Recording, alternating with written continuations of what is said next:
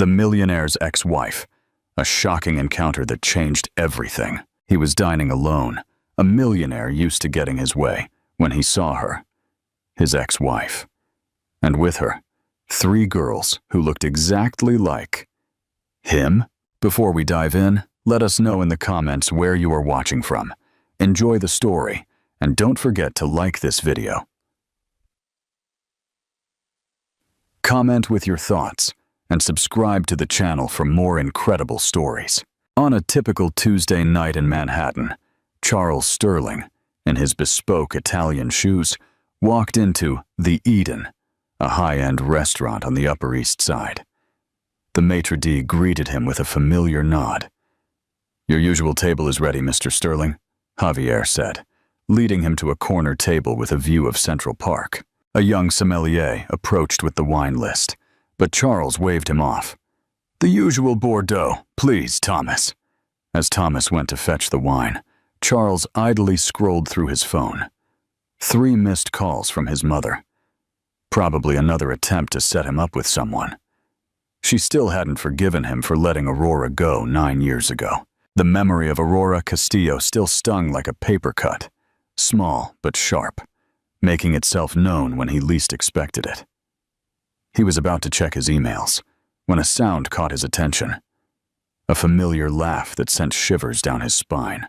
A laugh that haunted his memories, the one that used to wake him up on quiet Sunday mornings. He instinctively turned his head towards the sound, and the world seemed to stop. There, being led to a table on the other side of the restaurant, was Aurora.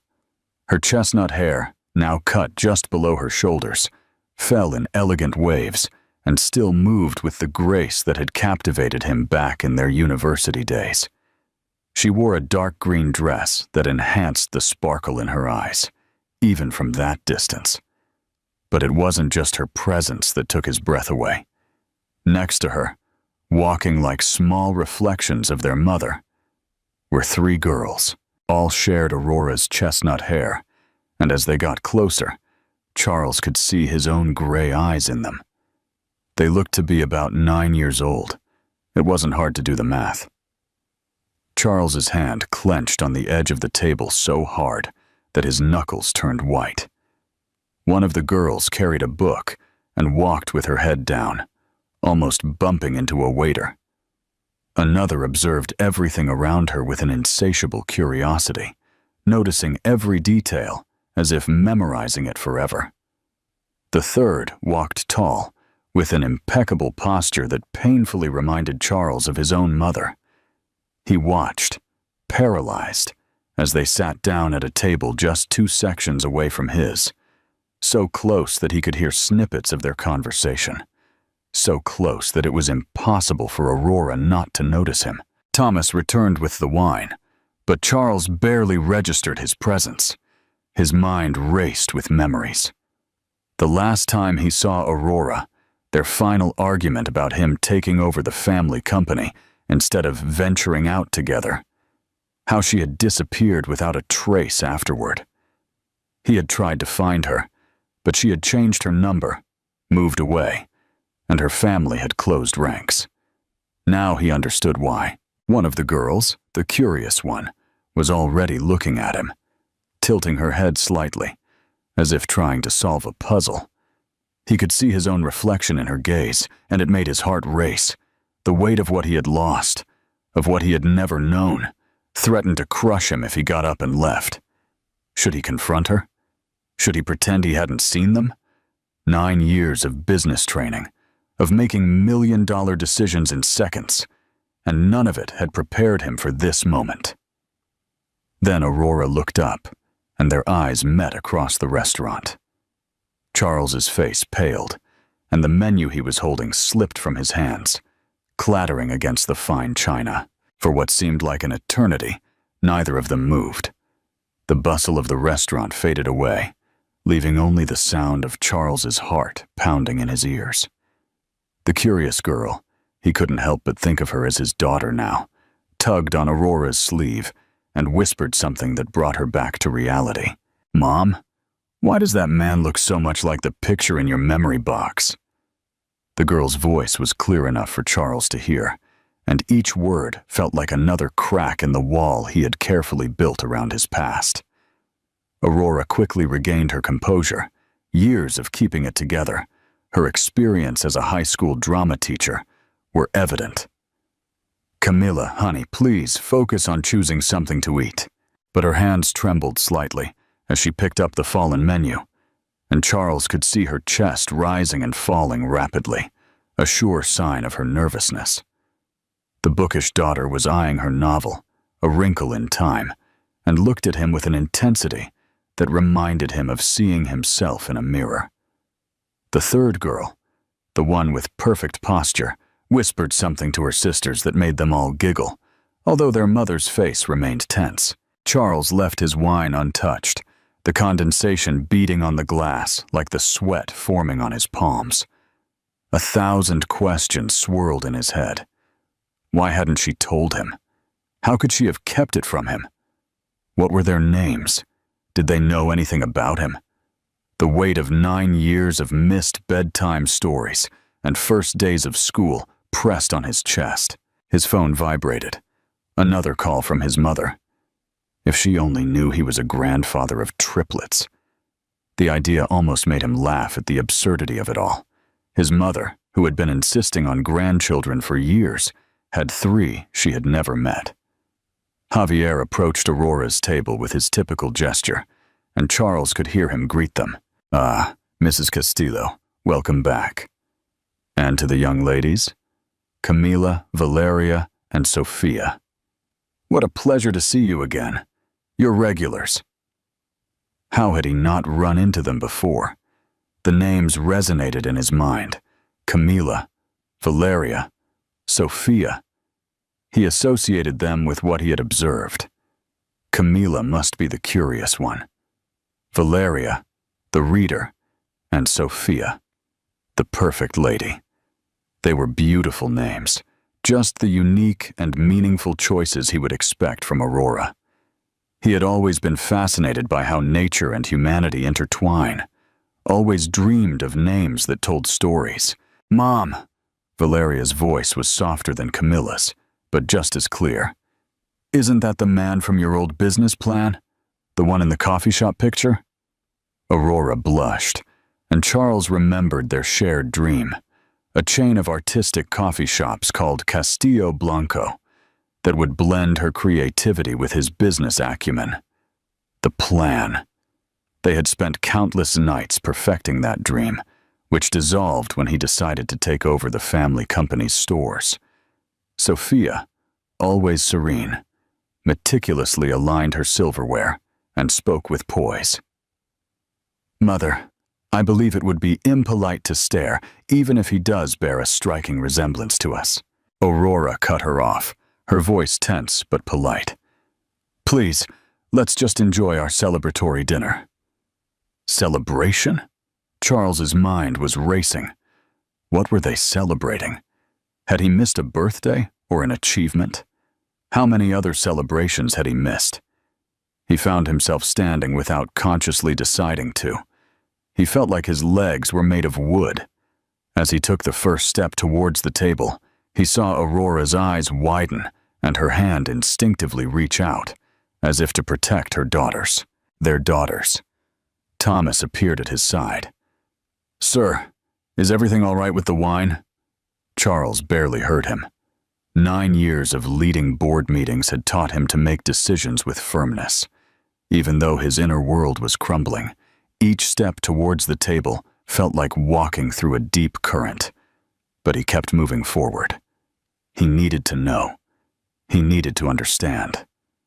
The girls watched him approach, each with a different expression. Camilla's evident curiosity, Valeria's perceptive assessment over her book, and Sophia's observant calm. 3 distinct versions of his own face looked back at him, mixed with Aurora's features in a way that made his heart ache. Aurora stood up just as he reached their table, placing herself in front of the girls in an instinctive protective gesture. Up close, he could see that the years had treated her well. She was even more beautiful than he remembered, with small lines around her eyes that indicated a life filled with laughter he hadn't been a part of. "Charles," she said, her voice barely audible, but still with that musicality that had always made him smile every morning. Now, it tied a knot in his chest filled with regret. "Aurora," he managed to say, though his voice sounded foreign to him. Then, unable to stop himself, he looked at each of the girls. And Camila, Valeria, and Sophia. The silence that followed was deafening. Camila was the first to break the tension, leaning forward over the table despite Sophia's disapproving look. "So, you're him, the man from the coffee shop plants. Mom keeps them at home." "Camila," Aurora warned, her voice trembling slightly.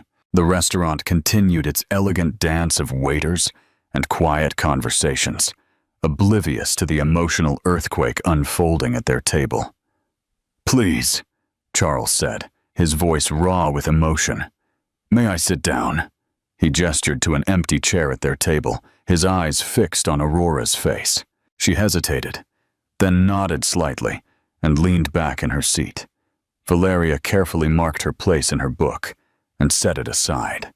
Her gray eyes, the same as his, watched him with an intensity that tightened his throat. "Mom says you're very good at business," she said matter-of-factly. "She uses your company's success as a case study in her economics class." Charles raised his eyebrows, looking at Aurora. "Economics?" A slight blush colored her cheeks. "I now teach business and drama at Wellington High. The students really respond to real-world examples." Sophia, even more upright, added, "Our mother is the youngest department head. She's very talented." A protective pride filled Charles's voice. Someone had taught these girls to look after their mother, to be her champions. Someone who wasn't him. "That doesn't surprise me," he said softly, remembering how Aurora had always been the smartest person in any room, even if she never showed it. "You always had a gift. For teaching, for helping people discover their potential." "How did she do it with you?" Camila asked innocently, although there was nothing innocent about how the question made Aurora pale. Memories flooded him. Aurora staying up late to help him study for his business finals, her brilliant suggestions during his internship presentations, how she had always pushed him to think big, to dream bolder, until he had chosen the safe path instead of their shared dream. "Yes," he answered honestly, looking directly at Aurora. "Exactly like that." A waiter approached their table, hesitated at the obvious tension, and then cleared his throat. "Shall I add anything else, madam?" "Sterling?" Before Aurora could answer, Sophia intervened with perfect social grace. "Yes, please. Today we are celebrating our academic achievements, and it seems appropriate that all interested parties be present." She emphasized the last words in such a way that Charles wondered how much these girls knew about him. "Academic achievements?" he seized the opportunity to ask. Valeria smiled slightly. "We each received a special recognition. I won the regional science fair with my project on sustainable urban agriculture." Camila almost bounced in her seat. "I got the lead role in the school play. It's The Wizard of Oz. I'm playing Dorothy." "And I," said Sophia proudly, "was elected the youngest student body president in the school's history." Charles felt like he had been punched in the stomach. They were so accomplished, so brilliant, so much like him and Aurora in different ways. His eyes burned as he looked at Aurora. "They're incredible," he murmured. "They are," she agreed softly, and then added, a hint of steel in her voice. "They already had everything they needed." The unspoken words hung in the air. They didn't need you. But looking at these three extraordinary girls, his daughters, Charles wasn't so sure anymore. The waiter returned with the silverware, and as he placed it down, Charles noticed something that chilled him to the bone. In Valeria's book was a familiar leather bookmark, one he had given Aurora years ago, engraved with her favorite quote. "Some infinities are bigger than other infinities." She had kept it. All this time. She had kept it, and now her daughter was using it, probably without knowing its significance. How many other parts of him had Aurora woven into her daughter's lives without them knowing? "Mr. Sterling," Sophia said formally, pulling him from his thoughts.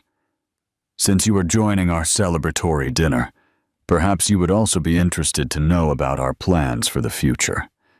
We have been very strategic in our approach to high school." High school. The words hit him like stones. His daughters were planning their future, and he barely knew them. The weight of everything he had lost pressed down on him, threatening to crush him completely. The waiter arrived with the menus, offering a momentary reprieve from the tension.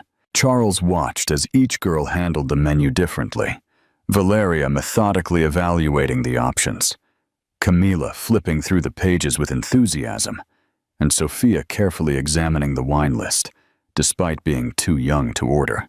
"The coca oven is excellent here," Charles commented automatically, and then realized he was giving menu suggestions to his own daughters, as if they were colleagues.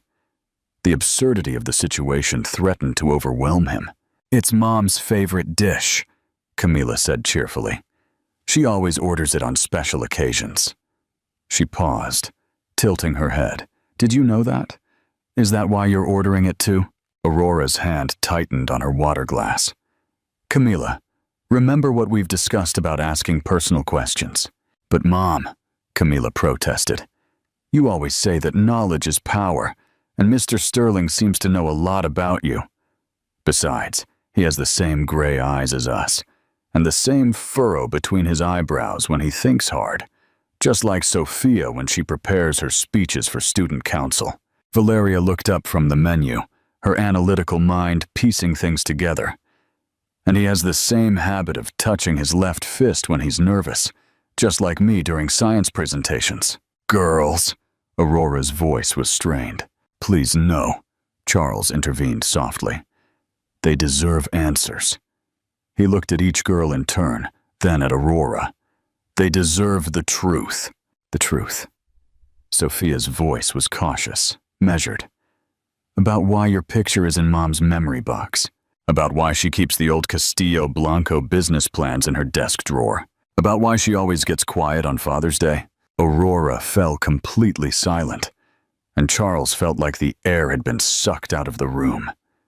He hadn't known about Father's Day, hadn't known she still thought about then. Or perhaps, Sophia continued with the same precision, about why Mom accepted that teaching position at Wellington High 9 years ago, even though it was on the other side of the country from where he was building his company.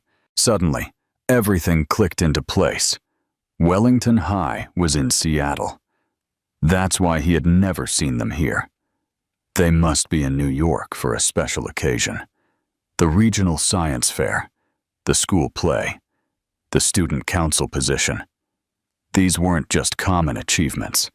They were the reasons they had returned to the city where it had all begun. "You moved to Seattle," he said quietly, looking at Aurora.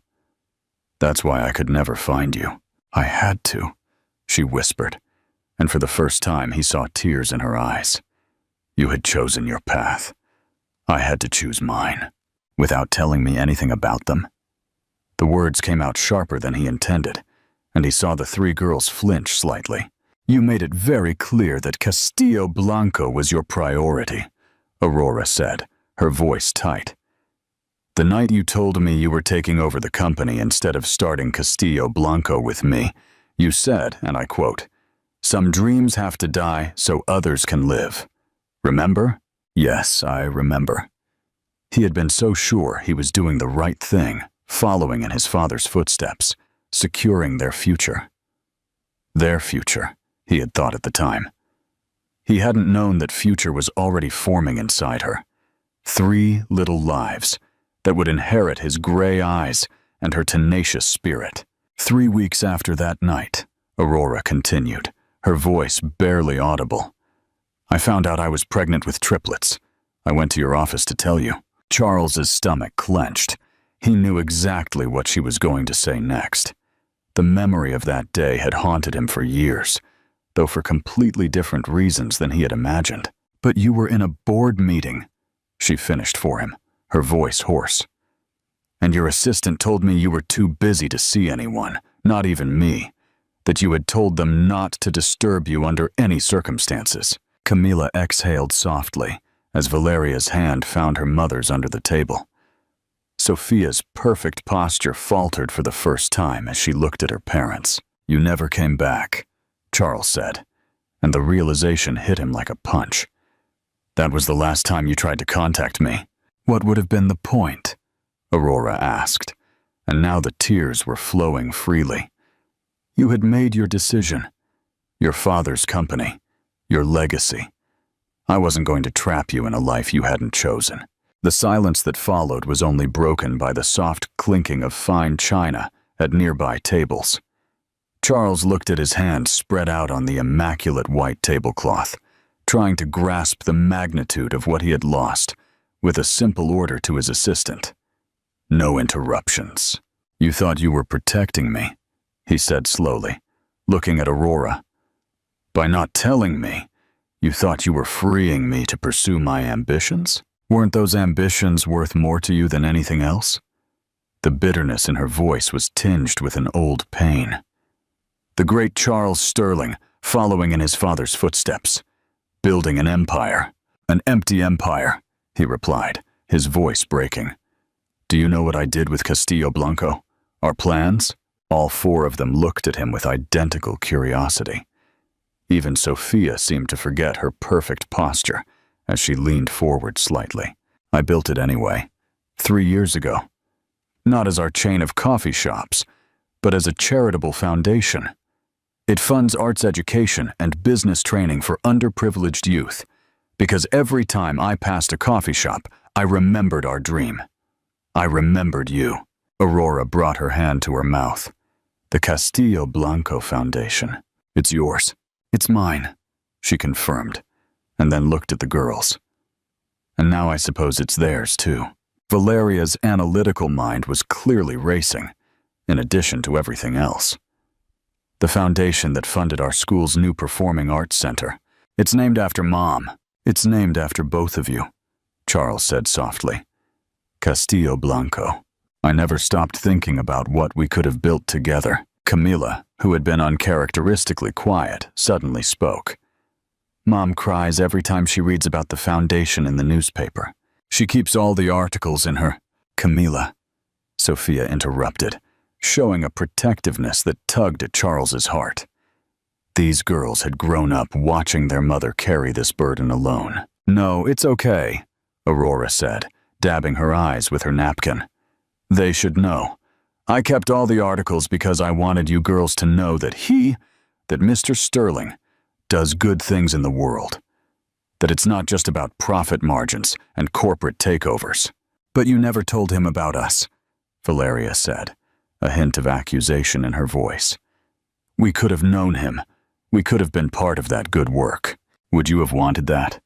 Charles asked suddenly, looking at each girl in turn. To know me? To be part of my life? We already are, in a way, Sophia replied diplomatically. Our mother made sure we knew about Blanco Technologies' environmental initiatives. We follow your company's charitable works.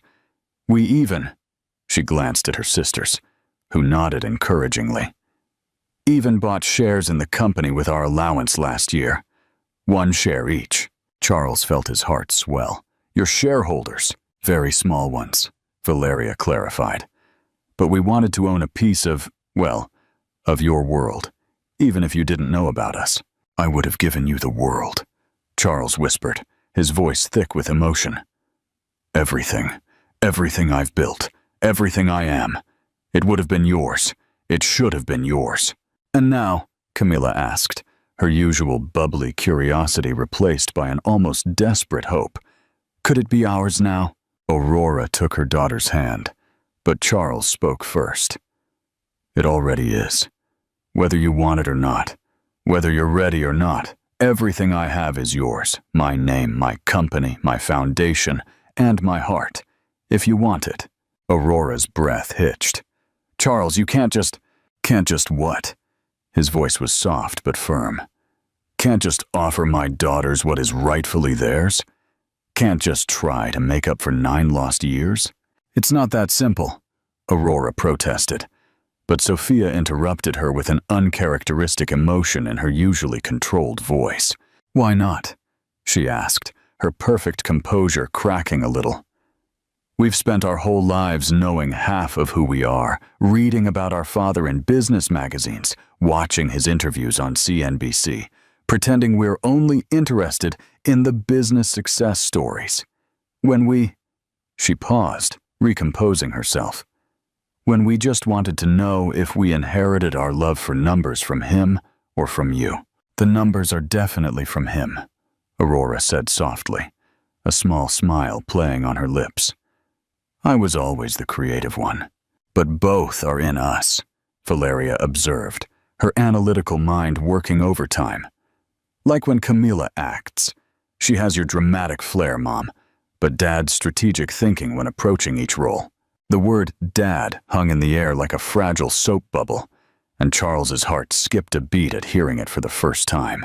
And when Sophia runs student council meetings, Camila added, enthusiastic about the topic. She uses Mom's teaching techniques, but Dad's negotiation strategies. We've watched all your TED Talks, Dad, Sophia added, looking at Charles slightly flushed. All of them? Charles asked, his voice thick with emotion. Valeria confirmed several times. We've analyzed your speaking patterns, your management philosophies, your approach to corporate responsibility. It's like we've been studying for an exam we never thought we'd take. The waiter approached again, looking unsure. Would you like to order? Yes, Sophia said decisively, taking charge again. I think we all need a moment to properly review the menus, and perhaps, she added with a meaningful look at her mother, consider new possibilities. As everyone picked up their menus, Charles noticed that Aurora's hands were trembling slightly.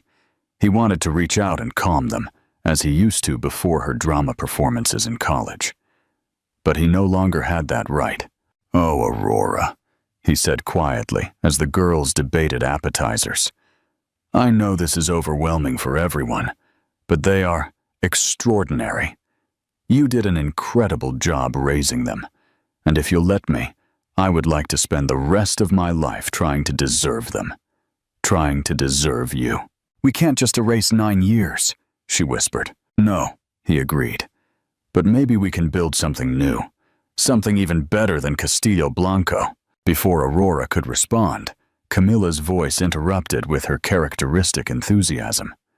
Mom, they have your favorite chocolate souffle for dessert.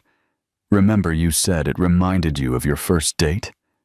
She stopped abruptly, looking at her parents with wide eyes. Oh, with Dad. Here, in this restaurant. The memory hit them both at the same time. Their first date at the Eden, barely affordable on their grad student budgets, sharing the same souffle because they could only afford one dessert between them. Had Aurora been coming here all these years, ordering the same dessert, keeping that memory alive? Her gaze told him everything he needed to know. If you're enjoying this video and want more content like this, subscribe and turn on the notification bell. That way, you won't miss any of the incredible stories we'll be posting soon. Your support greatly helps the channel grow and allows us to bring you more of what you love. Thank you. The waiter returned to take their order, creating a brief respite from the emotional intensity. Charles couldn't help but notice how each girl ordered. Valeria, requesting detailed information about the preparation methods. Camila choosing with impulsive enthusiasm, and Sophia negotiating a subtle menu modification with diplomatic skill. Like a board meeting, he murmured, earning an inquisitive look from Aurora. The analyst, the innovator, and the negotiator. They're like the perfect corporate team. They're not a corporate team, Aurora said sharply, and then softened. They're just girls. They're girls who need to be allowed to just be girls. Charles nodded slowly. You're right. I'm sorry. I think I'm trying to find ways to connect with them through the only world I've known for the past 9 years. We don't mind, Valeria interjected, who had clearly been listening. In fact, I wanted to ask you about your recent shift towards sustainable technology investments. The market analysis you published last quarter suggested— Valeria, Aurora interrupted gently. Perhaps we could save the business conversation for— For when? Sophia challenged, surprising everyone with her intensity. For another 9 years? Mom, we've spent our lives tiptoeing around this, around him, around who we are. Maybe it's time to stop pretending we're just 3 random talented students from Wellington High. Camilla nodded vigorously. Yeah. You know how hard it is to pretend we don't notice when business newspapers have Dad's picture on the cover? Or when other kids talk about the Castillo Blanco Foundation's latest project? Or when Grandma Sterling tells us we have our father's business sense but refuses to say anything else about him? Only by accident, Sophia clarified. Usually, after her second glass of wine at Christmas dinners, she keeps a picture of you and Mom from college in her study, but she turns it face down every time we visit. The mention of Margaret Sterling brought another wave of memories. Her unwavering support for his relationship with Aurora in college, her devastation when they broke up. He had always wondered if she knew about the girls, if she had played a part in the decision to keep them from him. She never forgave me, he said quietly, for choosing the company over her daughter. Over all of us, Aurora corrected, but now her voice sounded less harsh. Though I suppose we didn't give you a chance to choose otherwise. Would you have chosen differently? Camilla asked suddenly. If you had known about us. The question hung in the air like a sustained note in a symphony. Charles looked at each of their faces, those extraordinary girls who carried his DNA, but who had been molded by Aurora's love and guidance. He thought of the lonely years at the top of Blanco Technology, the empty victory of each successful merger, the empty penthouse he returned to each night. In a heartbeat, he answered, his voice rough with conviction. Everything I've built, everything I've achieved, means nothing compared to what I missed with you. With all of you. Aurora audibly caught her breath, and he saw tears welling in her eyes again. The girls exchanged glances, a kind of silent communication between them. Well, Sophia said, straightening her silverware with deliberate precision. Perhaps it's not too late to make a different decision. The arrival of the appetizers provided a moment of normalcy in the surreal evening. Charles watched as Valeria methodically photographed her plate for research purposes, while Camilla dove in with enthusiasm, and Sophia waited for everyone to start before taking her first bite. So, Charles ventured, you're all in Seattle, at Wellington High. Not for long, Camilla said eagerly, and quickly covered her mouth when Sophia shot her a warning look. Oops, Aurora sighed, putting down her fork. We were going to announce this tonight. Before all of this, I was offered a position as the head of creative arts and business education at Riverside Academy, here in New York. Charles's heart skipped a beat. Riverside? That's 10 minutes from Blanco Technology headquarters. We know, Valeria said meaningfully. We thoroughly researched the school's location in relation to various points of interest in the city. The girls were accepted into their gifted program, and Aurora gradually joined in. Full scholarships. We were planning to move here this summer before the new school year. The past tense immediately caught Charles's attention. Mom, surely this doesn't change our plans. If anything, Valeria interjected, the proximity to both parents could provide enhanced opportunities for academic and personal growth. Camilla nodded enthusiastically. Besides, their drama department is amazing, and they have a business innovation club that works directly with real companies. And she trailed off, looking at him hopefully. And perhaps, she said carefully, they might be interested in working with the Castillo Blanco Foundation, or even Blanco Technology's youth mentorship program. Charles, Aurora warned, but he could see the resolve weakening in her eyes. I'm not trying to buy their affection, he said quickly, but these programs exist. They're designed precisely for the kind of bright young minds I see at this table. Their father, Aurora repeated softly, testing the words. It's still so strange to hear it out loud. Strange but true, Sophia declared with her characteristic diplomacy. And as the elected student body president of my school, I can state with some authority that refusing to acknowledge the truth rarely leads to productive outcomes. Valeria put down her fork with scientific precision.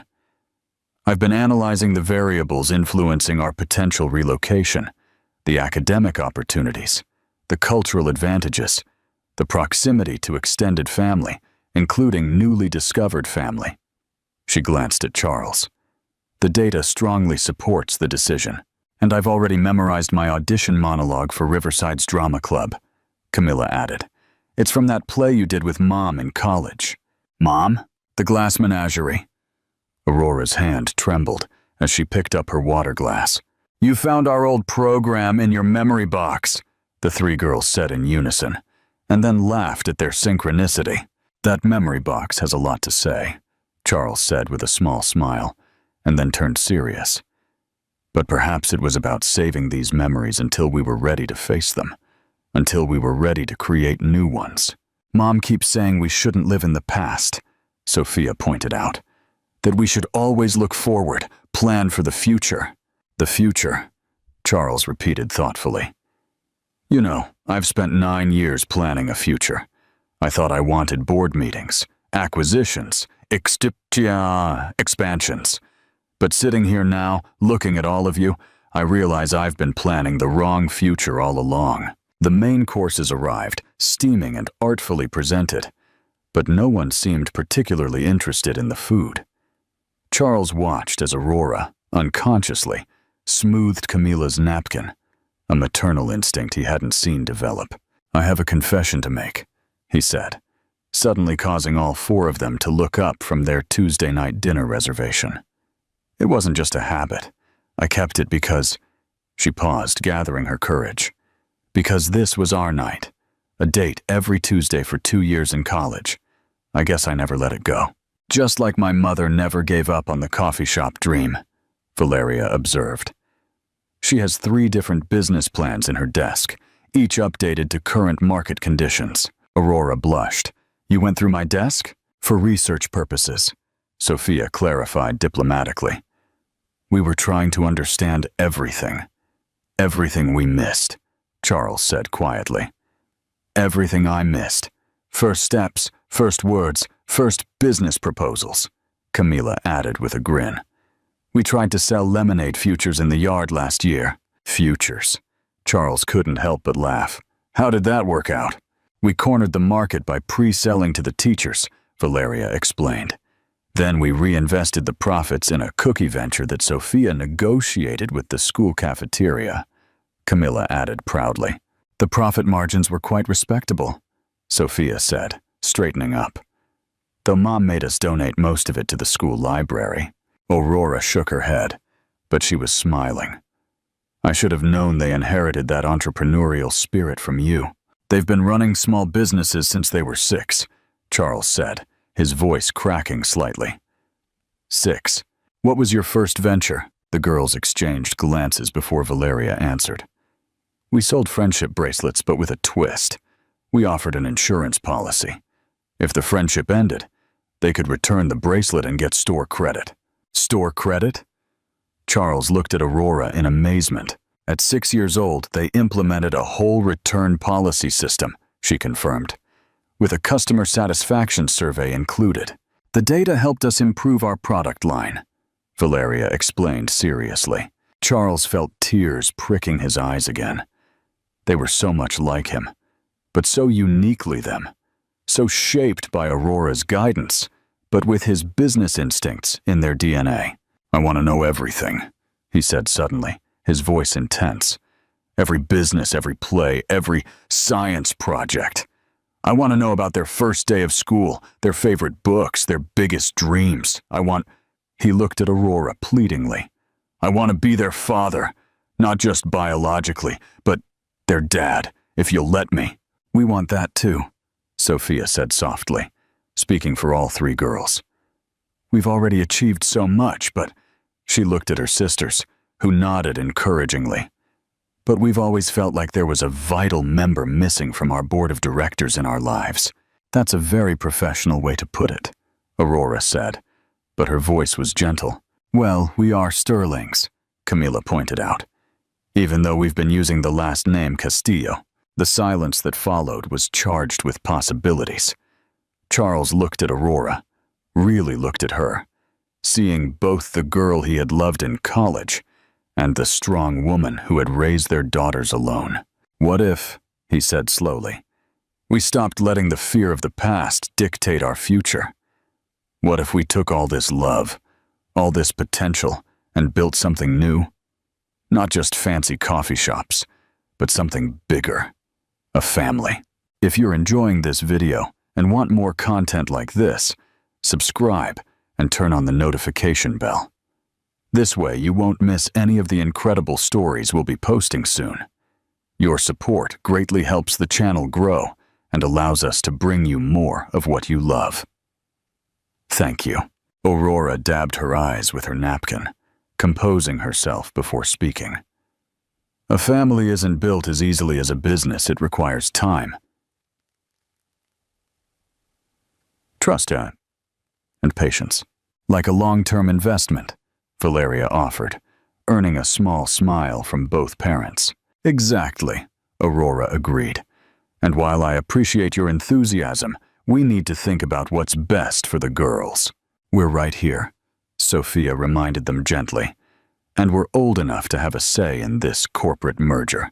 Charles couldn't help but chuckle at their words. You're right. Perhaps we should put it to a vote. Democratic process and all that. Like a shareholders meeting. Camila bounced in her seat. Since we're all shareholders now. Minority shareholders, Valeria reminded her sister. But she was smiling too. Well, Sophia said, straightening up even further. If it's permissible, as the interim chairwoman of this meeting, I propose we discuss the practicalities of integrating the CEO of Blanco Technology into our family structure. Seconded, Valeria added, immediately pulling out her phone.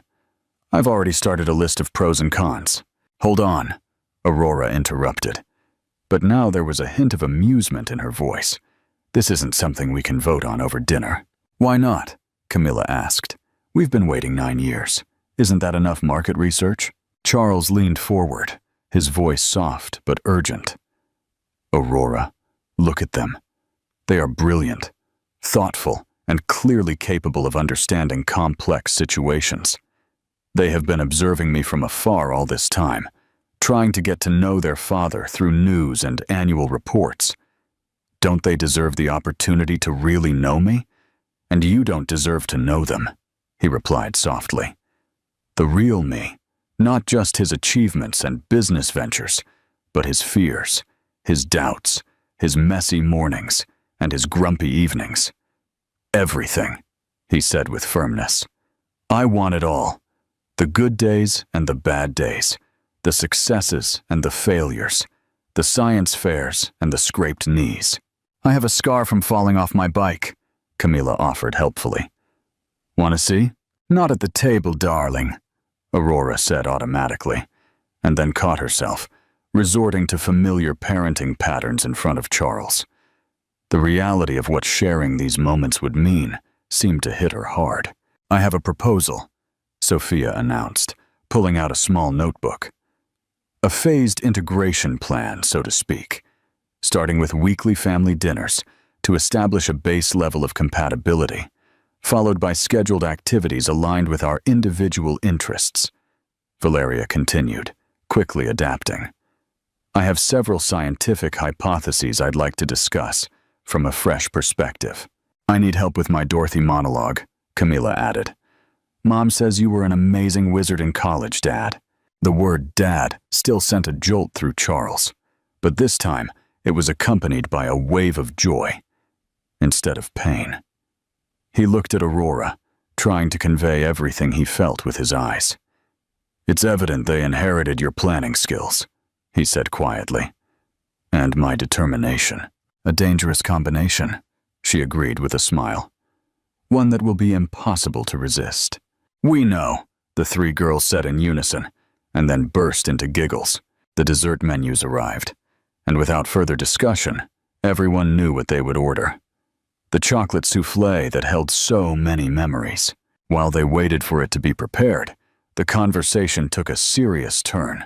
"There's something else you should know," Aurora said, her fingers tracing the stem of her water glass. "Something I've never told anyone, not even the girls." All four of them leaned forward slightly, impressed by the gravity of her voice. "The day I found out I was pregnant, I didn't just try to tell you once. I went to your office 3 times that week. Each time your assistant told me you were too busy. The third time, I saw you through the glass walls of your office, shaking hands with your father's board members." Charles felt the color drain from his face. "The week of the merger announcement, when we were taking the company private. You looked so satisfied, so sure of your path," she continued. "I watched you for 10 minutes, standing in the lobby, with one hand on my stomach, where our daughters were growing. You didn't look up from your papers, didn't glance towards the lobby where I was waiting. That's when I knew." "Knew what?" Sophia asked softly, losing her usual composure. "That I couldn't be the one to ruin your dreams.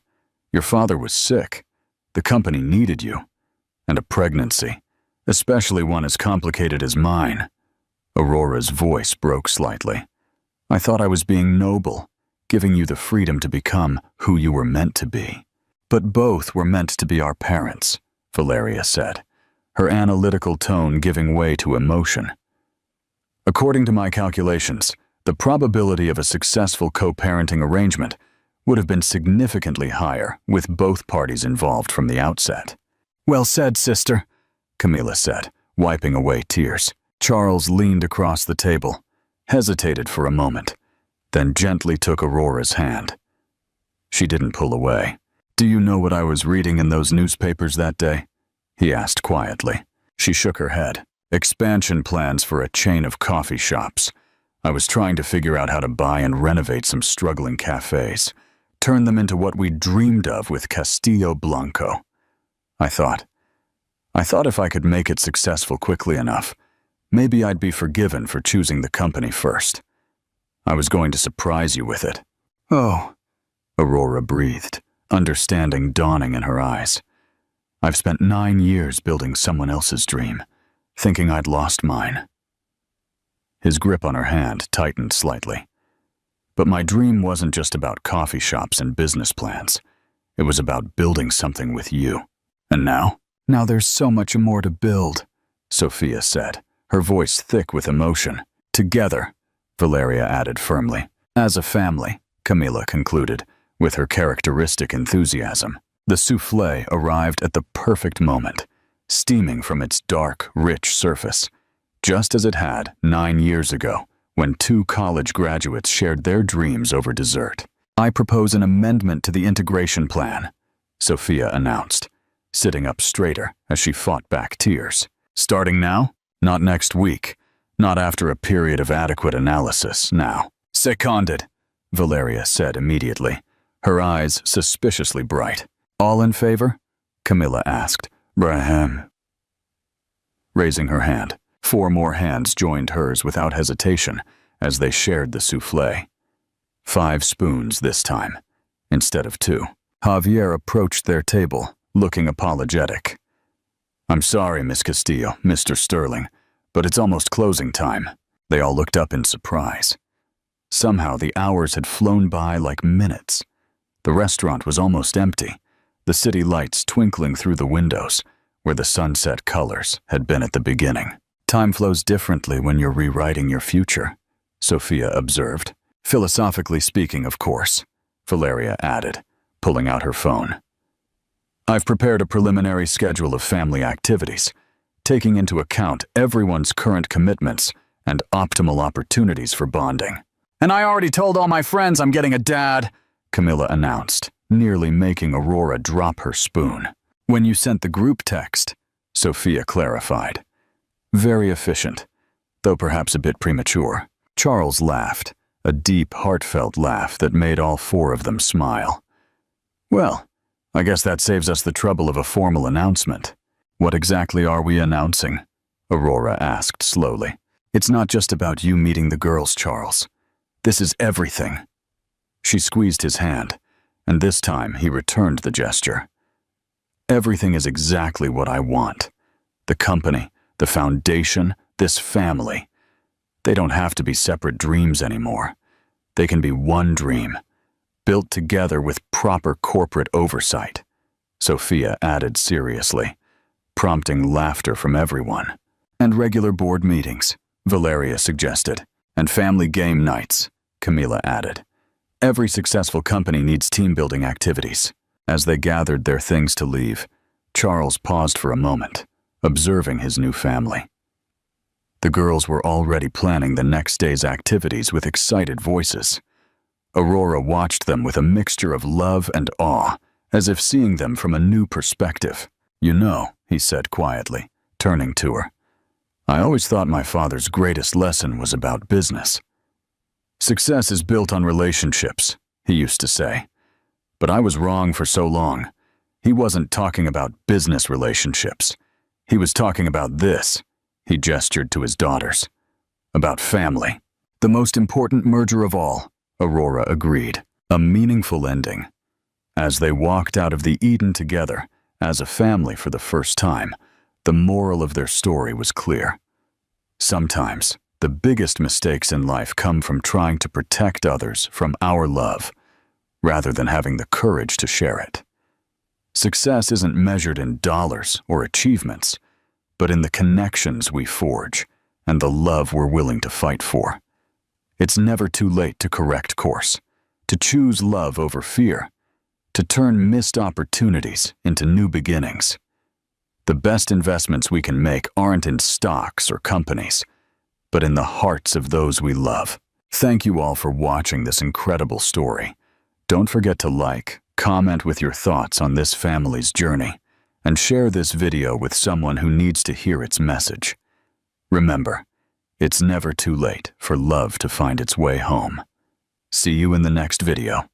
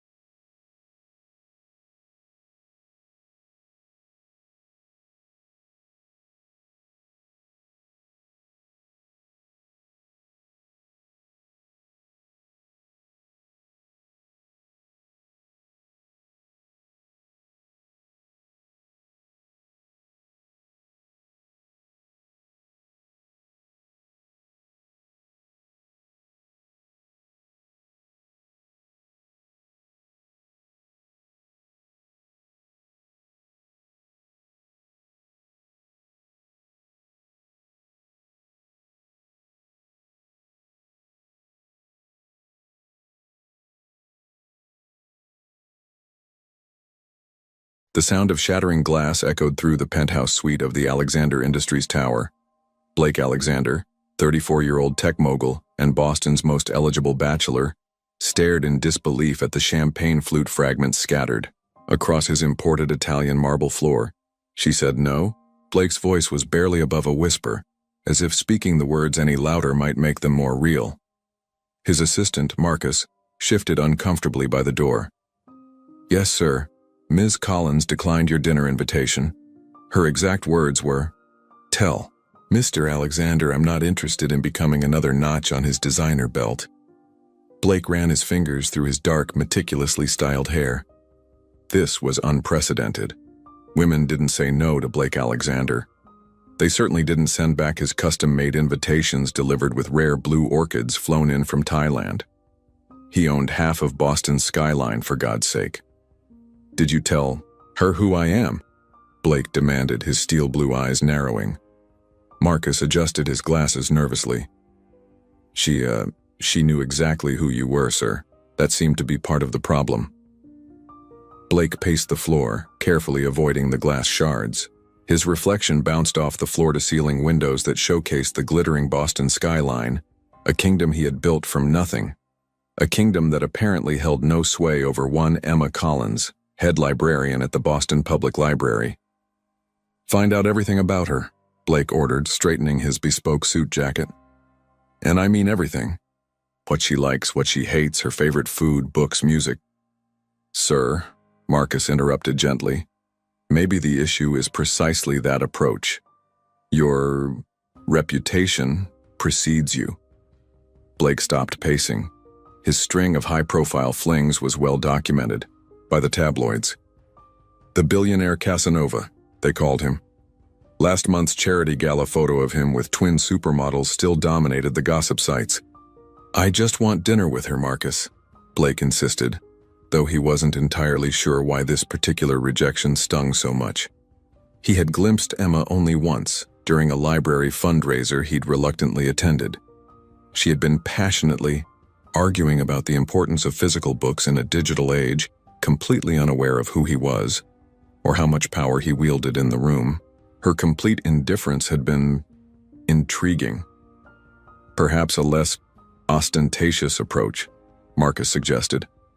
Blake's phone buzzed. Another crisis at the company needed his attention. Always another crisis. Always another deal. Always another conquest. But for the first time in years, Blake Alexander felt something different stirring. A challenge. "Cancel my meetings tomorrow morning," he said suddenly. "I think it's time I visited the library." What Blake didn't know was that Emma Collins had her own complicated reasons for avoiding men like him, and that his appearance in her carefully ordered world was about to set in motion a chain of events neither of them could have anticipated. As his private elevator descended, Blake smiled to himself. He'd never had to work for a woman's attention before, but then again, he hadn't built a billion-dollar empire by backing down from a challenge. The Boston Public Library's main reading room was bathed in golden morning light as Emma Collins shelved returned books with practiced efficiency. At 32, she found peace in the ordered world of the library that had eluded her in other aspects of life. Her chestnut hair was pulled back in a practical bun, her glasses occasionally sliding down her nose as she worked. "Emma, there's someone asking for you at the reference desk," her colleague Olivia whispered, approaching with wide eyes. "And well, you should just come see." Emma frowned. "I'm almost done here. Trust me," Olivia insisted. "You want to handle this one personally." Sighing, Emma followed Olivia to the front where she stopped dead in her tracks. Standing at the reference desk, dressed in a casual button-down that probably cost more than her monthly rent, was Blake Alexander. In person, he was even more striking than in his magazine covers, tall with an easy confidence that radiated power. Several patrons were openly staring. "Ms. Collins," he said with a smile that had charmed countless women across continents. "I'm looking for a book recommendation."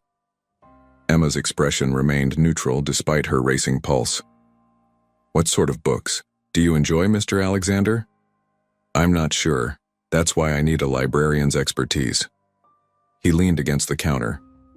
What would you recommend to someone who's used to getting everything he wants? The self-help section is on the second floor, Emma replied coolly. Specifically, books on handling rejection. A woman nearby stifled a laugh. Blake's smile faltered momentarily before returning with renewed interest. Actually, I'm genuinely looking for something to read. His voice softened. Contrary to what the tabloids suggest, I do read books that aren't quarterly reports. Emma studied him, trying to determine if this was another elaborate attempt to add her to his collection of conquests. Follow me, she finally said, leading him toward the fiction section. Why did you turn down my dinner invitation? Blake asked once they were between the shelves, away from curious eyes. Because I'm not interested in being photographed on your arm, dissected by gossip columns, then discarded when someone more exciting comes along, Emma stated matter-of-factly, pulling a book from the shelf. Here, Pride and Prejudice. It might teach you something about first impressions. I've read it, Blake replied, surprising her. Darcy was misunderstood. Darcy had to earn Elizabeth's respect, Emma countered. Is that what I need to do? Earn your respect? Blake's blue eyes held a challenge. Emma pushed her glasses up. Mr. Alexander. Blake. Mr. Alexander, she insisted. I appreciate the theater of the humble billionaire visiting a public library, but we both know tomorrow you'll be back to your real life. You don't know anything about my real life, he said, a hint of genuine frustration in his voice. I know enough, Emma replied, thinking of her sister Katie's heartbreak after being dumped by a man cut from the same cloth as Blake. Now, if there's nothing else, have dinner with me, Blake said, but this time it wasn't a command. No private jets, no expensive wine, no pressure, just dinner. Why? Emma asked, genuinely curious. There are literally models and actresses lining up for your attention. Blake considered his answer carefully. Because when I donated to the library fundraiser last month, you were the only person who didn't care who I was. You argued with me about digital books versus physical ones without once mentioning my net worth. It was refreshing. Emma remembered the conversation but hadn't realized who he was at the time. She'd been rather passionate, perhaps even rude. One dinner, Blake continued, at a restaurant of your choosing. If you still think I'm the shallow playboy from the tabloids afterward, I'll never bother you again. Before Emma could respond, her phone buzzed. It was a text from Katie. Emergency. Pipe burst in my apartment, everything's flooded, need help. I have to go, Emma said urgently, shoving the phone back in her pocket. Family emergency. As she rushed toward the staff room to grab her things, Blake followed. Let me help. I can have a restoration team there in minutes. This isn't your problem, Emma insisted. Consider it my first attempt at earning respect, Blake offered, already pulling out his phone. Emma hesitated, torn between pride and practicality. Her sister's apartment was her whole world, and time was of the essence with water damage. Fine, she conceded reluctantly. But this doesn't mean I'm having dinner with you. Blake's expression was uncharacteristically sincere. Understood. Now, what's the address? The scene at Katie's apartment was worse than Emma had imagined. Water cascaded from the ceiling, the hardwood floors already buckling. Katie stood in the middle of the chaos, frantically trying to save photo albums and books. Emma, thank God. Katie stopped mid-sentence when she noticed Blake Alexander standing behind her sister. Why is Blake Alexander in my flooded apartment? He offered to help, Emma explained awkwardly. Before Katie could respond, a team of professionals in uniform flooded in, not with water, but with industrial equipment. Blake had made one phone call from the car, and suddenly a full restoration crew was efficiently tackling the disaster. This is Jackson, Blake introduced a man who appeared to be the team leader. He'll make sure everything's handled properly. I should be documenting this for insurance, Katie said, looking overwhelmed. Already taken care of, Jackson assured her. We're photographing everything. As the crew worked, Blake rolled up his sleeves, literally, revealing tanned forearms as he moved furniture away from the worst of the flooding. You don't have to do that, Emma said, surprised. "I'm not completely useless," Blake replied with a half smile. "Contrary to popular belief, I wasn't always rich." Emma raised an eyebrow, unconvinced. "It's true," Blake continued, helping her move a bookshelf. "I grew up in South Boston. My dad was a mechanic. When our basement flooded every spring, there was no team to call, just mops and buckets." Emma studied him, trying to reconcile this image with the playboy billionaire from the magazines. "The articles all say you come from old money. That's the story my PR team prefers," Blake admitted. "Sounds better than scholarship kid who got lucky with a tech startup." In the kitchen, Katie was frantically trying to save a stack of papers. Blake noticed Emma's concerned expression. "What are those?" he asked quietly. "Her manuscript," Emma explained. "She's a writer.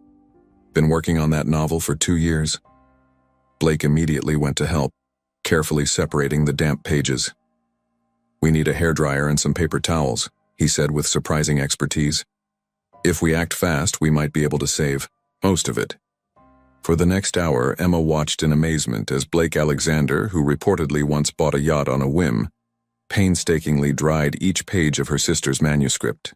There was something unexpectedly gentle in the way his fingers handled the fragile pages. "Why are you really doing this?" Emma finally asked when they had a moment alone. Blake considered the question. "Maybe I'm trying to prove you wrong about me. Or maybe this is just an elaborate strategy to get me to have dinner with you," Emma countered, though with less conviction than before. Blake's phone rang, the third time in 20 minutes. He glanced at it, then silenced it again. "Don't you need to get that?" Emma asked. "Billion-dollar empires don't run themselves. They can manage without me for one afternoon," Blake replied, though Emma noticed the tension in his jaw. Katie approached them, looking shell-shocked but grateful. "The crew says they've stopped the water and can start drying everything out, but..." She trailed off, looking around her saturated apartment. "You'll need somewhere to stay," Emma finished, her thought. "You can stay with me." "Actually," Blake interjected, "I own a building 2 blocks from here with a fully furnished guest apartment. It's empty right now. You're welcome to use it until your place is fixed." Katie's eyes widened. "I couldn't possibly..." "It's just sitting there," Blake insisted. "Consider it a loan, not charity." Later, after Katie was settled in the immaculate apartment, which Emma suspected was worth more than most people's primary residences, Blake walked Emma to her car. "Thank you," Emma said sincerely, "for helping my sister." "Does this mean I've earned enough respect for that dinner?" Blake asked, his usual confidence tempered with what seemed like genuine uncertainty. Emma hesitated. The man who had spent the afternoon saving her sister's manuscript didn't align with the tabloid caricature she'd judged so harshly. "One dinner," she conceded. "No private dining rooms, no celebrity chef treatment." "Deal," Blake agreed quickly. "Tomorrow night? I know a place that makes incredible ramen, very public, very casual." "Ramen?" Emma couldn't hide her surprise. "Best comfort food in Boston?" Blake said with unexpected enthusiasm. "Unless you'd prefer somewhere else?" Emma shook her head, intrigued despite herself. "Ramen is fine." As they parted ways, Emma realized with alarm that she was actually looking forward to their date. "No," she corrected herself firmly. "Not a date. A dinner." There was a difference. Blake watched her drive away, realizing he'd just rescheduled a crucial investor meeting for a bowl of noodles with a librarian. Marcus would think he'd lost his mind. Maybe he had. The ramen shop was tucked away in a narrow alley off the main street, its weathered wooden sign barely visible beneath the soft glow of paper lanterns. Emma arrived 15 minutes early, a habit from childhood she'd never shaken, and found herself scanning the bustling sidewalk for any sign of Blake. She smoothed down her emerald-wrapped dress, chosen after an embarrassingly long deliberation, for someone who'd insisted this wasn't a real date. When Blake appeared, he was almost unrecognizable. Gone was the power suit and slicked-back hair. Instead, he wore dark jeans, a simple navy Henley that accentuated his broad shoulders, and glasses, actual prescription glasses, that lent him an intellectual air Emma hadn't expected. His usual bodyguard and entourage were conspicuously absent. "You look surprised," Blake said, a hint of vulnerability in his smile as he approached. "Disappointed?" "Just processing," Emma admitted, taking in this transformed version of Boston's most notorious playboy. "I didn't recognize you without your billionaire costume." "That's the idea." Blake's eyes lingered on her for a moment longer than necessary. "You look beautiful, by the way. Green suits you." A warmth crept up Emma's neck that had nothing to do with the steam rising from the ramen shop's open kitchen. She deflected with practiced ease. "How did you even find this place? It's not exactly on the Billionaire's Guide to Boston." "My college roommate's family owned it," Blake explained as they entered. "I used to wash dishes here when I was broke and trying to launch my first startup." "Hero," he called out to an older Japanese man behind the counter who broke into a wide grin at the sight of him. "Blake-kun, too long." Hero abandoned his post to embrace Blake with genuine affection. "And with a real date, not those plastic women. From TV." Emma couldn't help but laugh at Blake's embarrassed expression. This wasn't the carefully orchestrated charm she'd expected, but something far more appealing: authenticity. They were led to a corner table intimate without being secluded. The restaurant was packed with an eclectic mix of students, local families, and workers from nearby businesses. Not a single person seemed to recognize the tech magnate in their midst. "You come here often?" Emma asked, genuinely curious. "When I need to remember who I really am," Blake replied, then looked immediately self-conscious. That sounded less cliché in my head. "No, I get it." Emma surprised herself with the admission. "Sometimes I hide in the rare manuscripts room at the library when everything gets too loud. Just me and 500-year-old books that have survived wars, plagues, and time itself. Makes my problems seem smaller." The conversation flowed with unexpected ease as they ordered. Blake in fluent Japanese that made Emma raise her eyebrows appreciatively. They shared steaming bowls of tonkotsu ramen, the rich broth swimming with tender slices of chashu pork, perfectly jammy eggs, and springy noodles that demanded their full attention.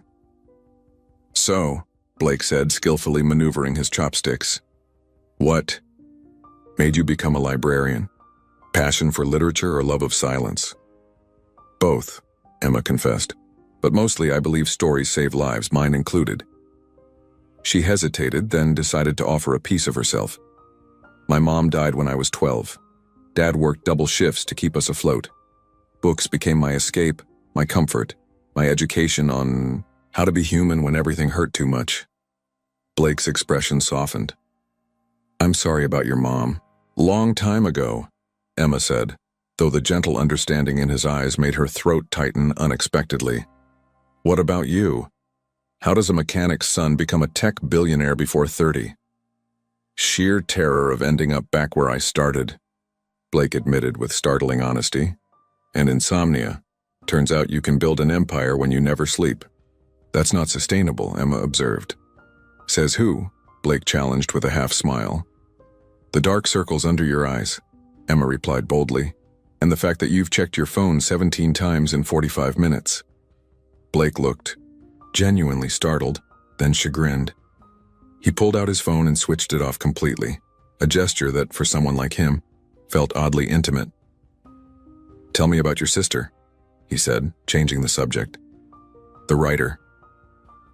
Emma's face lit. "But Katie's brilliant. Her novel's about a woman who discovers she can see how much time people have left to live. It explores grief, mortality, the value of moments when you know they're finite." She paused. "She's been rejected by 32 publishers. But she keeps writing. Every day. Sometimes I think she believes in her stories more than she believes in herself." Something shifted in Blake's expression. "I'd like to read it someday." "Why?" Emma challenged. "So you can play literary agent now?" "No," Blake replied seriously. "Because it matters to you." The simple truth of his words hung between them, unexpectedly weighty. Emma searched his face for any sign of the practiced charm she'd been guarding against, but found only earnest attention.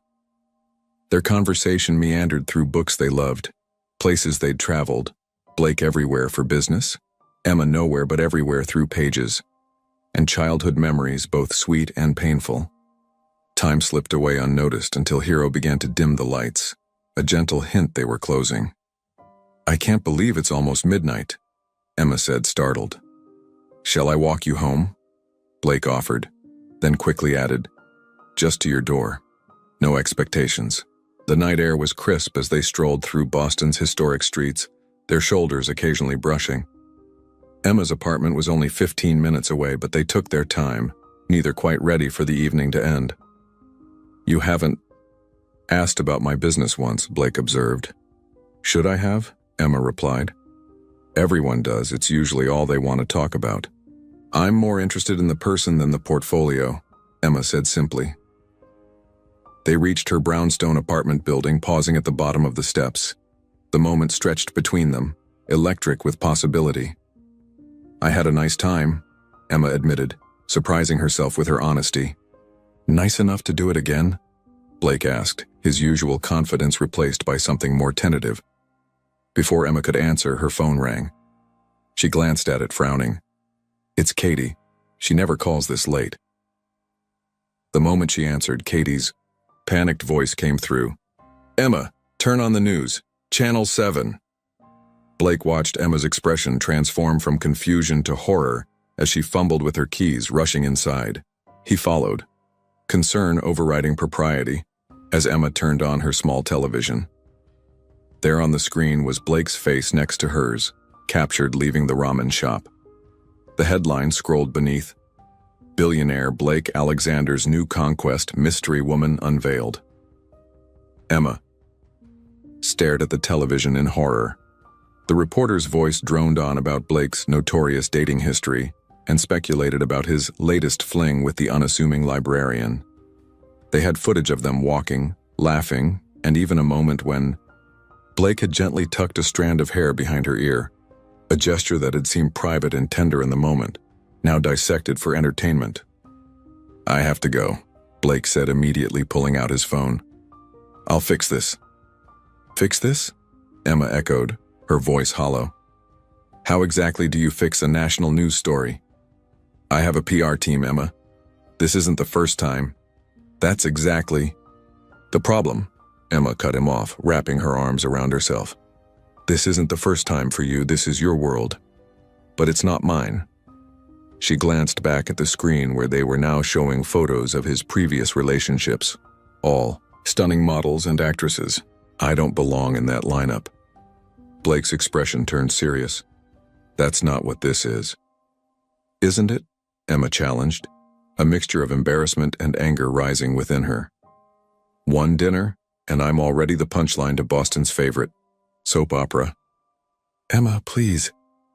Her phone began buzzing incessantly, messages from co-workers, distant friends, even her father who rarely texted. A particularly awful thought struck her. "Oh God, the library board, if they see this..." "They can't fire you for having dinner with someone," Blake argued. "You don't understand." Emma's voice cracked. "I'm up for the director position. The why? Board votes next week. They're all about maintaining the library's dignified image." She scrolled through her notifications with growing dread. "And now I'm Billionaire's bookish booty call on TMZ." Blake ran a hand through his hair in frustration. "Let me make some calls. I can have this contained by morning."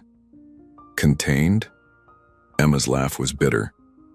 "My life isn't one of your PR problems to manage, Blake. This is exactly why I said no in the first place." The hurt in his eyes was unmistakable, but Emma was too overwhelmed to care. Her carefully constructed world was unraveling on primetime television. "I think you should go," she said quietly. "Emma, please," she insisted, opening her door.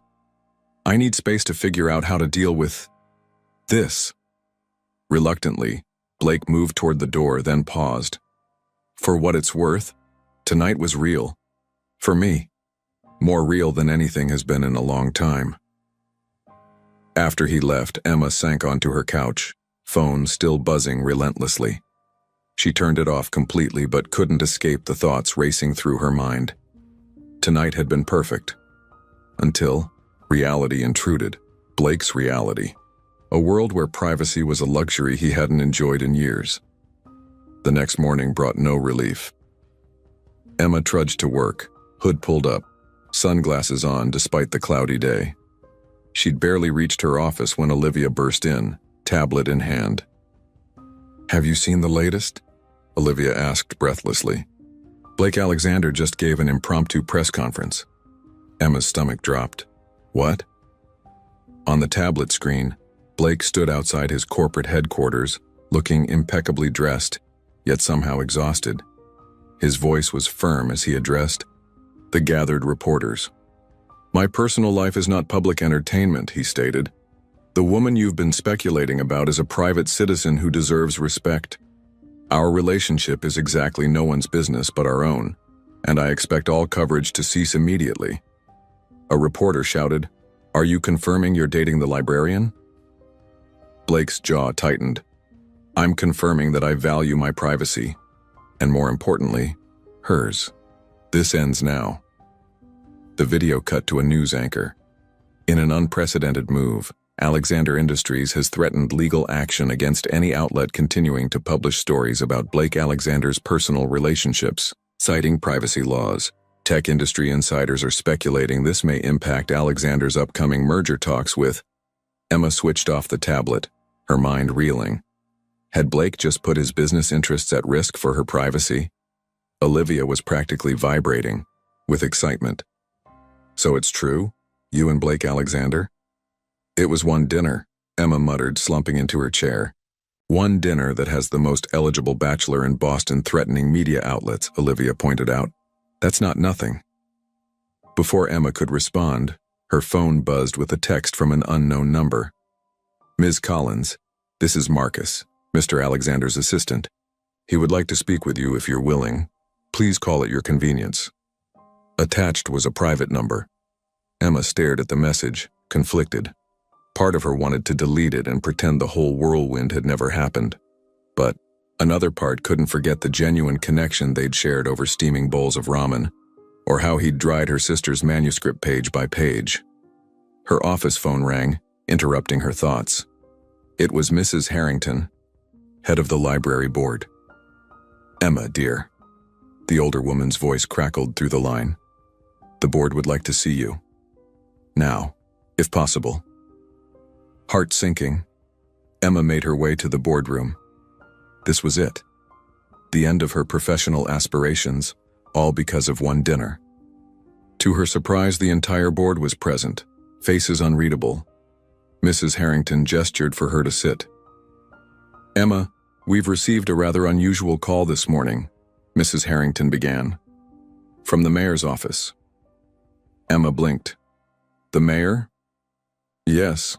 It seems Blake Alexander has offered to triple the library's annual funding, establish a new wing for rare manuscripts, and create a literacy foundation in partnership with us." Mrs. Harrington leaned forward. "Contingent on one condition." "What condition?" Emma asked, though she already suspected.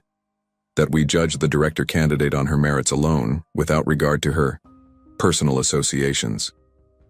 Emma felt a flush of anger. Of course, Blake was trying to buy her way out of trouble, just throwing money at the problem like he did with everything else. "I see," Emma said stiffly.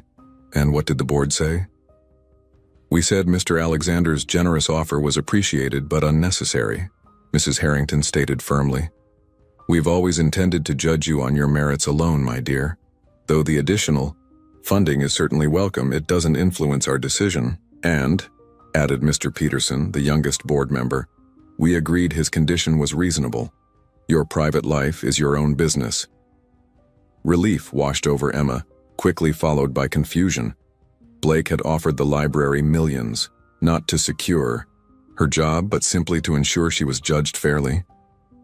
As she left the meeting, Emma's phone buzzed again with another text from Marcus. "Mr. Alexander wanted me to clarify he expects nothing in return for his library donation. It was something he'd been considering since the fundraiser last month. Your career and reputation should never suffer because of your association with him."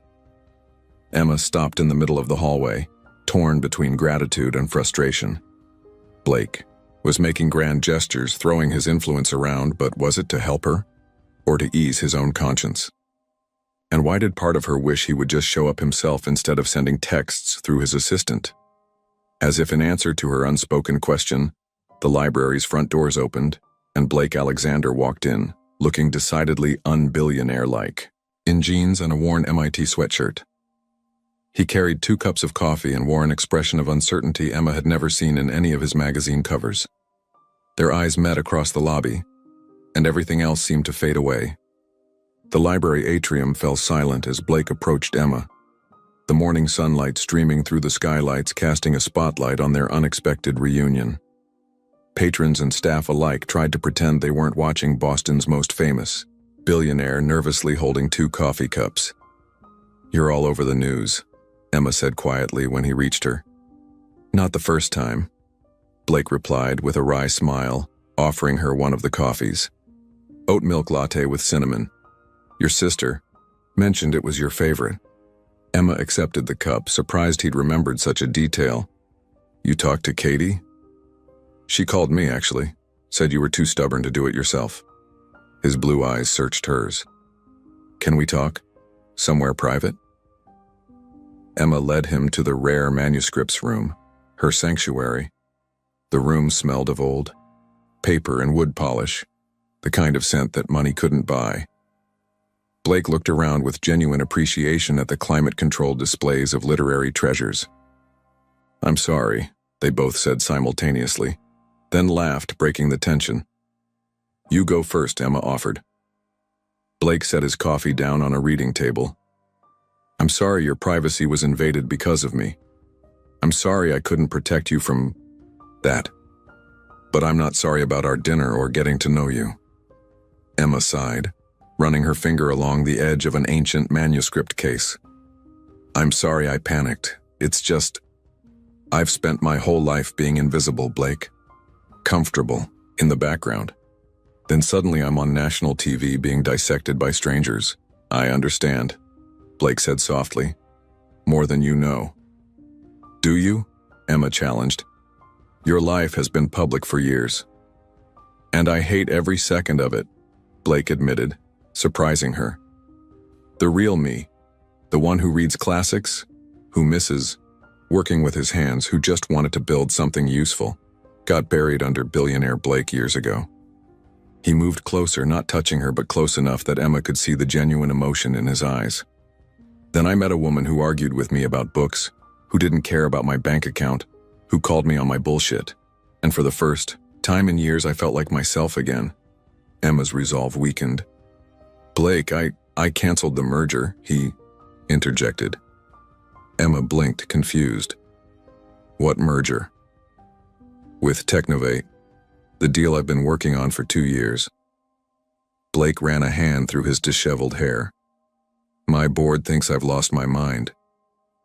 "Why would you do that?" "Because they were demanding guarantees about my public image. Stable, predictable, marketable." His voice was bitter.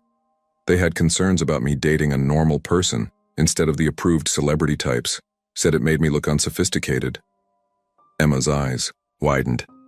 "You canceled a billion-dollar deal because of me?" "No," Blake corrected firmly.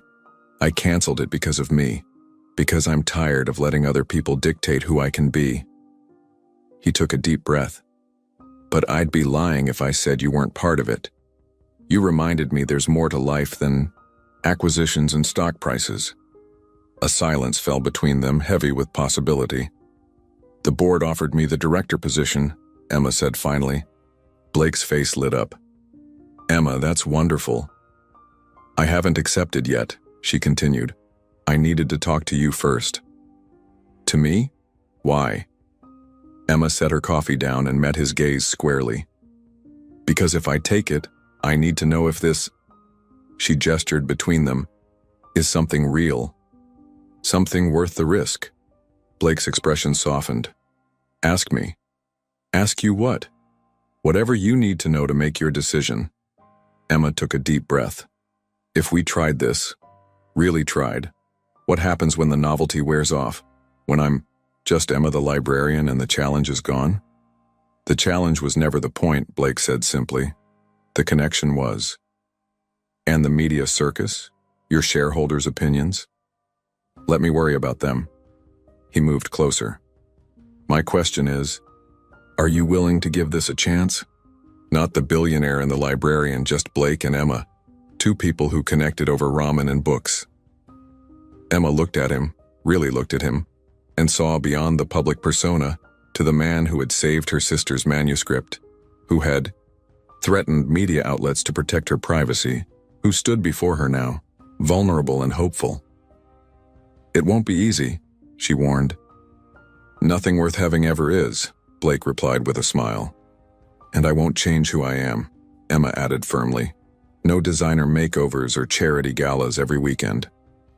I wouldn't want you to change, Blake assured her. Your authenticity is what drew me to you in the first place.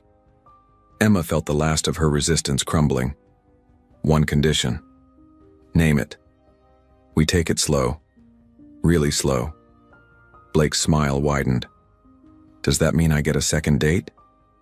It means, Emma said, stepping closer until they were inches apart, that I'm willing to see where this goes, day by day. Blake reached out, gently tucking a strand of hair behind her ear, just as he had the night before. Only this time, there were no cameras, no audience, just them. I can work with that, he murmured. Their first kiss was nothing like Emma had imagined, not the calculated move of a practiced playboy, but something tentative and sweet, full of promise rather than demand. When they broke apart, both were smiling.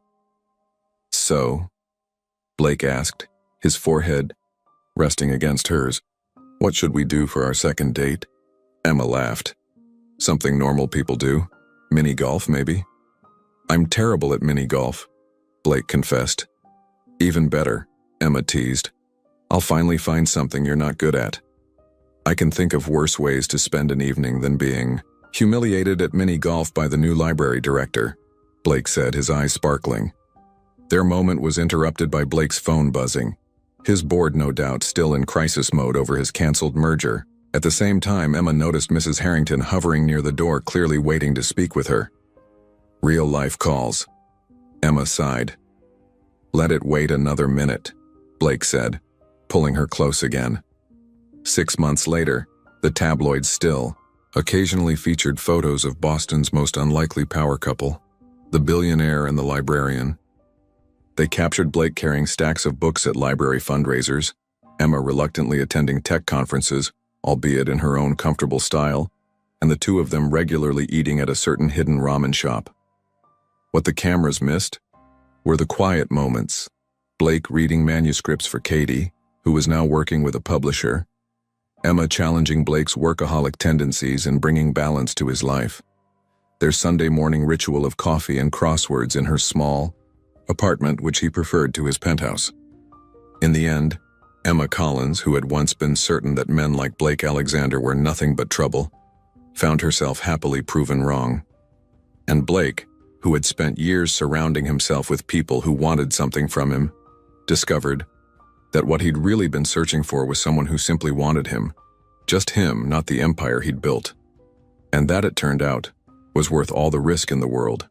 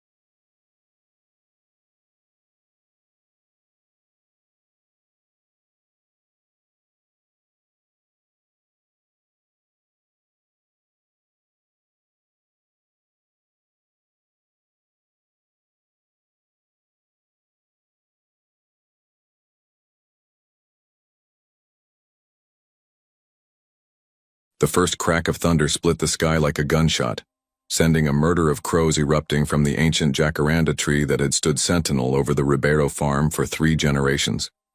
Elena Ribeiro, 17 years old with eyes the color of Brazilian coffee beans, stood frozen in the doorway of her family's weathered farmhouse, clutching a manila envelope that felt heavier than the storm clouds gathering overhead.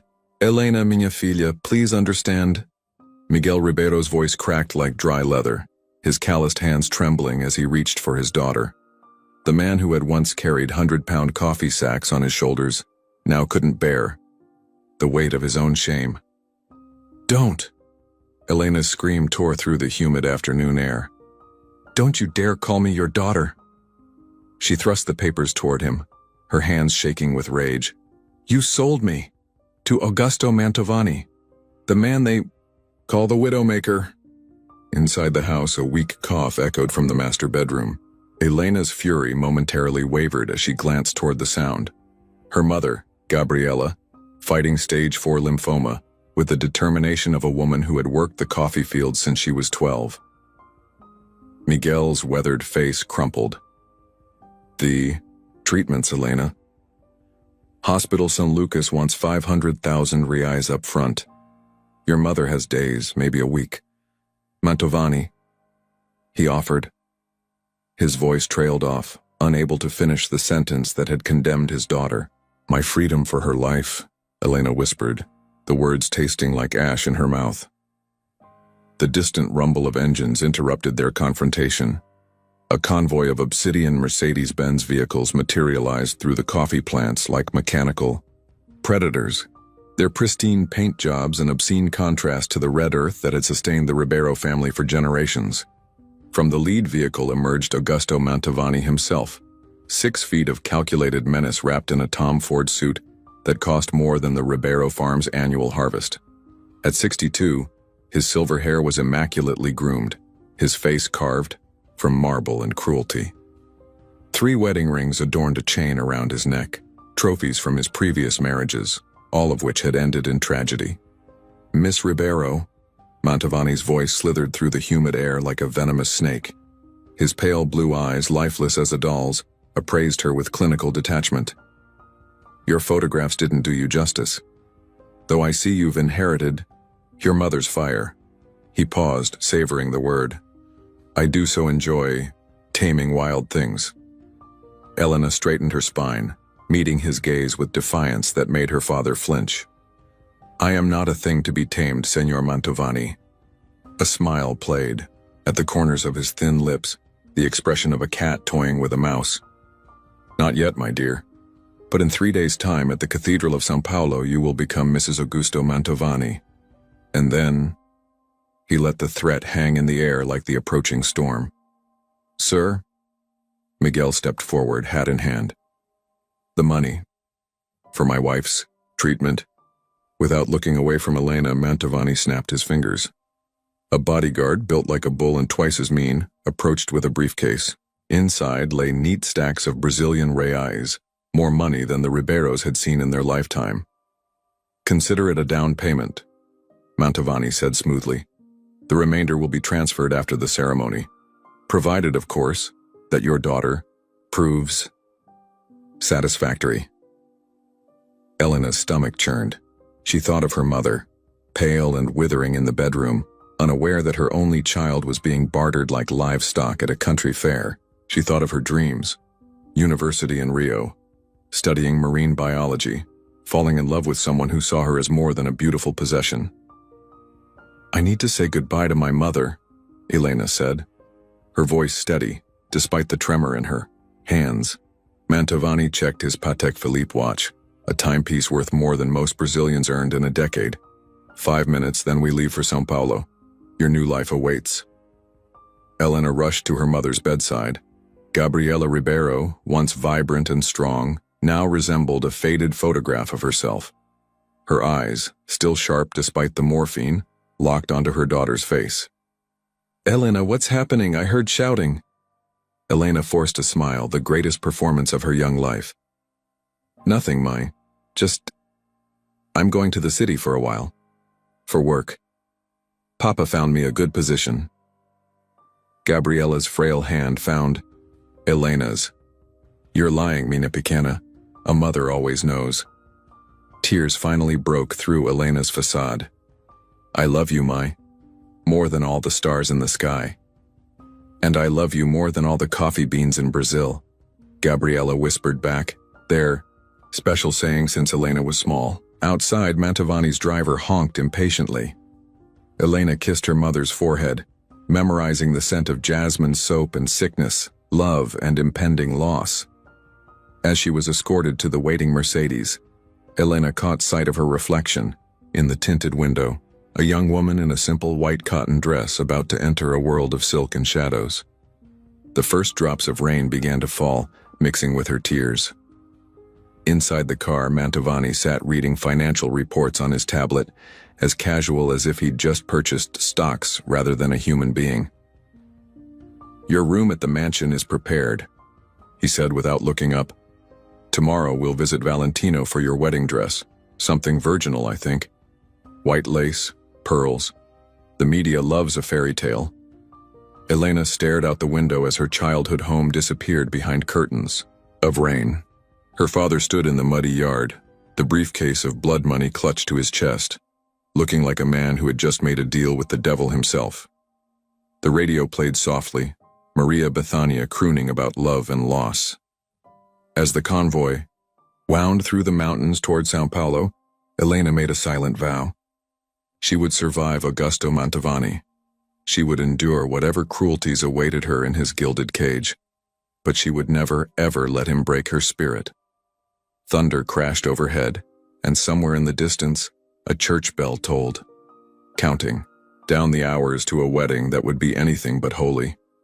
In her pocket, Elena's fingers closed around a small object, her grandmother's rosary, passed down through generations of Ribeiro women. Each bead felt like a prayer, a hope, a rebellion against the fate that had been chosen for her. The storm intensified as they drove on, rain lashing the windows like tears from heaven itself. And in the back seat of that luxury car, speeding toward a destiny she never chose, Elena Ribeiro began to plan her survival in a world where love was currency and marriage was a death sentence. Little did she know that within Mantovani's mansion waited secrets darker than she could imagine, and that her sacrifice would unleash consequences that would shake the foundations of one of Brazil's most powerful families. As the lights of São Paulo glittered on the horizon like fallen stars, Elena whispered a promise to herself and to her dying mother. "I will not be another trophy on his chain. I will not be another ghost in his gallery of dead wives." But promises, like hearts, are fragile things in the hands of cruel men. The Mantovani mansion rose from Morumbi's hills like a monument to excess, a 30,000 square foot testament to pharmaceutical fortune built on other people's suffering. As the Mercedes approached the gates, Elena counted security cameras like a prisoner memorizing guard rotations, 16 visible, God knew how many hidden. "Welcome home, Mrs. Mantovani," the chauffeur announced prematurely, his eyes avoiding the rearview mirror. Elena's throat constricted. Mrs. Mantovani. In 2 days, that would be her name, her identity erased like chalk from a blackboard. The mansion's doors opened to reveal Dona Lucrecia, the head housekeeper, a woman whose severe black dress and silver crucifix couldn't hide the fear in her eyes. "Señorita Ribeiro," she whispered, crossing herself quickly. "Your room is prepared. 3rd floor, east wing." "The same wing where my previous wives stayed," Augusto interjected smoothly, appearing behind Elena like a shadow, "though they've all been redecorated since their departures." Elena followed Dona Lucrecia up a marble staircase that seemed designed to make visitors feel small. Family portraits lined the walls, 3 beautiful young women, each captured in bridal white, their eyes holding the same expression Elena had seen in Trapped Animals. "Natalia, Beatriz, and Isadora," Augusto narrated from behind. "My former wives. Tragic losses, all of them. Natalia drowned in our pool. She never was a strong swimmer. Beatriz fell from the balcony, always was clumsy after wine. And poor Isadora." Her heart simply stopped. The doctors called it sudden arrhythmic death syndrome. Mysterious condition. Elena's fingers tightened on the banister. Each explanation sounded rehearsed like lines from a play performed too many times. Her room was a gilded prison.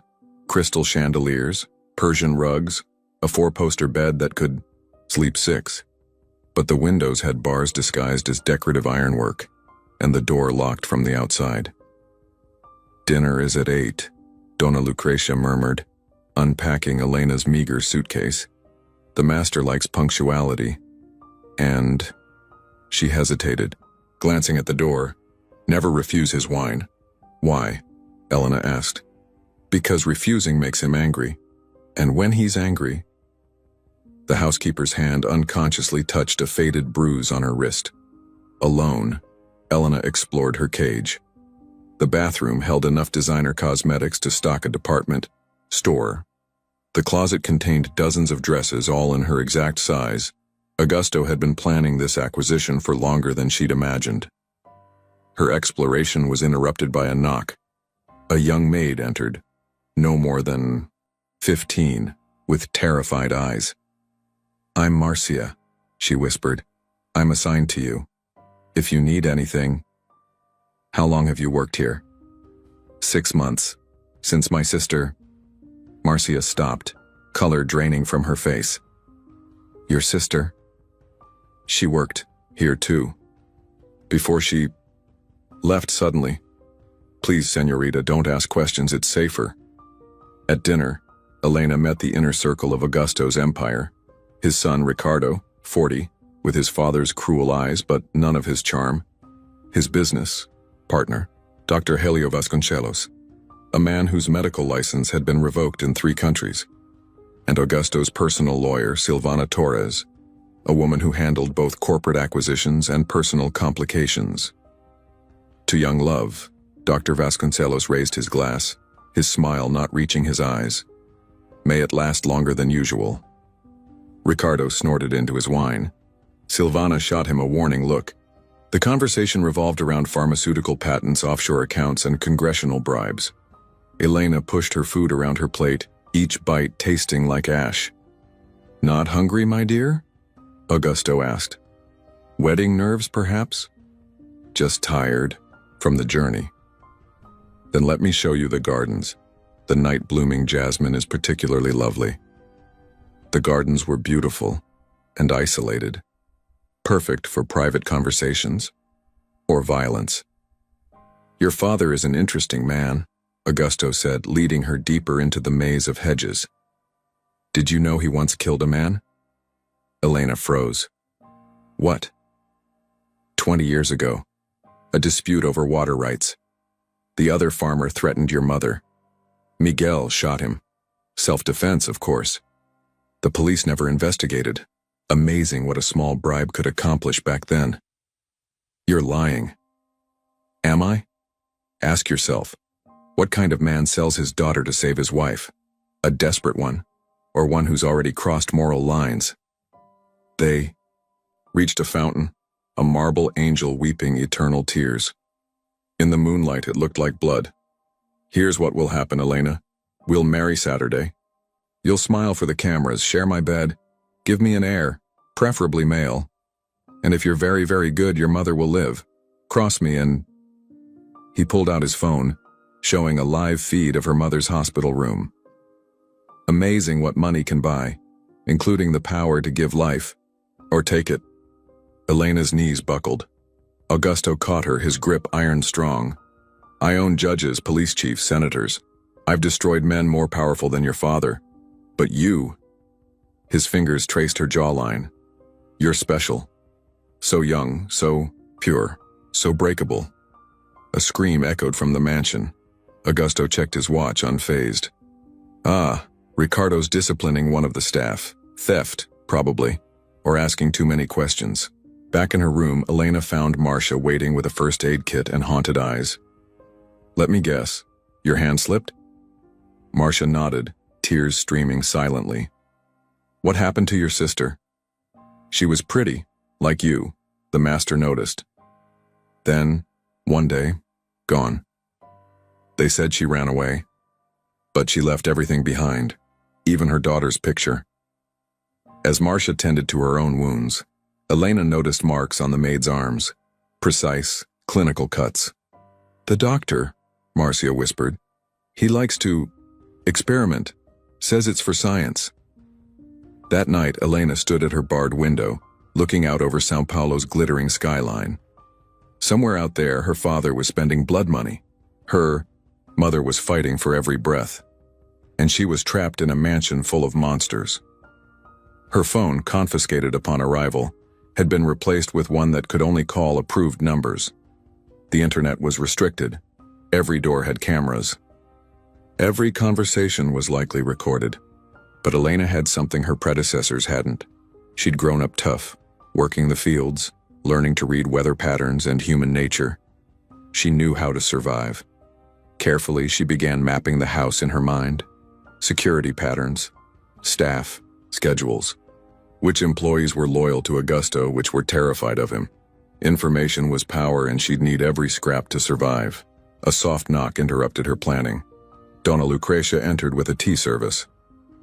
"Chamomile," she said. "With honey. It helps with sleep." As she poured, she slipped Elena a note. "Trust no one. The walls have ears. Your only friend here is silence."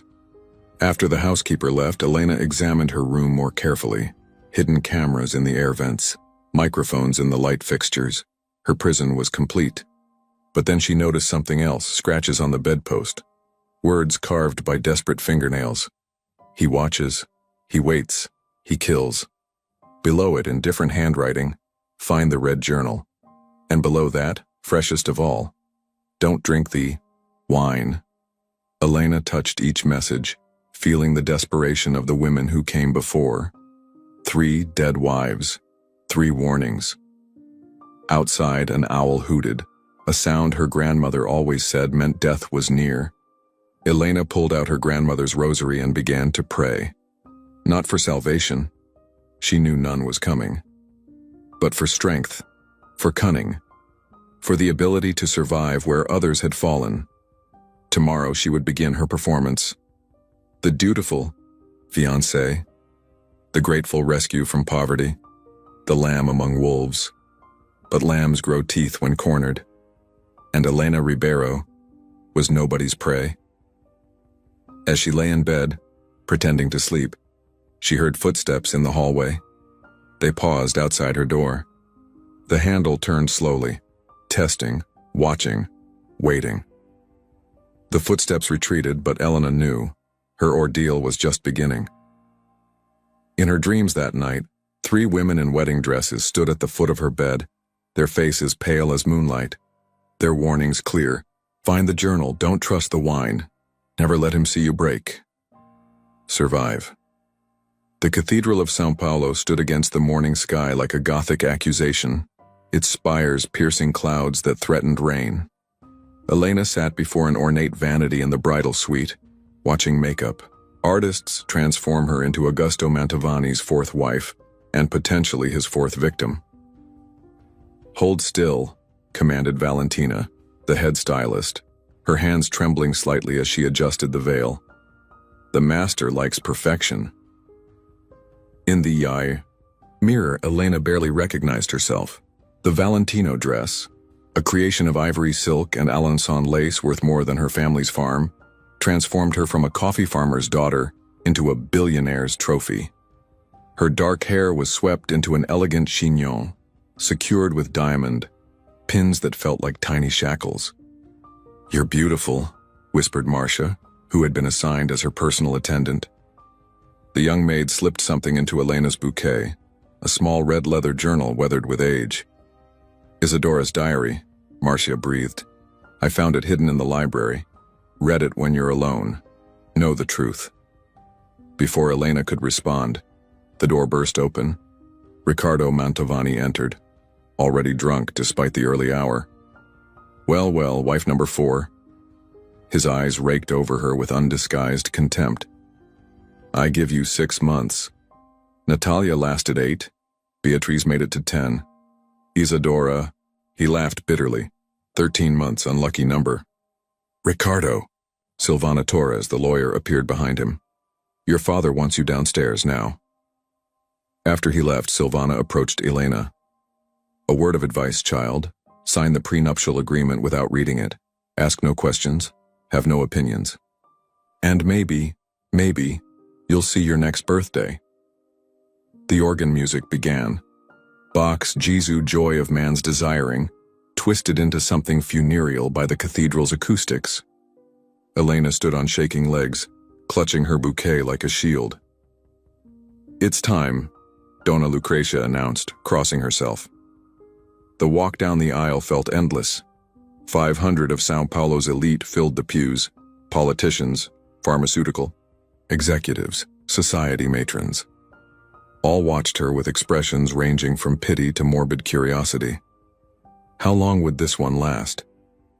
Augusto waited at the altar, resplendent in a bespoke tuxedo, his smile that of a spider watching a fly enter its web.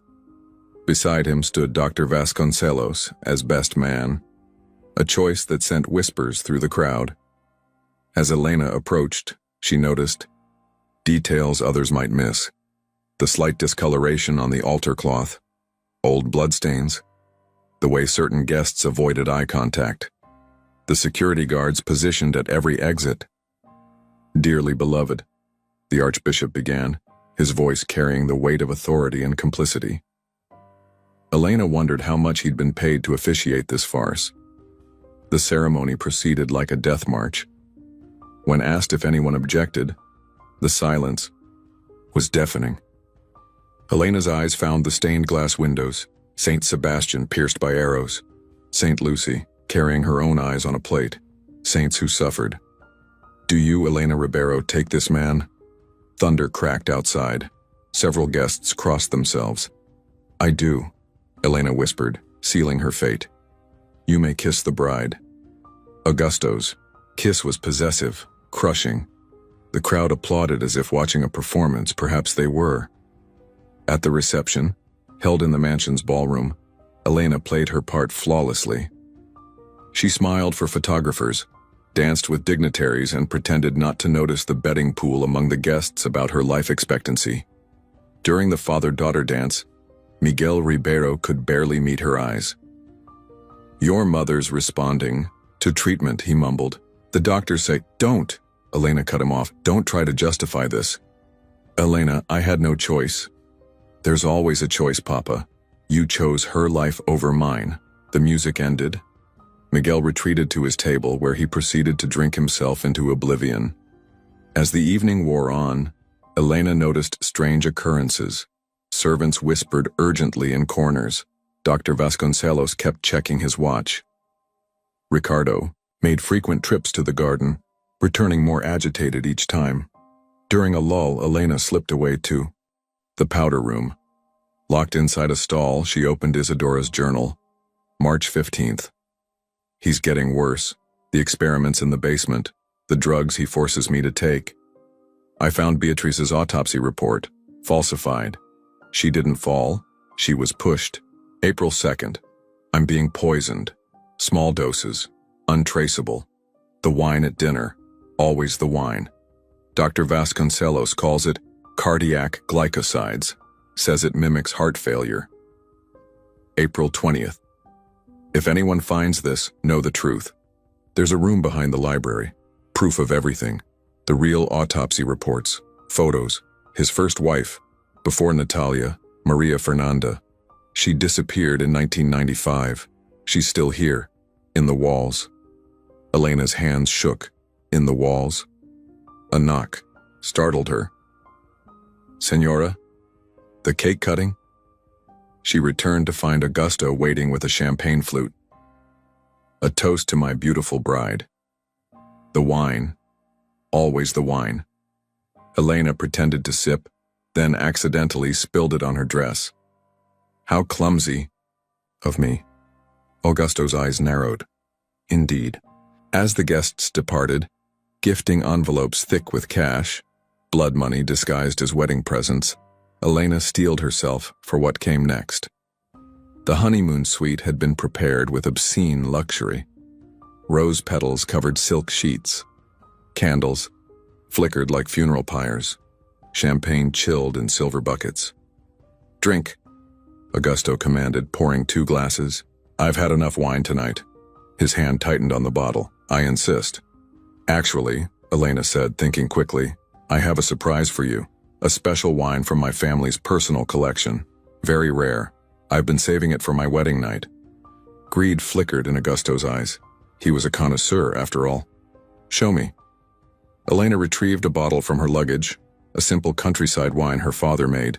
Nothing special, but Augusto didn't know that. She poured 2 glasses, making sure to give him the fuller one. As he examined the label, she switched the glasses with practiced sleight of hand, a trick learned from her mischievous cousin. "To us," she toasted. They drank. Augusto savored the wine, pronouncing it surprisingly complex for peasant vintage. Within minutes, his eyes grew heavy. What did you—" "Nothing," Elena said truthfully. "You've poisoned yourself. With your own wine." He collapsed onto the bed, unconscious but breathing.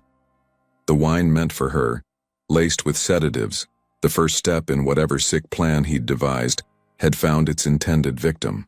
Elena worked quickly. She found his keys, his phone, his private documents. In his jacket pocket, a vial of clear liquid labeled only with chemical formulas. She photographed everything. Then she searched the room, finding what she dreaded: hidden cameras. Their wedding night was to be recorded. For his private collection? Blackmail? Or worse, using nail scissors, she cut the wires. Outside, footsteps approached. Ricardo's voice. "Father, the doctor's here for the examination." Examination? On their wedding night? Elena draped herself across Augusto's unconscious form, arranging her dress suggestively. When Ricardo entered with Dr. Vasconcelos, she affected drowsiness. "He's asleep," she murmured. Very enthusiastic, then suddenly tired. "Is that normal for men his age?" Ricardo's face darkened. The doctor checked. Augusto's pulse frowned at the wine glasses. Which glass was his? "I don't remember. Does it matter?" The 2 men exchanged looks. "No," Dr. Vasconcelos said finally. "Just ensure he rests. We'll postpone the examination." After they left, Elena barricaded the door. She had bought herself one night. Tomorrow Augusto would wake. He would know she'd outsmarted him, and then the real game would begin. She opened Isadora's journal again, reading by moonlight. "If you're reading this, you're already dead. You just don't know it yet. But maybe you can last longer than I did. Be smarter." The gardener, Tomas, he helped sometimes. The young priest at São Benedito, Father Antonio, he knows the truth. And the walls, listen to the walls. The dead speak if you know how to hear. Elena pressed her ear against the wall. At first, nothing. Then, scratching, whispers, or just wind in the old pipes.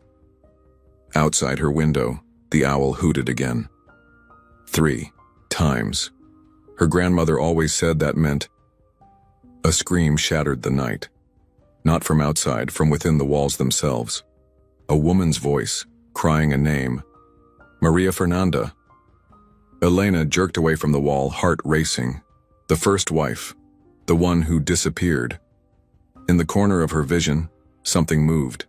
A shadow? A trick of moonlight? When she looked directly, nothing was there. But on the wall, written in what looked disturbingly like blood, were 2 words. "Help us." Elena sank to her knees, clutching the rosary. She had survived her wedding night. But in this house of horrors, where dead wives whispered from the walls and every glass of wine could be your last, survival was just the beginning. Tomorrow would bring Augusto's rage, Dr. Vasconcelos's experiments, Ricardo's drunken violence, and somewhere in this mansion, evidence that could destroy them all if she lived long enough to find it. Elena Mantovani, née Ribeiro, closed her eyes and made a new vow. She would not be victim number 4. She would be their reckoning, even if it killed her. Dawn broke blood red over São Paulo, painting the Mantovani mansion in shades of warning. Elena stood at her barricaded door, listening to Augusto's rage echo through the halls as he discovered her deception. "Find her!" His roar shook the portraits on the walls. No one makes a fool of Augusto Mantovani. Elena had spent the night following Isidora's clues. Behind a false panel in the library, she'd found it all. Autopsy reports revealing arsenic poisoning, photographs of torture sessions in the basement, financial records of bribes to officials, and most damning, a VHS tape labeled Maria Fernanda, 1995. She'd watched it once. Once was enough. The screams would haunt her forever. Now, clutching a flash drive containing digitized evidence, Elena crept through servant passages. Marcia had shown her. Her destination, Father Antonio at San Benedito Church. If she could just reach him. Elena, Augusto's voice, sickeningly sweet now, drifted up the stairs. "My darling bride, come out. We need to talk about last night's misunderstanding." She pressed herself against the wall as footsteps approached. Ricardo and 2 security guards passed inches from her hiding spot. "Check the basement," Ricardo ordered. She might have found the room. The room where Dr. Vasconcelos conducted his experiments, where wives became test subjects for untraceable poisons, where Maria Fernanda had died screaming, her body never found. Until Elena discovered the truth in Isidora's journal. She's still here, in the walls. The mansion's original blueprints revealed spaces between walls, old servant passages, long sealed, perfect for hiding bodies. A hand grabbed Elena's shoulder. She spun, ready to fight, then sagged with relief. "Tomas!" The elderly gardener, face weathered by sun and secrets, pressed a finger to his lips. "This way, quickly." He led her through a maze of passages to a service exit. Outside, his battered truck waited. "The church," Elena whispered. "I have evidence." Tomas shook his head sadly. "Father Antonio is dead. Car accident. Last night, after the wedding." Elena's knees buckled. Another murder disguised as coincidence. Then the police. "Commissioner Batista was at your wedding, Senora, shaking hands with your husband. Trapped. Every exit blocked. Every ally eliminated."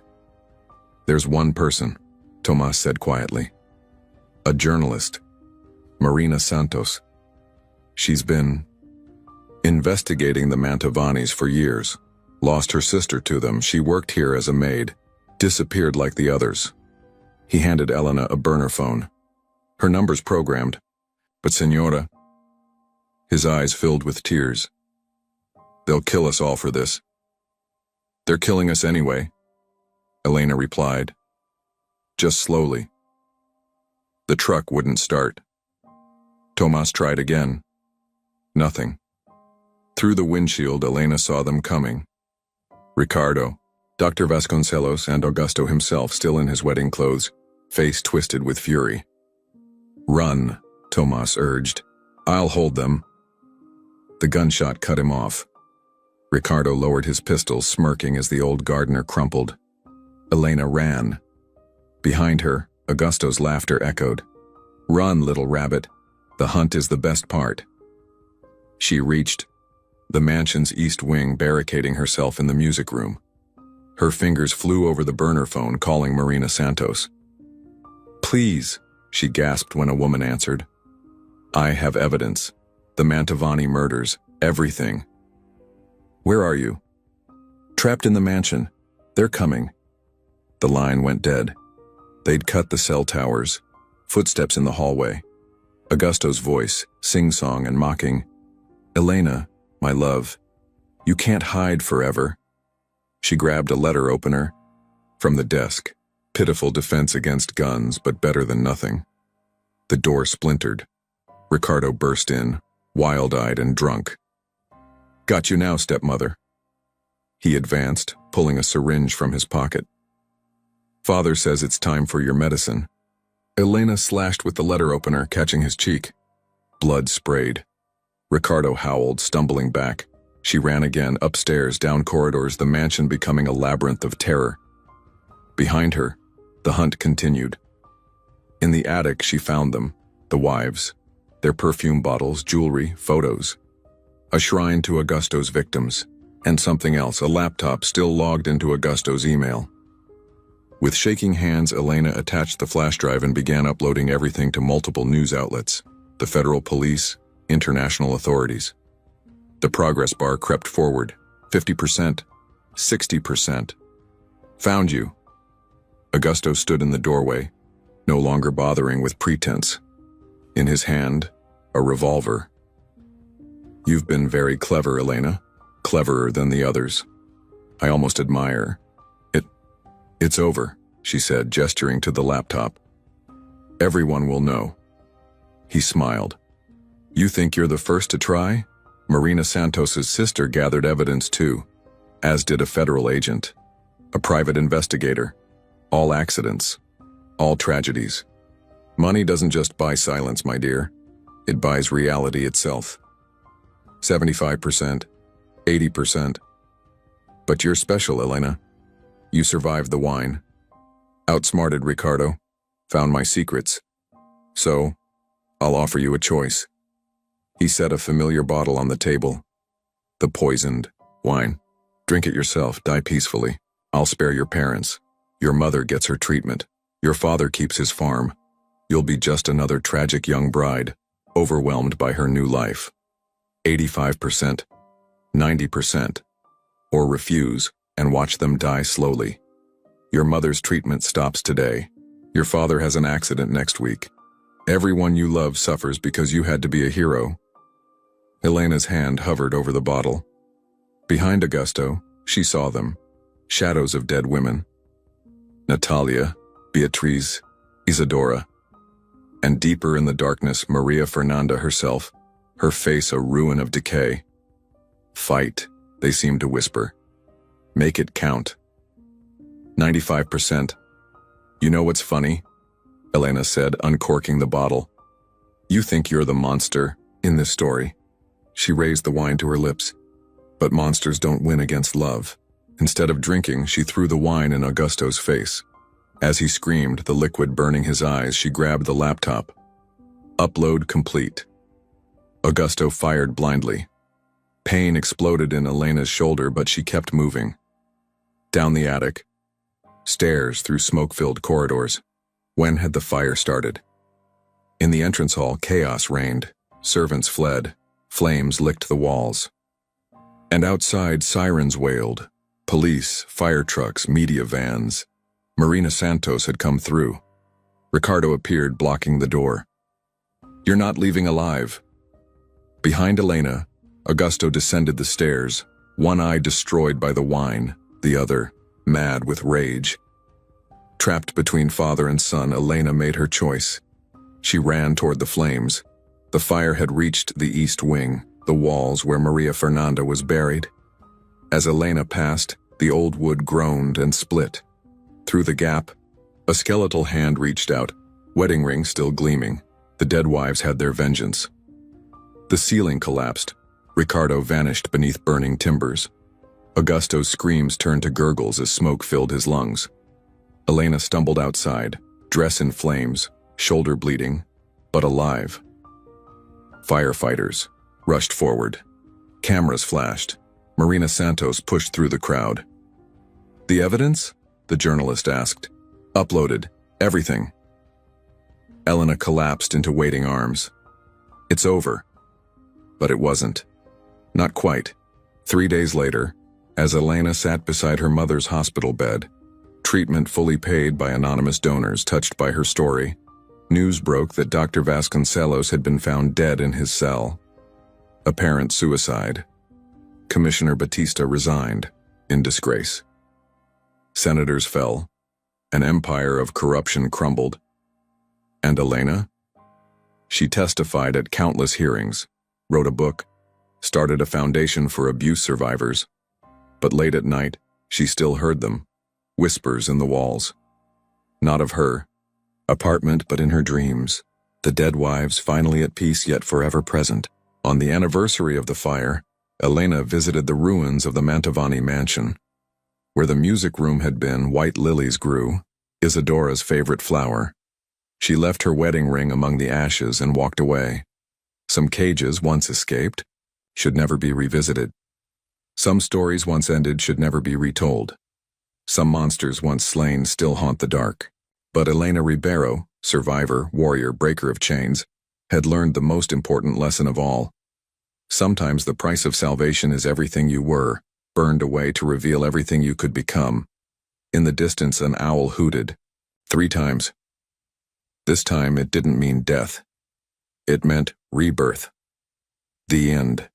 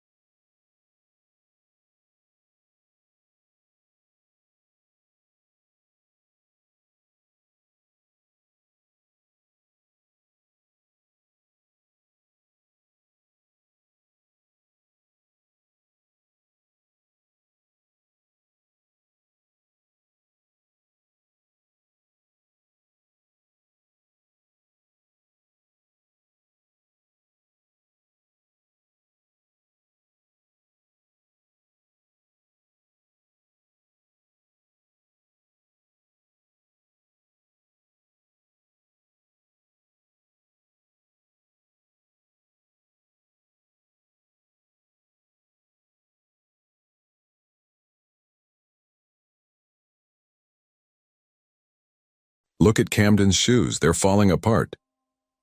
10-year-old Camden Blackwood froze as laughter erupted around him. His gaze dropped to his worn-out sneakers, the duct tape he'd carefully applied that morning now peeling away to reveal a gaping hole. The pristine marble floors of Westfield Academy seemed to magnify his inadequacy as his classmates circled him like sharks sensing blood. "My father says your family is living on charity," jeered Oliver Prescott, the ringleader of the pack. "He says your scholarship is just a handout because the school feels sorry for you." Camden's ears burned hot with shame. His threadbare uniform, a hand-me-down 3 sizes too large, hung off his skinny frame, a constant reminder that he didn't belong among the children of Manhattan's elite. "Leave me alone," Camden muttered, clutching his second-hand textbooks tighter against his chest. "Or what?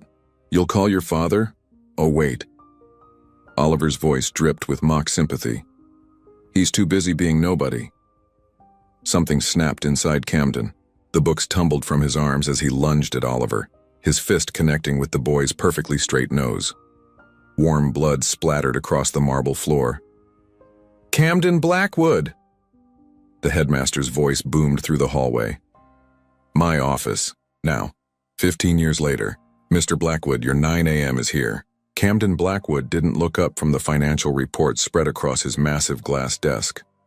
At 35, he'd transformed from that desperate scholarship kid into New York's most ruthless business tycoon. His corner office on the 92nd floor of the Blackwood Tower offered a panoramic view of the city he now owned piece by piece. "Tell Oliver Prescott I'll see him when I'm ready," Camden replied, his voice as cold as the steel beams supporting his empire. "Let him wait." "Yes, sir," his assistant replied, retreating silently. Camden allowed himself a thin smile. Oliver Prescott, once the golden child of Manhattan society, was now on the verge of bankruptcy, coming to beg for a job from the boy whose shoes he had once mocked. Camden had spent 15 years methodically acquiring companies, properties, and power, all building toward moments like this. His phone buzzed. Without looking, he knew it would be another executive at Blackwood Enterprises requesting an extension on an impossible deadline. Camden had earned his nickname, the Executioner, by showing no mercy, whether to competitors or his own employees. "Blackwood," he answered curtly. "Camden, listen," came the desperate voice of his CFO. "The Wellington merger team needs more time. They've been working 20-hour days for weeks." "Then they should work 22, Camden interrupted. "The Wellington acquisition closes Friday. If your team can't handle it, I'll find people who can." He ended the call without waiting for a response. Rising from his chair, Camden adjusted his bespoke Tom Ford suit, a far cry from the oversized hand-me-downs of his youth. He approached the floor-to-ceiling windows surveying the city below. Each glittering skyscraper represented another piece of his revenge against a world that had once dismissed him. The intercom buzzed again. "Sir, there's also a young woman here. She doesn't have an appointment, but she insists on seeing you. A Ms. Luna Morales?" Camden frowned. The name meant nothing to him. "Tell her to make an appointment like everyone else. Sir, she's quite persistent. She says it's personal and urgent." Camden despised disruptions to his meticulously planned schedule. "Fine, 5 minutes. Then escort Oliver in." The door opened, and Camden turned, expecting to dismiss this intrusion quickly. Instead, he found himself facing a petite woman with fierce dark eyes and wild curls barely contained in a messy bun. Her clothing, a faded denim jacket over a waitress uniform, was jarringly out of place against the minimalist luxury of his office. "Mr. Blackwood," she said, her chin tilted defiantly upward to meet his gaze. "You probably don't remember me, but 3 months ago you hosted a charity gala at the Platinum Room. I was your server." Camden's expression remained impassive. He didn't waste mental space remembering service staff. "I see," he replied flatly. "And you're here because—" Luna Morales took a deep breath, her hands unconsciously moving to rest on her stomach in a protective gesture that Camden didn't miss. "I'm here because I'm pregnant," she announced, her voice steady despite the bomb she was dropping. And you're the father. Camden Blackwood, the man New York business magazines called the Iceman, felt his carefully constructed world tilt on its axis. Pregnant? Camden's voice was barely audible. For the first time in years, he found himself genuinely stunned. That's impossible. Luna Morales raised an eyebrow. The doctor and 3 pregnancy tests disagree with you. I meant, Camden said, regaining his composure, that I always take precautions. Well, congratulations, Mr. Blackwood. You've managed to defy statistics. Luna's casual tone belied the gravity of the situation. Look, I'm not here to trap you or demand marriage. I just thought you should know. Camden circled his desk, unconsciously putting the barrier between them. How do I know it's mine? The moment the words left his mouth, he regretted them. Luna's face flushed with anger. Because unlike the socialites you usually entertain, I don't make a habit of sleeping with billionaires in coat closets. She turned toward the door. This was a mistake. Wait. Camden wasn't sure why he stopped her. Logic dictated he should let her leave, have his lawyers handle this mess. But something in her fierce dignity struck a chord. Sit down, please. 3 months earlier, Luna Morales balanced 5 champagne flutes on her tray as she weaved through Manhattan's elite at the Children's Hospital charity gala. The irony wasn't lost on her, serving drinks to people who spent more on a single night out than she made in a month, all while she struggled to pay her own mounting medical bills. Another circuit, Morales, barked her supervisor. The East Terrace needs refreshments.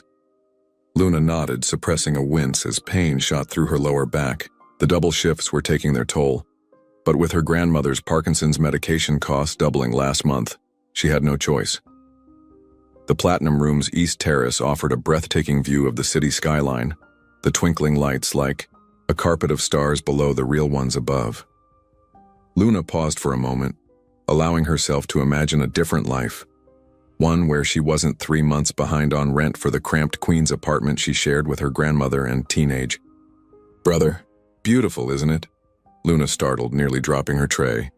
A tall man in a perfectly tailored tuxedo stood beside her, gazing at the skyline. She recognized him immediately from the enormous portrait in the lobby. Camden Blackwood, tonight's host and the owner of the Platinum Room, along with half of Manhattan if rumors were to be believed. Yes, sir. It is. Luna shifted awkwardly, unsure of the protocol for speaking to the boss's boss's boss.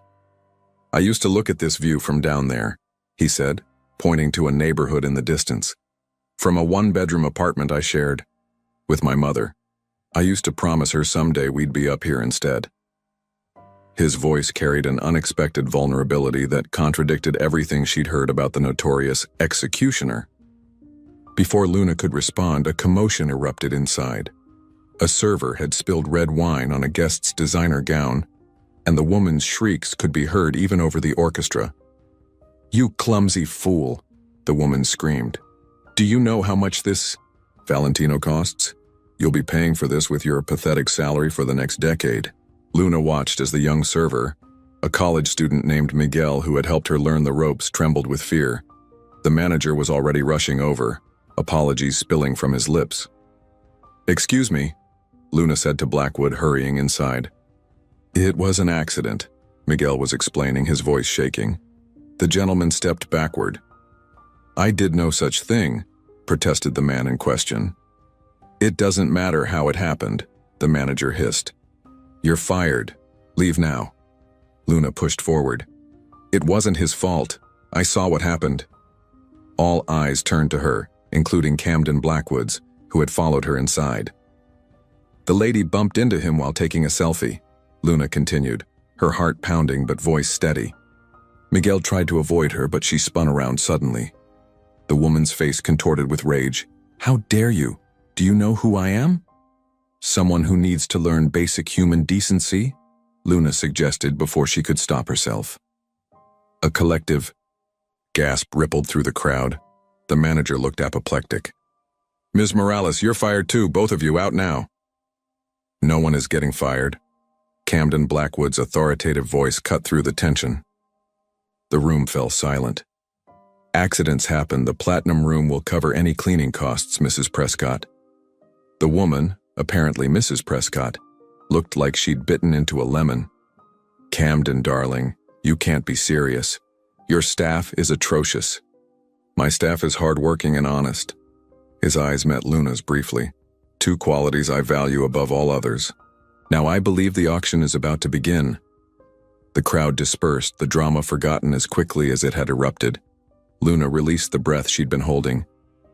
Thank you, Mr. Blackwood, Miguel whispered before hurrying away. Luna turned to thank her unexpected savior, but found him watching her with an intensity that made her heart skip. Not many people would risk their job for a colleague, he observed. Luna shrugged. Not many billionaires would stand up for their servers. His lips twitched. Touché, he extended his hand. Camden Blackwood. I know who you are, Luna replied, reluctantly shaking it. Luna Morales. Well, Luna Morales, I think you've earned a break. Care to join me for some air? The coat room balcony has a better view than the terrace and fewer socialites taking selfies. Luna knew she should decline. She'd heard the rumors about Blackwood's ruthlessness in business and his string of model girlfriends. But something in his eyes, a flicker of that same vulnerability she'd glimpsed earlier, made her nod. 5 minutes, she agreed. Then I need to get back to work.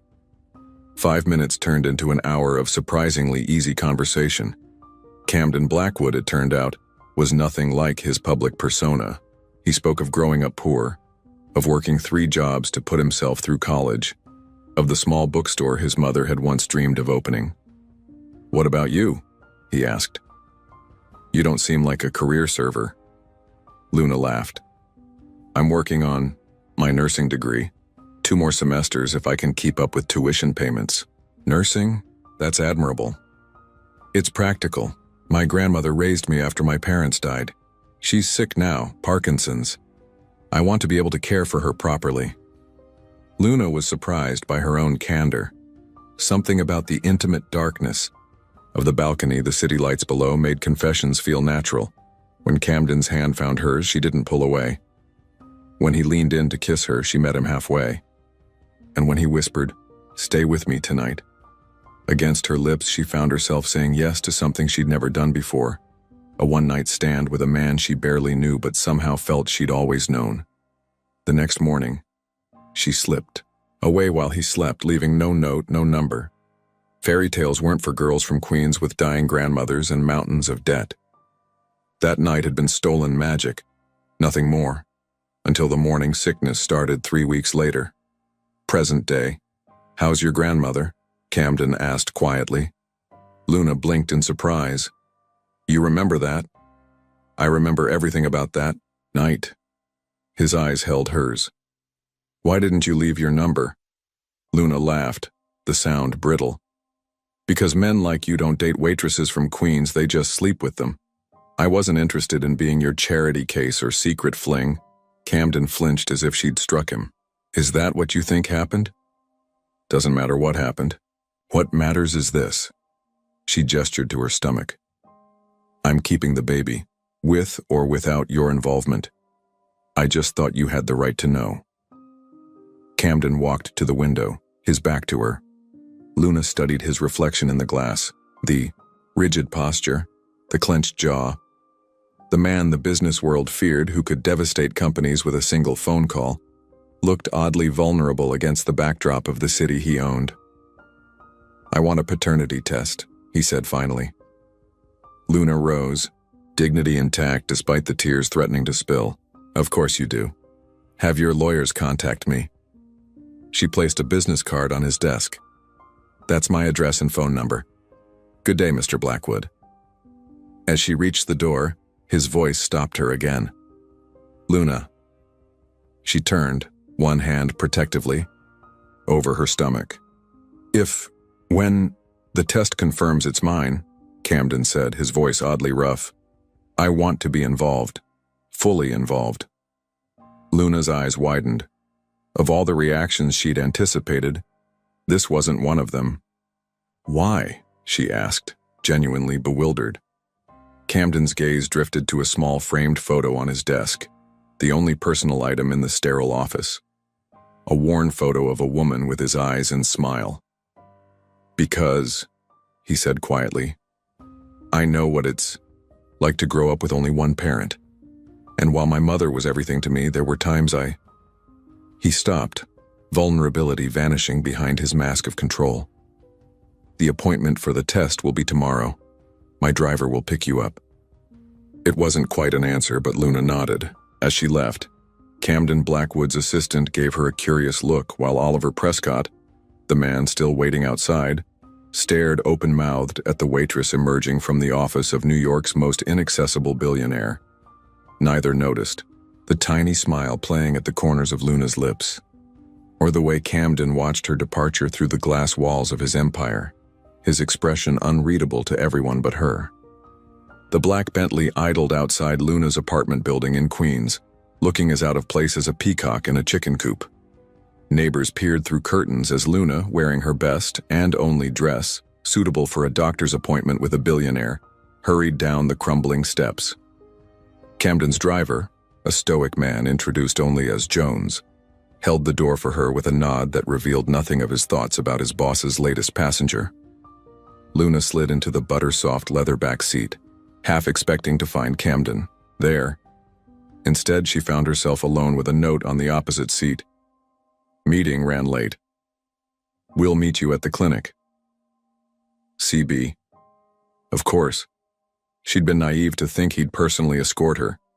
This was business for him, a potential liability to be verified and managed. The ride to Manhattan was surreal. Luna watched her neighborhood, with its vibrant murals, busy bodegas, and resilient spirit, fade away, replaced by the gleaming towers of wealth and privilege. Two worlds, separated by a bridge and an economic chasm wider than the East River. The clinic wasn't what she expected. No sterile hospital corridors or crowded waiting room. Instead, the Bentley stopped at a discreet brownstone on the Upper East Side with a small brass plaque reading, "Dr. Eleanor Whitman, M.D." Jones opened her door. "Mr. Blackwood is already inside." The interior was elegant but warm, more like a luxury spa than a medical facility. A receptionist greeted Luna by name without asking who she was, and led her to a private room where Camden stood gazing out the window, tension evident in his shoulders. He turned at her entrance, and Luna was struck by how different he looked, in casual clothes. Dark jeans and a simple gray sweater that probably cost more than her monthly rent, but somehow made him seem more human. "You came," he said, as if he'd half expected her to change her mind. "I said I would." Luna removed her coat. "Is this really necessary? The doctor at my clinic already confirmed." "This isn't about not believing you," Camden interrupted. "It's about doing things properly from the start." He hesitated. "Dr. Whitman is the best obstetric specialist in New York. While we're here, she'll do a complete prenatal workup. I've arranged for her to take over your care." Luna bristled. "You had no right." "Good morning." A striking woman in her 50s entered, her warm smile diffusing the tension. "I'm Dr. Whitman. You must be Ms. Morales." Over the next hour, Luna endured the most comprehensive medical examination of her life. Blood drawn, ultrasound performed, medical history taken. Through it all, Camden remained in the room, asking more questions than Luna herself and looking strangely fascinated by the grainy ultrasound image of what currently resembled a lima bean more than a baby. "Everything looks perfect," Dr. Whitman finally announced. "You're exactly 12 weeks along, Ms. Morales. The paternity results will take a few days, but—" "That won't be necessary," Camden interrupted, surprising both women. His eyes met Luna's. "I know it's mine." Dr. Whitman tactfully excused herself, leaving them alone with the rhythmic sound of their baby's heartbeat still echoing in the room. "How can you be so sure?" Luna asked quietly. Camden's gaze remained on the frozen ultrasound image. "Because you're not the type to lie about something like this, and because—" He hesitated. "I haven't been with anyone else since that night." Luna tried to mask her surprise. The tabloids regularly linked him to models and actresses. "Don't believe everything you read," he said, correctly interpreting her expression. The Camden Blackwood in those stories is a carefully crafted persona. And which Camden Blackwood is sitting here now? He smiled faintly. "I'm still figuring that out myself." The Bentley ride after the appointment was silent until Camden suddenly instructed Jones to take a detour. "Where are we going?" Luna asked as they turned away from the route to Queens. "There's something I want to show you." 20 minutes later, they pulled up before a modest brownstone in a gentrifying Brooklyn neighborhood. Unlike Camden's gleaming corporate tower, this building had character. Worn stone steps, a small garden struggling to survive between concrete, windows that had witnessed a century of New York life. "What is this place?" Luna asked as Camden led her inside. The answer was immediately obvious. Bookshelves lined every wall of the renovated ground floor, with cozy reading nooks nestled between stacks. The scent of fresh coffee mingled with the distinctive aroma of new and old books. "Blackwood books," Camden said, watching her reaction carefully. "My newest acquisition. It's not open to the public yet." "You bought a bookstore?" Luna ran her fingers along the spines of classic novels lovingly displayed. "I wouldn't have pegged you for a book lover." "My mother was," he replied quietly. "She dreamed of opening a shop like this. She died before she could." Understanding dawned on Luna. The photo on his desk, the wistful way he'd spoken of his mother that night at the gala. "It's beautiful," she said sincerely. "She would have loved it." Something in Camden's expression softened. "There's an apartment upstairs, newly renovated, 3 bedrooms, modern kitchen, private rooftop garden." He paused. "I want you to live there." Luna blinked. "Excuse me?" "The bookstore opens next month. It needs a manager." He held up a hand as she began to protest. "Someone passionate about books. Good with people. The job comes with the apartment. Full benefits including complete medical coverage that would include your grandmother." "You investigated me," Luna accused, torn between outrage and incredulity. "Of course I did," Camden replied unapologetically. "You're carrying my child. And this is... what? Your way of controlling the situation? Keeping your pregnant waitress mistress hidden away in your quaint little bookstore project?" Camden's jaw tightened. "This is me offering you a good job and safe housing for our child. Your current apartment has black mold, Luna. Your neighborhood reported 14 violent crimes last month alone. You work double shifts on your feet all day, which Dr. Whitman specifically advised against. How dare you? And your grandmother's medication," he continued relentlessly, "costs $4,300 a month. Your insurance covers less than half. You've been paying the difference with credit cards that are now maxed out, which is why you've been skipping your own medication." Luna's face drained of color. "Have you been spying on me?" "I've been learning about the mother of my child," Camden corrected. "You're drowning, Luna. Let me help you." "In exchange for what?" she demanded. "What's the catch?" Camden ran a hand through his hair, a gesture that humanized him beyond any designer jeans could. "No catch. You get financial security and a safe home. I get to be involved in my child's life. The apartment has a separate entrance. Your life would be your own. Except I'd be living in your property, working in your business. Think of it as co-parenting with benefits," he suggested, a flicker of humor lightening his intensity. Despite herself, Luna laughed. "Has anyone ever told you that you're disturbingly controlling?" "Daily," he admitted, his lips quirking upward, usually followed by far less polite adjectives. Luna wandered through the bookstore, her mind racing. The practical part of her, the part that had struggled to keep her small family afloat since she was 18, recognized the lifeline being offered. Not just for her, but for her grandmother and the baby. "My brother," she said finally. "He's 17. He comes with us." "The apartment has 3 bedrooms," Camden reminded her. "I assumed as much." And I finish my nursing degree, no negotiation on that. I wouldn't dream of it. Camden approached her, stopping a respectful distance away. Is that a yes? Luna studied him, the man the business world feared, offering her a bookstore because of a childhood dream his mother never realized. There were layers to Camden Blackwood that the world never saw, layers she'd glimpsed that night at the gala. I'll think about it, she answered carefully. Camden nodded, accepting this non-answer with surprising grace. The offer has no expiration date. As they left the bookstore, Camden's phone rang. His expression darkened as he checked the screen. Blackwood, he answered, his voice instantly transforming into the cold tone she remembered from his office. The Wellington. Deal was supposed to close today, Harrison. A pause. Unacceptable. If their lawyers can't meet the deadline, replace them. Luna watched the transformation with fascination. This was the Camden Blackwood the world knew, the ruthless executioner who showed no mercy. When he hung up, his expression was troubled. Is everything okay? She asked. Camden hesitated. The Wellington acquisition is complicated. The company is failing, but it employs over 2,000 people. If I dismantle it for assets, those jobs are gone.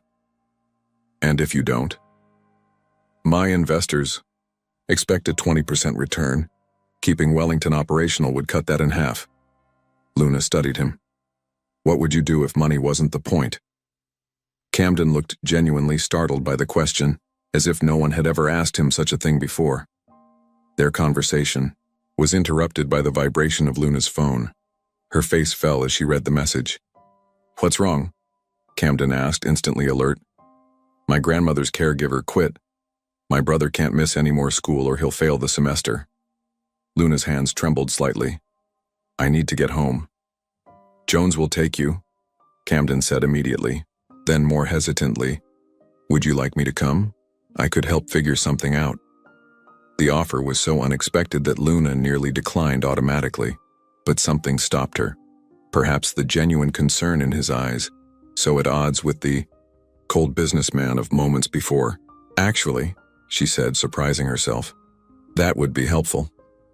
As the Bentley navigated back toward Queens, Luna found herself sneaking glances at the billionaire beside her, trying to reconcile the ruthless tycoon with the man who offered bookstores and seemed genuinely concerned about an old woman he'd never met. Camden caught her looking and raised an eyebrow. Something on your mind? Luna smiled wryly. Just wondering which Camden Blackwood is going to meet my grandmother, the executioner or the bookstore dreamer. And his response was unexpectedly vulnerable. Let me know when you figure it out. Then, after a pause, I'd like to know too. Carmen Morales had the kind of dignified beauty that age and illness couldn't diminish.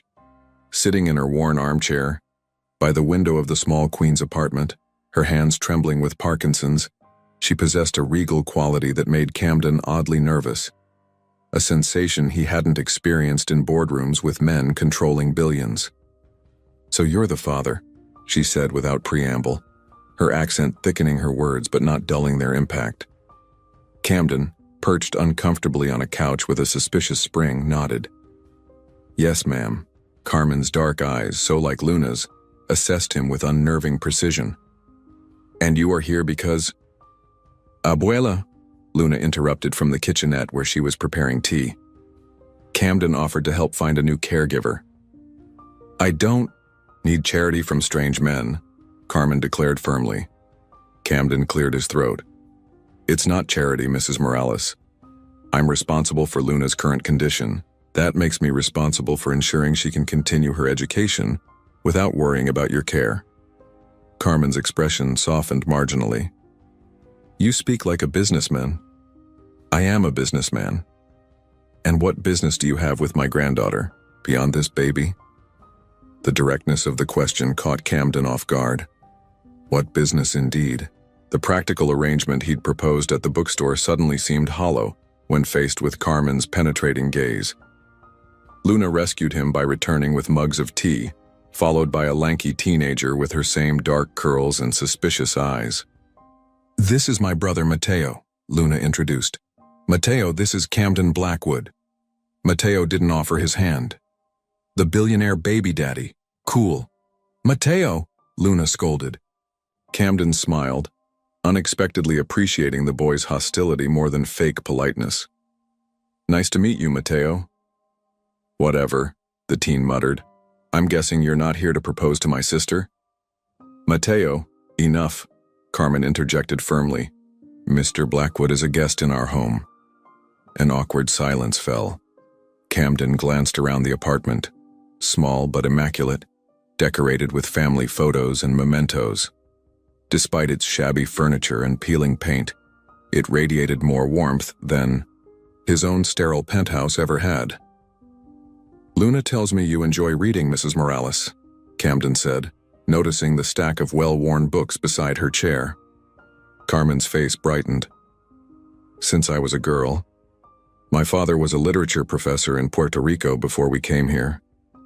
He taught me to love stories." "Abuela knows Garcia Marquez by heart," Luna said with affectionate pride. 100 Years of Solitude was my mother's favorite novel," Camden offered, surprising himself with the personal revelation. For the first time, Carmen smiled at him. "Your mother had excellent taste." The conversation flowed more easily after that, centered around books and stories. Carmen proved to be widely read and sharp-witted, while Mateo gradually abandoned his hostile stance to join the discussion when it turned to science fiction. Camden found himself relaxing, sharing stories of his mother's book collection that he rarely spoke about. The peaceful moment was interrupted by Camden's phone vibrating insistently. He checked it with a frown. "I need to take this," he apologized, stepping into the hallway. "Harrison, what now?" His CFO sounded frantic. "The Wellington deal is falling apart. Their CEO is threatening to sell to Prescott Ventures instead." "Prescott?" Camden's voice hardened. "Oliver doesn't have the capital. Apparently he's found investors. They're meeting in an hour at Le Bernardin to finalize." Camden checked his watch. "Stall them. I'll be there in 30 minutes." When he returned to the apartment, Luna was helping Carmen with her medication. "You're leaving," she said, not a question. "Business emergency. I'm sorry." Camden hesitated. "About your grandmother's caregiver?" "We'll manage," Luna interrupted, her expression closing off. Camden recognized the pride in her stance, the same stubborn self-reliance that had made her walk away that morning after the gala without leaving her number. "Luna, please, let me help." "Why?" she challenged. "Because of the baby? Or because you feel guilty?" "Because I care," he replied, the words escaping before he could consider their implications. Her eyes widened slightly. "My mother raised me alone while working 3 jobs," Camden continued quietly. "She refused help from anyone, even when she got sick. Her pride cost her years of her life, years I could have had with her if she'd just accepted the treatment she needed." Luna's expression softened. "Camden, I have a service that provides in-home medical care," he pressed on. "Professional caregivers, nurses, they could help until you've decided about the bookstore offer." From her armchair, Carmen observed their exchange with shrewd eyes. "Luna, show Mr. Blackwood out. He has important business to attend to." Camden approached the older woman, bowing slightly in a gesture of respect. "It was a pleasure meeting you, Mrs. Morales." "You'll come for dinner next week," she replied, somewhere between request and command. "Sunday, 7 o'clock. We'll discuss this caregiving arrangement then." Camden smiled. "I'd be honored." In the hallway outside, Luna leaned against the wall studying him. "You handled that well. Abuela doesn't usually warm to strangers so quickly." "She's remarkable," Camden said sincerely. "I see where you get your strength." Luna's cheeks colored slightly. "About the caregiving service?" "Just a phone call," Camden assured her. "No strings attached." Their eyes met, the tension of attraction still palpable between them despite the complications of their situation. "You should go," Luna said softly. "Your business emergency awaits." Camden hesitated, suddenly reluctant to return to the world of mergers and acquisitions when the warm little apartment with its threadbare furniture and strong coffee beckoned. "The Wellington deal," he explained. 2,000 jobs at stake." "And what will the executioner do with those jobs?" Luna asked, not unkindly. Camden's phone vibrated again. "I need to go." "Camden," Luna called as he started toward the elevator. When he turned, she offered a small smile. "Sunday, 7 o'clock. Don't be late." It felt strangely like a lifeline. Le Bernardine hummed with the quiet luxury that only old money could afford. Camden strode through the restaurant, nodding at familiar faces while his mind remained in a queen's apartment with peeling wallpaper. In a private dining room, Oliver Prescott sat across from Howard Wellington, the silver-haired CEO of Wellington Industries, and a trio of serious men in identical navy suits. "Camden," Oliver's false joviality didn't mask his disappointment at the interruption. "We were just discussing the future of Wellington Industries." "Were you?" Camden took the empty seat at the head of the table. "Howard, I thought we had an agreement." Wellington looked uncomfortable. "Your terms were difficult, Camden. Prescott Ventures is offering to maintain our operations." "At a loss?" Camden raised an eyebrow. How philanthropic of Oliver. Oliver's smile tightened. "Unlike you, Blackwood, some of us consider more than just the bottom line." The irony of Oliver Prescott, who had tormented him mercilessly for being poor, posing as a champion of working people, wasn't lost on Camden. Neither was the calculation behind it. Oliver wanted Wellington Industries for its valuable patents, not its workforce. The preservation of jobs was a temporary ploy to secure the deal. Camden studied Oliver, seeing not the successful businessman but the spoiled boy who had mocked his shoes. For 15 years, Camden had built his empire with revenge as the foundation, buying companies from beneath former classmates, destroying the businesses of those who had once looked down on him. Oliver Prescott represented the final conquest in that crusade. But as Camden prepared to deliver the crushing counteroffer that would secure Wellington Industries and devastate Oliver financially, Luna's question echoed in his mind. What would you do if money wasn't the point? Camden thought of Carmen Morales, dignified despite her illness, of Mateo, protective of his sister despite his youth, of Luna, working double shifts while pursuing her degree, never complaining about the unfairness of her struggles. And for the first time in his ruthless ascent to power, Camden Blackwood questioned what he was truly fighting for. "Gentlemen," he said finally, "I'd like to propose an alternative."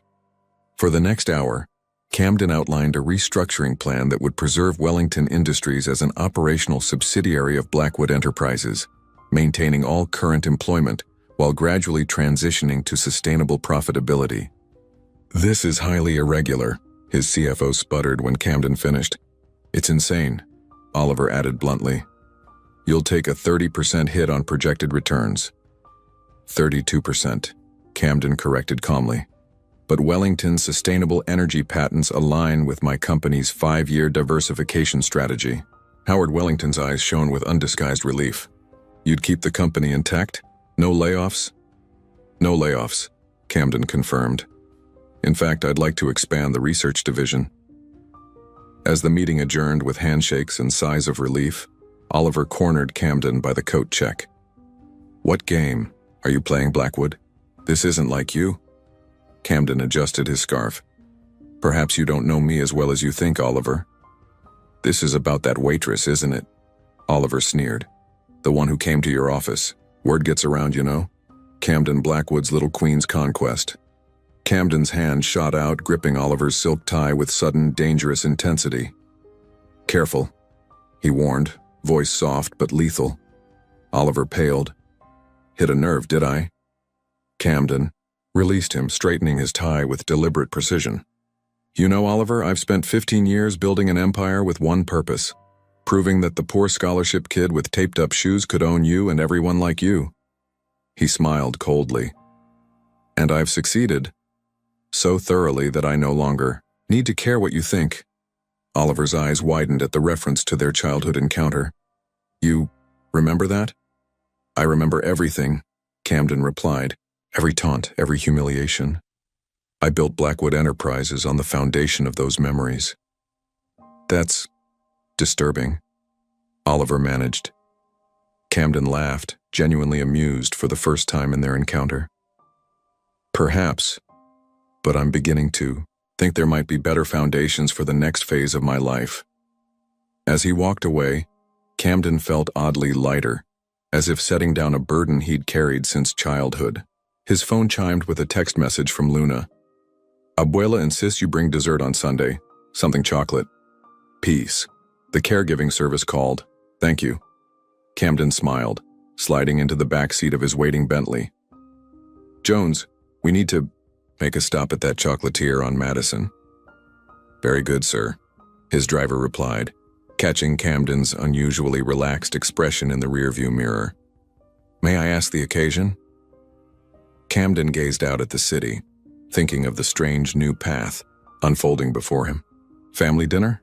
He said, testing how the words felt on his tongue. They felt surprisingly right.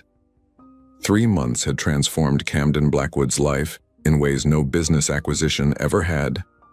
Sunday family dinners at the Morales apartment had become the highlight of his week. He'd learned to play dominoes with Carmen, who showed no mercy despite her trembling hands.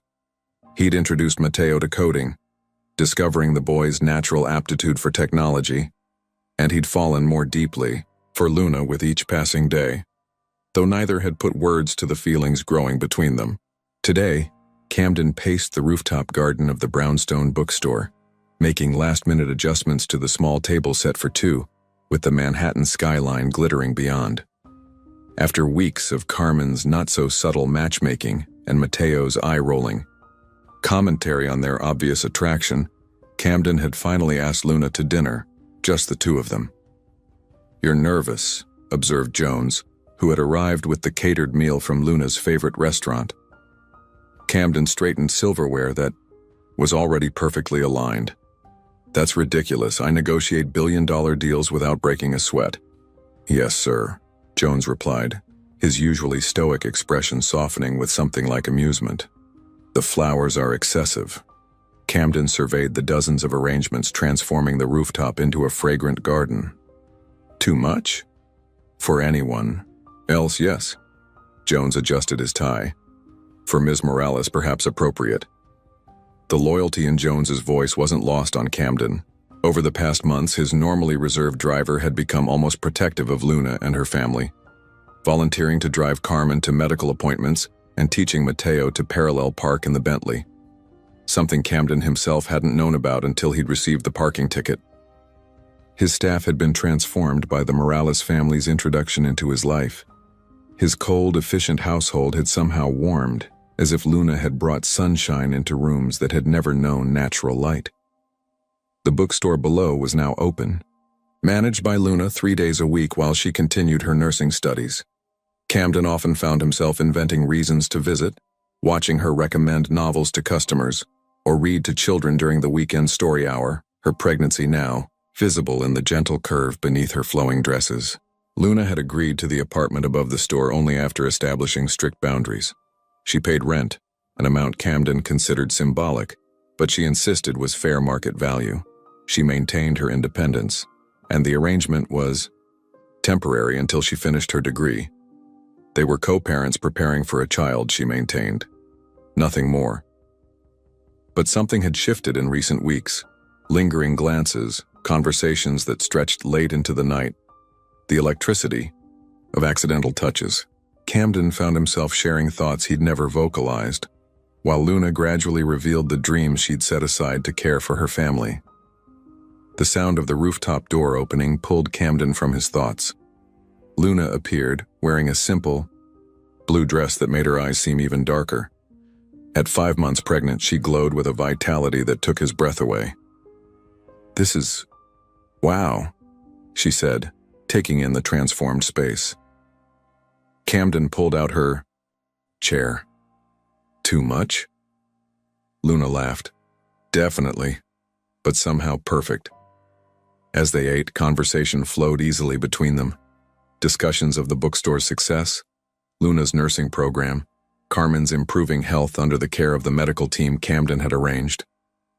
They carefully avoided the topic of what happened after the baby arrived, maintaining the fiction that their arrangement was purely practical. The Wellington restructuring is going well, Camden offered as they finished dessert. The renewable energy division is already showing promise.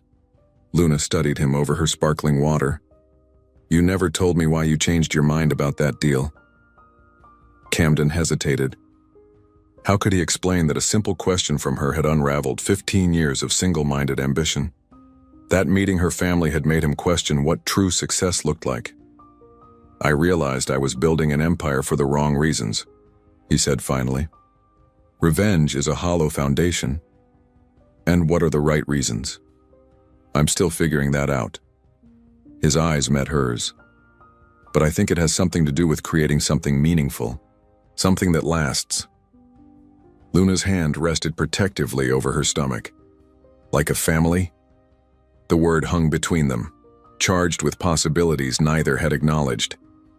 Luna, The shrill ring of his phone interrupted the moment. Camden checked the screen with a frown. I need to take this, it's the Tokyo office. Luna nodded, rising from the table. I'll give you privacy. While Camden handled the call, a minor crisis that his Tokyo team could have resolved without him, Luna wandered to the edge of the rooftop garden. The city spread before her, a tapestry of lights against the darkening sky. Somewhere in that glittering landscape was her old apartment, where she'd spent countless nights worrying about bills and Carmen's health. Now she stood on a rooftop garden, carrying the child of one of New York's wealthiest men, with her grandmother receiving the best medical care available and her brother applying to top universities with Camden's encouragement. It felt like a fairy tale, and that was precisely what worried her. Camden joined her at the railing. Sorry about that.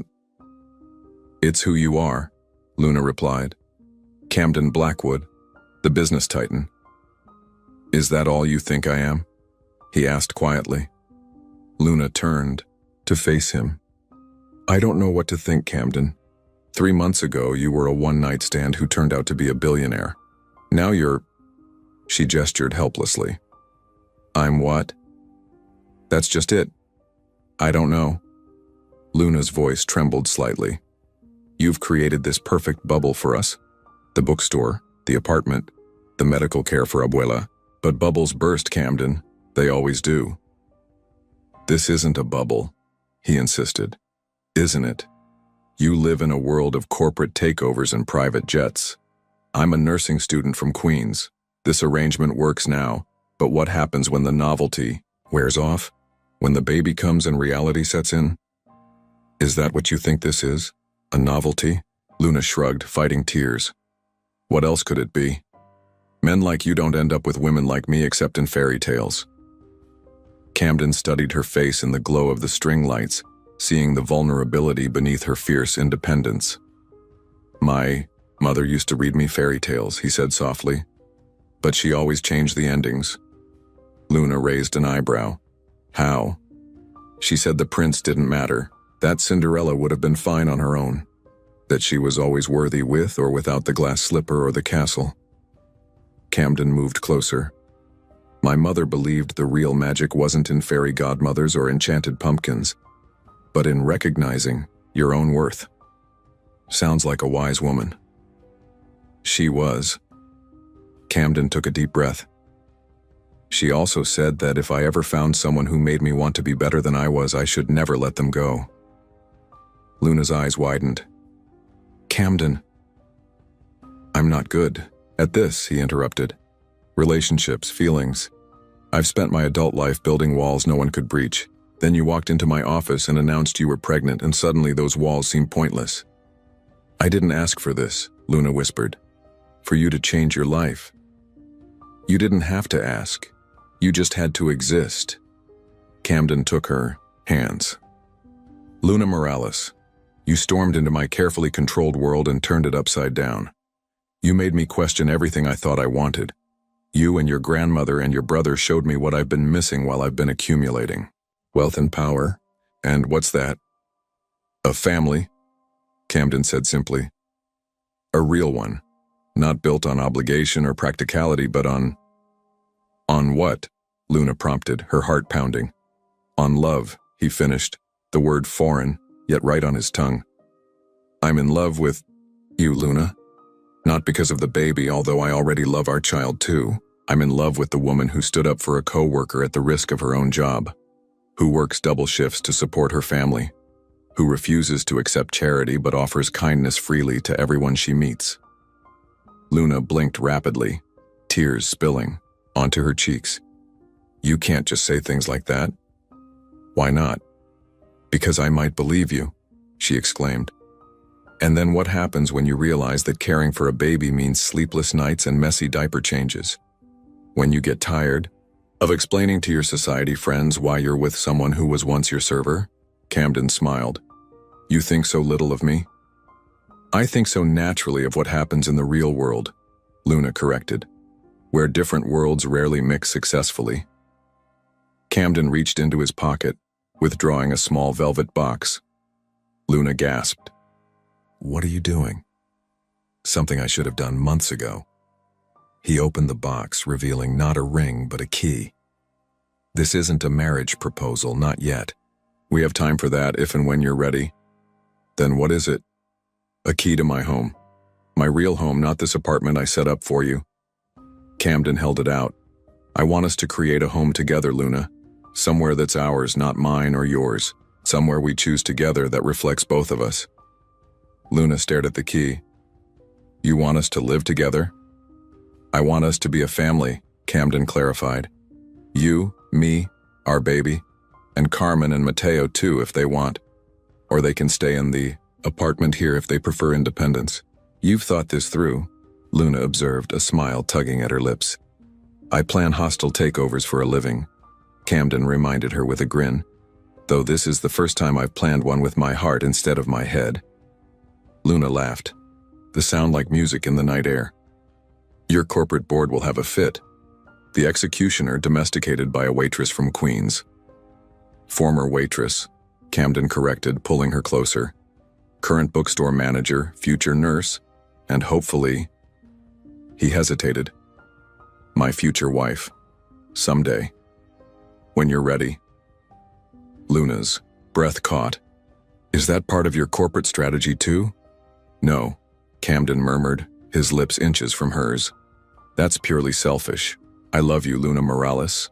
You've taught me what actually matters in this world, and it isn't stock options or corporate mergers. What matters then? She whispered. This, he replied, kissing her with all the tenderness she'd awakened in him. Us. Family. Love. When they finally parted, Luna studied him with glistening eyes. You know, for a ruthless billionaire, you can be surprisingly romantic. Only with you. Camden placed a gentle hand on her rounded stomach. And maybe with this little one. As if in response, the baby kicked against his palm. Luna laughed at his expression of wonder. I think that's a yes, she said softly, taking the key from the box. To the home, to the family, to us. And the someday proposal? Camden asked, heart racing with an emotion no business victory had ever evoked. Luna smiled, winding her arms around his neck. Ask me again in a year, Mr. Blackwood. When we've weathered midnight feedings and diaper explosions. When you've seen me at my worst and I've seen you at yours. If you still want to marry a headstrong woman from Queens, then I will, he promised, sealing the vow with another kiss. Every day of our lives I will. 1 year later, the grand opening of the Carmen Morales Memorial Hospital wing drew crowds of reporters and benefactors. Camden stood at the podium, unusually nervous as he prepared to address the gathered press. The Blackwood Foundation's largest project to date is dedicated to providing accessible healthcare to underserved communities, he began. Named in honor of Carmen Morales, whose strength in the face of illness inspired its creation. In the Idora front row, Luna sat with their 6-month-old daughter, Elisa Carmen Blackwood, who babbled happily in her mother's arms. Beside them, Mateo, now a freshman at Columbia, recorded the speech on his phone. Carmen hadn't lived to see her great-granddaughter's birth, but her spirit infused the family Camden had once never dared to dream of having. 3 years ago, Camden continued, I measured success by acquisitions and profit margins. Today, I measure it differently. His eyes found Luna's. Today, success is about the lives we touch, the communities we serve, and the love we share. The press conference concluded with the announcement of the Blackwood Foundation's next initiative, a scholarship program for nursing students from low-income backgrounds, inspired by Luna's recently completed degree. As the crowd dispersed, Camden joined his family, taking his daughter into his arms. She immediately grabbed his tie, a habit that never failed to melt the heart of the man once known as the executioner. Ready for our next adventure, Mrs. Blackwood? He asked, pressing a kiss to Luna's forehead. The simple gold band on her finger caught the light as she smiled up at him. Always, Mr. Blackwood. Behind them, the hospital wing's entrance featured a plaque with Carmen's favorite quote from Garcia Marquez. It's enough for me to be sure that you and I exist at this moment. And for the family that had found each other against all odds, the billionaire with a painful past and the waitress who had healed his heart, existing together in this moment, and all the moments to come, was more than enough. It was everything. The day of the divorce, she collapsed. The baby? His exact copy. The silence between them was deafening. The civil registry had that unbearable smell of old paper and fresh ink, a bureaucratic aroma that had nothing to do with the story they had just closed. Clara and Daniel sat opposite each other, separated by a cold table and a stack of papers that sealed what was once love. She held the pen tightly, not from indecision, but to keep her fingers from trembling. Her name was already there, printed in black ink, waiting only for the last signature. Daniel's. He, for his part, maintained his immobile expression, as he always did. His features rigid, his dark eyes hiding any trace of emotion. He took the pen with the precision of someone accustomed to definitive decisions. The stroke on the paper was quick, firm, without hesitation. No tears were shed, no protest or last-ditch attempt to fix things. Just a discreet, farewell gesture. Clara felt the weight in her chest, not of regret, but of exhaustion. It wasn't just the divorce. It was the months of weariness, the sleepless nights, the effort to maintain her dignity intact while everything around her crumbled. And now, there was nothing left to hold on to. She picked up the documents with stiff fingers and stood up. The movement was small, insignificant, but inside her, something broke. The room spun. First, a sharp ringing in her ears. Then, darkness. The impact wasn't hard, but the sound of her body hitting the floor made Daniel's world collapse. He was by her side before anyone else could react. His voice, always so controlled, broke into panic. "Clara! Clara! Talk to me!" She didn't respond.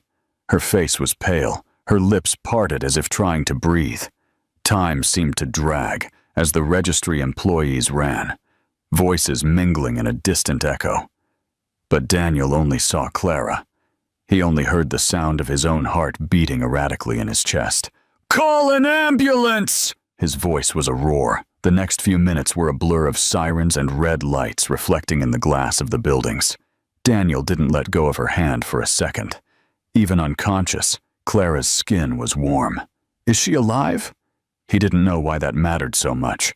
He didn't know why, after signing those papers, feeling her weak pulse beneath his fingers caused him a desperation he hadn't felt in a long time. But then, at the hospital, everything changed. The smell of antiseptic and the monotonous sound of monitors arrived before her eyes opened. Clara blinked against the white light of the room and felt the world spin slightly. The white ceiling, the pale walls, all so sterile, so empty. And then she saw him. Daniel was there. The impeccable suit from a few hours ago was now wrinkled, his tie knot loose. But what really caught her attention were his eyes. He looked at her as if he had seen a ghost, as if he were lost. Before Clara could say anything, the door opened, and a doctor entered. The man held a folder, his expression overly professional for what he was about to say. "Mrs. Davies, we have your test results." She forced herself to pay attention. "Your fainting spell was caused by a drop in blood pressure. Something common, considering your condition." Clara frowned. "My condition?" The doctor paused, as if expecting her to already know. But she didn't. "Congratulations, you're pregnant. 3 months. The silence that followed was absolute. Clara blinked. Her mind raced in 1,000 directions, trying to process the words, looking for some flaw in the logic, some explanation that wasn't that. Pregnant. She was pregnant. And when her gaze finally met Daniel's, she knew that nothing would ever be the same. He wasn't breathing. His eyes, which always hid everything, were now open in a way she had never seen before. For the first time in his life, Daniel was completely lost. The end of them had become the beginning of something much bigger. Clara felt the air weigh heavily around her. The doctor's words still floated in the silence of the room, as if time had refused to move forward from the moment they were spoken. Pregnant. She didn't know why that hit her with such force. It wasn't as if she had never considered the possibility. There were symptoms she ignored. Tiredness she attributed to the stress of the divorce. Nausea she treated as anxiety. Everything made sense now. But knowing was different from feeling. And in that instant, she felt the impact like an electric shock piercing every fiber of her body. Daniel was still there, standing, not moving a muscle. His eyes fixed on her, as if waiting for a reaction, a confirmation, anything that would help him process the new reality. But Clara had no answers. She averted her gaze, fixing it on a spot on the white sheet. She needed something solid, something that wouldn't move beneath her feet. "This doesn't change anything." The words came out before she could contain them, cold, firm, a barrier she tried to raise between herself and the confusion expanding within her. But Daniel noticed. He always noticed. The slight tremor in her voice, the way her hands, resting on the sheet, were slightly clenched. He took a step forward. Clara felt his energy invade the space between them. The woody, familiar perfume, a scent she knew better than she cared to. He was always there, on her skin, in her sheets, in the moments when they were still a couple, and she allowed herself to believe it could be forever. But now, she had to maintain control. "This is our child, Clara." His voice lacked its usual firmness. It wasn't an argument. It wasn't an order. It was a fact. One that carried the weight of everything they had lost, and of what, somehow, still existed between them. Clara looked up. The clash between them was palpable. Daniel didn't seem like the same man who signed those papers at the civil registry a few hours earlier. That man was cold, distant, as if nothing could touch him. But this one, standing before her, had a face marked by the impact of the news, dark eyes, laden with something she didn't want to decipher. Because if she looked too long, perhaps she would find vestiges of the love she was trying to bury. She breathed slowly, tasting the metallic flavor of uncertainty on her tongue. "I don't need you for this, Daniel." She saw him blink, as if the phrase had been an unexpected blow. "Don't be ridiculous." The answer came sharp, cutting. But the anger wasn't in his voice. It was somewhere else, deeper, more dangerous. She refused to back down. Ridiculous? For not wanting you to interfere in my life? In your life?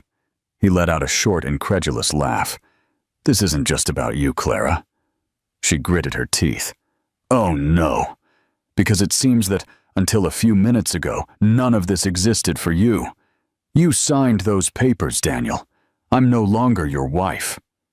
He leaned slightly forward, narrowing the distance between them. But I'm still the father of this child. Clara felt her heart race, but she kept her face impassive. She wouldn't give him that satisfaction.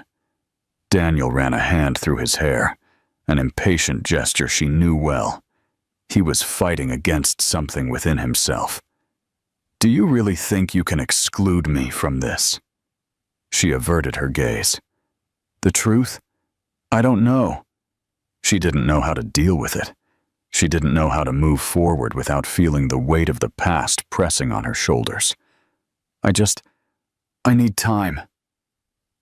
It was the first truly sincere thing she said since the impact of that news hit her. He was silent for a moment, watching her as if trying to decipher every thought she couldn't yet organize. I'm not going anywhere, Clara. She closed her eyes. That was what she feared, because no matter how much she tried to deny it, a part of her wanted to believe he was telling the truth. And that part was too dangerous to be heard. Clara averted her gaze, feeling the suffocating weight of Daniel's presence in the room. He was still there, watching her with that intensity that always left her vulnerable. But now, there was no room for vulnerability, not after everything they had been through. She closed her eyes for a moment, trying to find a trace of calm within the whirlwind forming in her mind. But all she found was the echo of a past that had never completely left her. Their story was never ordinary. At first, it seemed invincible. The first encounter was by chance, one of those moments that destiny orchestrates with surgical precision. Clara was in Paris for a conference. Daniel was there for a business meeting. Two strangers in a foreign city, united by chance and by the undeniable spark that arose as soon as their eyes met. He was confident, charming in a way that wasn't limited to words. There was something in the way he looked at her, as if he saw something in her that no one else saw. Clara was never one to act on impulse, but that night, when Daniel invited her to dinner, she accepted without hesitation. Paris was the beginning. They were nights in dimly lit restaurants, whispered conversations about dreams and ambitions, murmured promises between sheets. Clara had never felt anything like it before. The world seemed more vibrant when she was with him, more intense. And Daniel made her feel alive in a way no one else had. When they returned home, it wasn't long before everything became even more serious. The courtship quickly evolved into an engagement, and in a short time, into a marriage that, at first glance, seemed perfect. But perfection was an illusion. The first signs of wear came silently, like small cracks in a wall that, from a distance, still seemed intact. Daniel had always been a man of insatiable ambition. He didn't just want the best. He demanded the best. He was meticulous, strategic, determined to build an empire that would be unbreakable. And at first, Clara admired that in him. But she soon realized that his ambition consumed everything around him, including her. Nights, once filled with long dinners and laughter, became solitary. Daniel spent more time in meetings than at home. When he returned, it was too late for any meaningful conversation. Silence began to grow between them, occupying the space that was once filled with desire, laughter, and love. Clara tried to convince herself that it was just a phase, that everything would return to normal. But then came the demands. Daniel was never the type to raise his voice. He never explicitly forbade anything. But there was always a comment, a suggestion, a look that said more than words. You don't need to work anymore. I can give you everything. This dress is a bit daring, don't you think? I don't think it's a good idea for you to travel alone. What will people think? At first, they were small concessions, nothing that seemed significant enough to be a problem. But, little by little, she realized that she was disappearing within the marriage. Invitations to events became rarer. Outings with friends became a source of veiled arguments. Clara no longer recognized the woman she saw in the mirror. And when she tried to talk about it, when she gathered the courage to tell Daniel that she felt suffocated, that she needed space for herself, he simply didn't listen. That's just in your head, Clara. I only want what's best for you. The best. What Daniel never understood was that the best for her was not what he thought was right. The first time she asked for time, Daniel laughed. He actually laughed, as if the idea were absurd. You're being dramatic. The second time, he was silent for a few seconds before simply changing the subject. And the third time, when Clara could no longer breathe within the marriage, he looked at her with disbelief. I don't know what else you need. I've given you everything. Everything except freedom, except choice, except the feeling that she still owned her own life. That's how their love was lost, not in a big scandal, not in a devastating betrayal, but in the slow, irreversible erosion of a marriage that stopped being a home. And now, there, in the hospital, forced to face the man she once loved more than anything, Clara felt as if she were back in that moment. The past infiltrated the present like a ghost that refused to disappear. Daniel was no longer her husband. He no longer had control over her. But somehow, he still had power over her feelings, and that terrified her. She breathed slowly, trying to keep her voice firm. You can want to be part of this, Daniel, but I don't know if I want you near me. He didn't blink. Do you still hate me that much? Clara pressed her lips together. Hate you? I don't hate you, Daniel. The problem is precisely that. For a moment, he seemed confused. But then, something gleamed in his eyes, comprehension, and a flicker of something more, hope. This isn't over, Clara. She felt her heart tighten. It is over, Daniel. We signed those papers. But a paper doesn't erase what we were. Clara averted her gaze. But it can prevent us from being something again. The answer hung in the air. The past pursued them. And, whether they wanted to or not, they would have to face it. Daniel was never a man who accepted defeat. For him, everything was a matter of strategy. Planning, control. He always knew exactly what he wanted and how to get it. He had built his career that way. He kept his life organized that way. The world was a chessboard, and he was always the most skilled player. But Clara was never a pawn in that game. And now, for the first time in his life, Daniel didn't know what to do.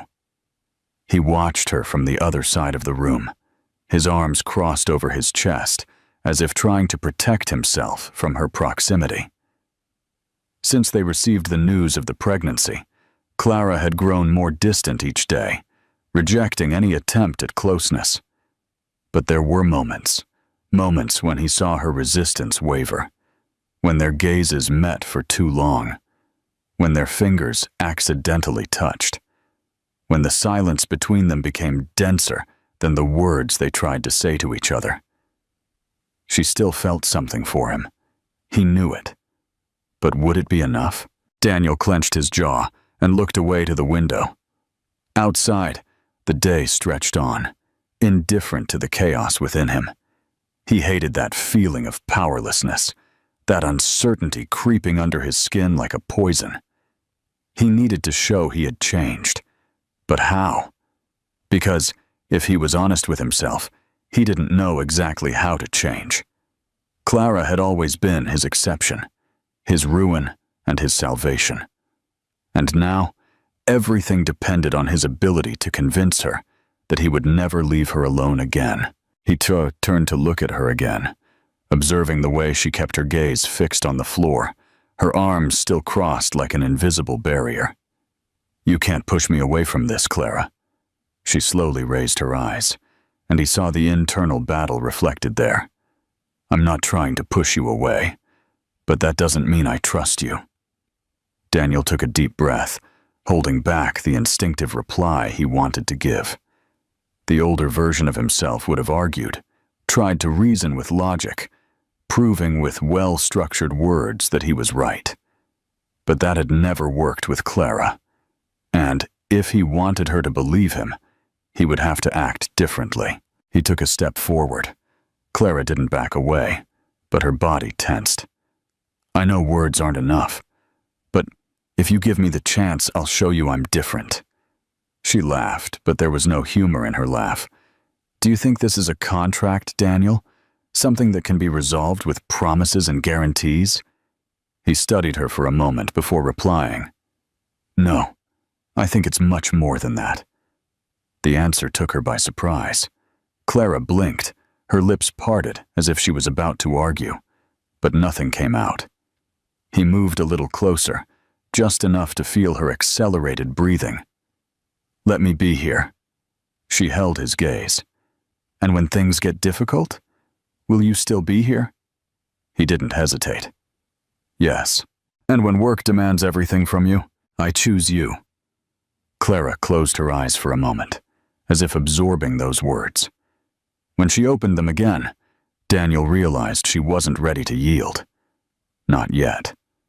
But something in her had changed. He saw it in the way she didn't retreat this time, in how her eyes lingered on his for a little longer before looking away. It still wasn't enough, but it was a beginning.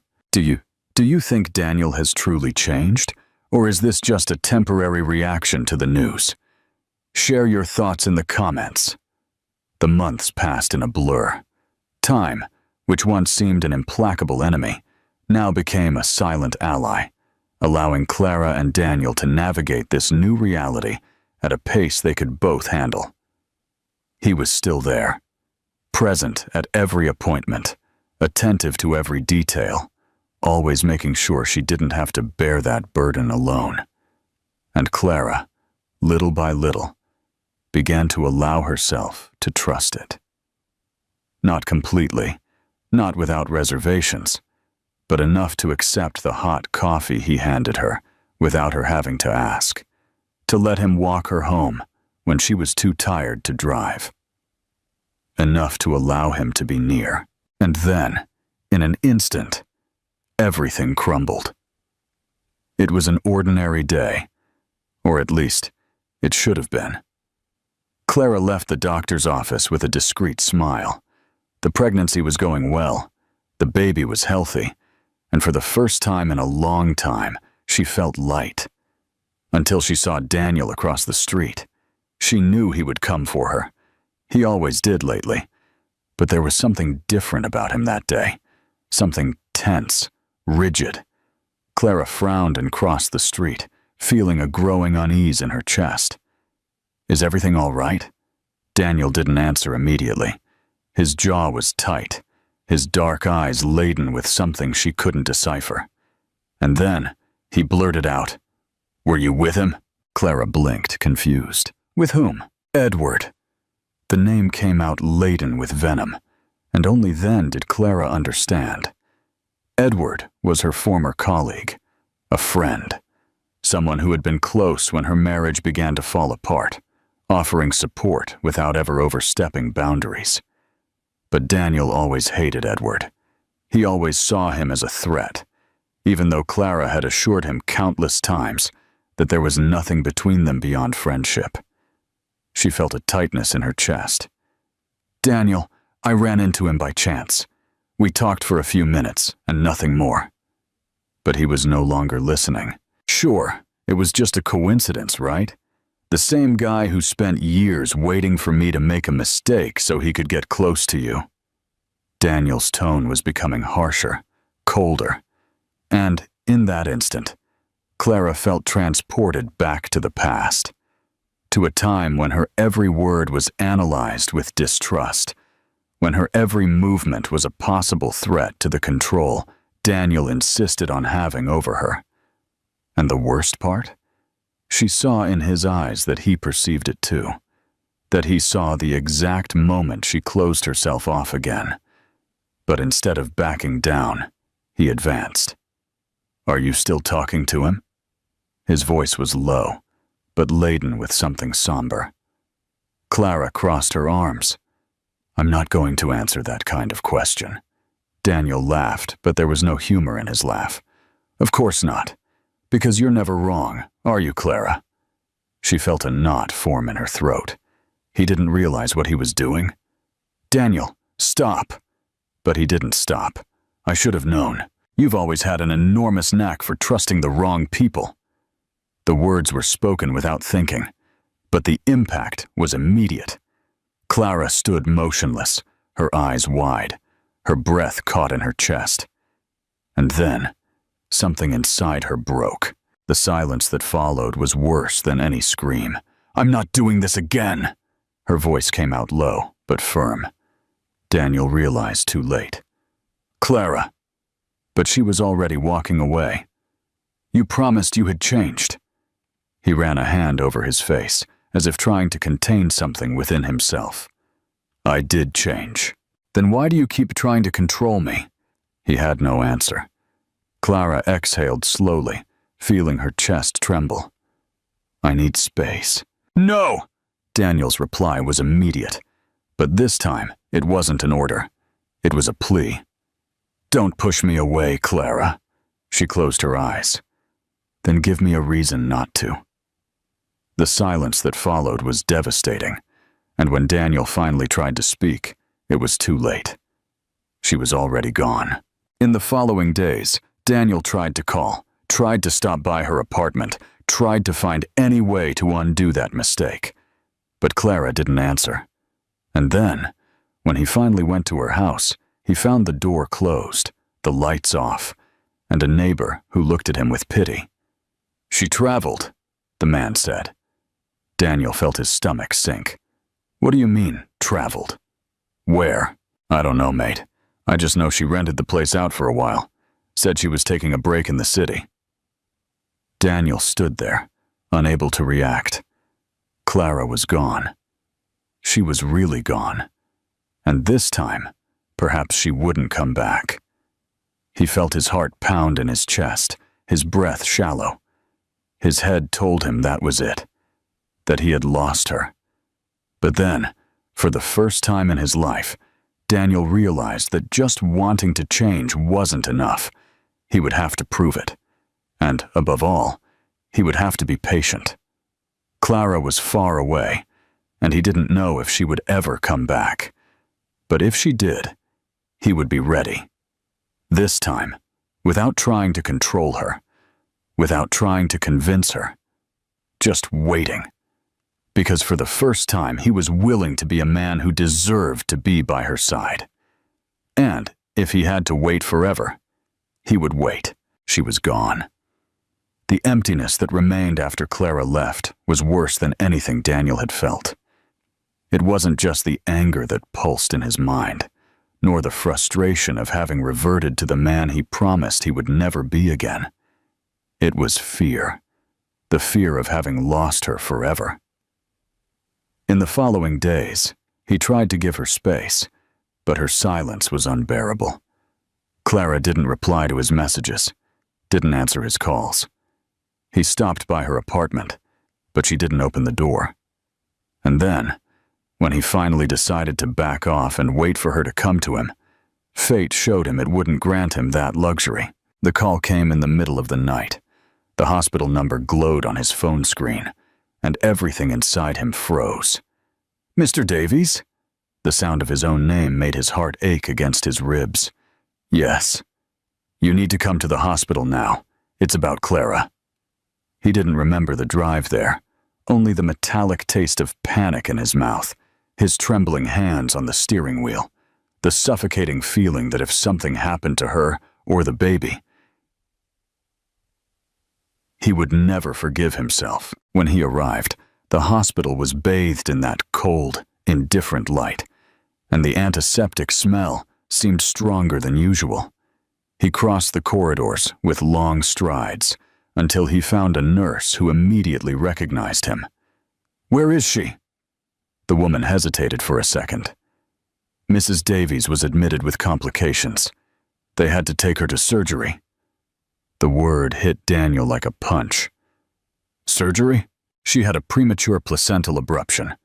The situation is delicate, but the doctors are doing everything they can. Delicate. The word resonated in his mind as the world around him lost its shape. He sat in the nearest chair, but he couldn't feel anything beneath him. It was as if he were floating, as if his own existence had been reduced to that moment. And then, for the first time in his life, Daniel understood what it meant to be completely powerless.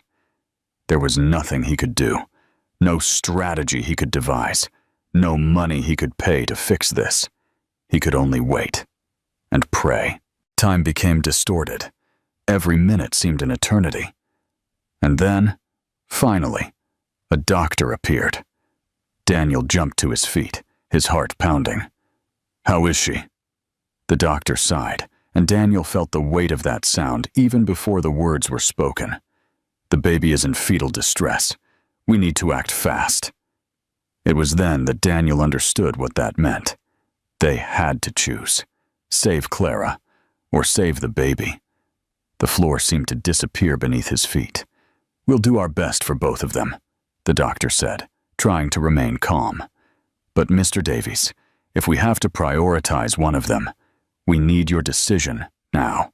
The decision. The moment that would define everything. He looked towards the closed door of the room where Clara was. Would he lose her? After everything, after finally understanding that he loved her in a way he never comprehended before, after realizing that she was the center of everything, would he have to let her go? And then, for a second, a memory came to his mind. Clara, the first time she felt the baby move, bringing her hands to her belly with a smile of pure adoration.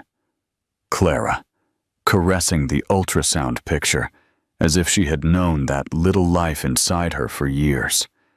Clara, saying softly, one night, without knowing he was listening, "I would do anything for my child." That was it. That was what really mattered. He closed his eyes for an instant and took a deep breath, and then he looked at the doctor. "Save the baby." The doctor nodded and disappeared down the corridors, and Daniel remained there, alone, feeling the weight of the most difficult decision he had ever made. Time passed slowly, and when the door to the surgery room finally opened, everything inside him stopped. Because there, surrounded by nurses, with a tired but alive look, was Clara. She survived, and the baby too. But something was different. Clara was weak, pale, her eyes heavy from exhaustion and pain. When their eyes finally met, something gleamed there. Not anger, not total relief, but something deep. Something between gratitude and incomprehension. She moved her lips, her voice almost a whisper. "You chose the baby?" Daniel's chest tightened. "I chose what you would have chosen." The silence between them was thick, and then the tears came. Not from him, but from her. Clara didn't cry from weakness, nor from pain. She cried because for the first time, she saw Daniel understand what it meant to love someone without trying to possess them, without trying to mold them. He understood. And in that instant, Daniel knew that his life would never be the same. This time, he hadn't fought to win Clara. He had fought to be the man she deserved. And perhaps, for the first time, he was close to achieving it. What it meant to love someone more than himself. And now, there, Standing in front of the room where Clara held the baby's small, fragile body against her chest, Daniel felt something he had never experienced before. The fullness of having done the right thing. The following months were a blur of changes. Clara needed time to recover from the surgery. The baby was under observation for a few weeks, but soon the doctors assured them he was healthy.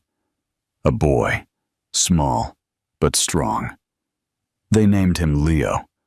It was Clara who chose the name, and Daniel didn't argue. For the first time, he accepted something without objection. He had already made all the wrong decisions in the past. This one, he wanted it to be hers. But accepting didn't mean everything was easy. Because, if there was one thing Daniel had learned, it was that love cannot be forced. Love is conquered, day after day. And that's exactly what he did. Clara's house became a silent refuge, where time seemed to slow down. Daniel came almost every day, but he didn't intrude. He never crossed the boundaries she imposed.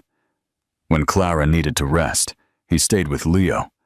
When Leo cried in the middle of the night, he arrived before Clara could get up. And when she felt lost, exhausted, overwhelmed with it all, Daniel simply was there. Without demanding, without pressuring, waiting. And Clara realized. She realized that for the first time, Daniel wasn't trying to control her. He wasn't trying to define what they would be.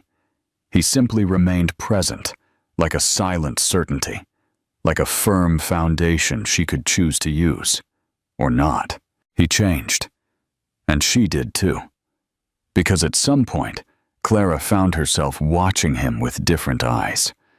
Not the Daniel she had left, not the Daniel she feared, but the Daniel who held Leo in his arms with a tenderness she never imagined he possessed.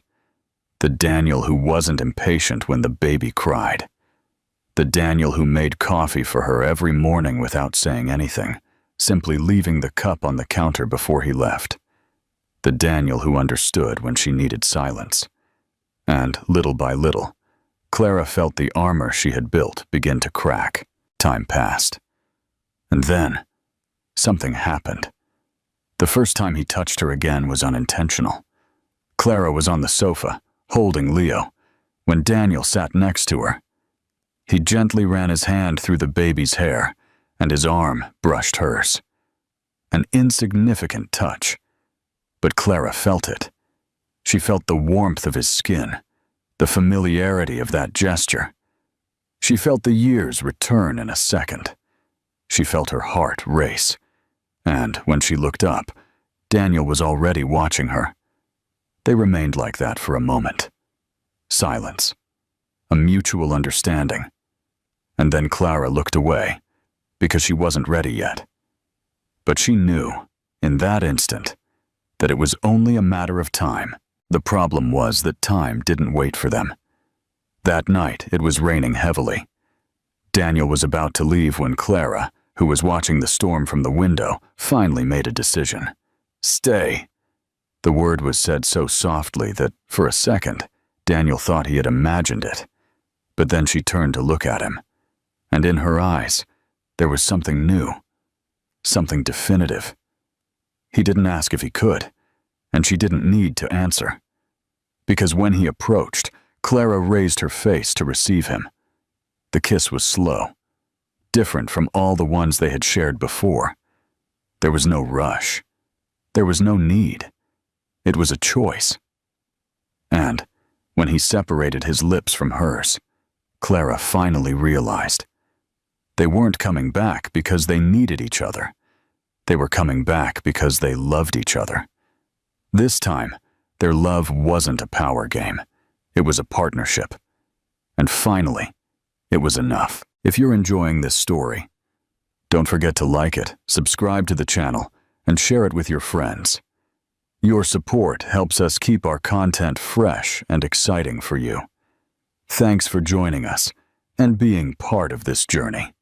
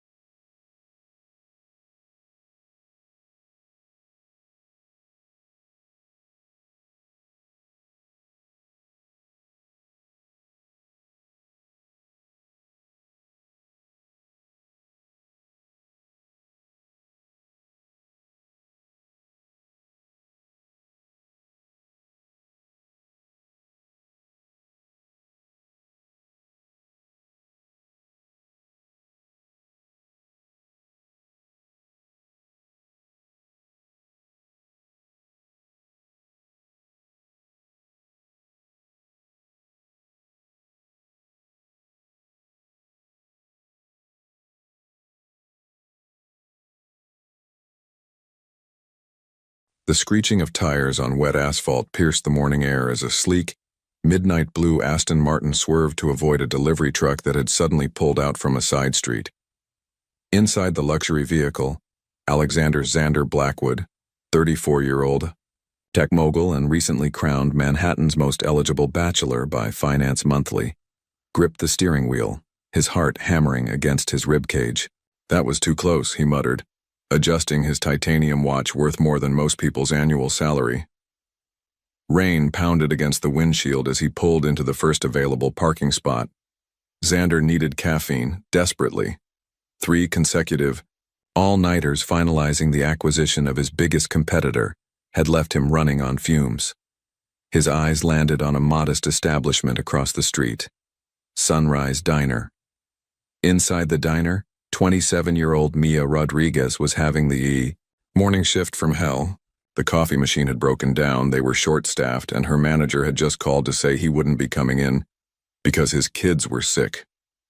"Order up for table 5, shouted Carlo, the elderly cook who had been with the diner since before Mia was born. Balancing 3 plates of eggs and pancakes while dodging a spilled orange juice, Mia managed a genuine smile for the elderly couple at table 5. "Here you go, Mr. and Mrs. Patterson, just how you like them." "You're an angel, Mia," Mrs. Patterson said, reaching for her hand. "How's your mother doing?" Mia's smile flickered for just a second. "She's responding well to the treatments. Thank you for asking. The doctors are optimistic."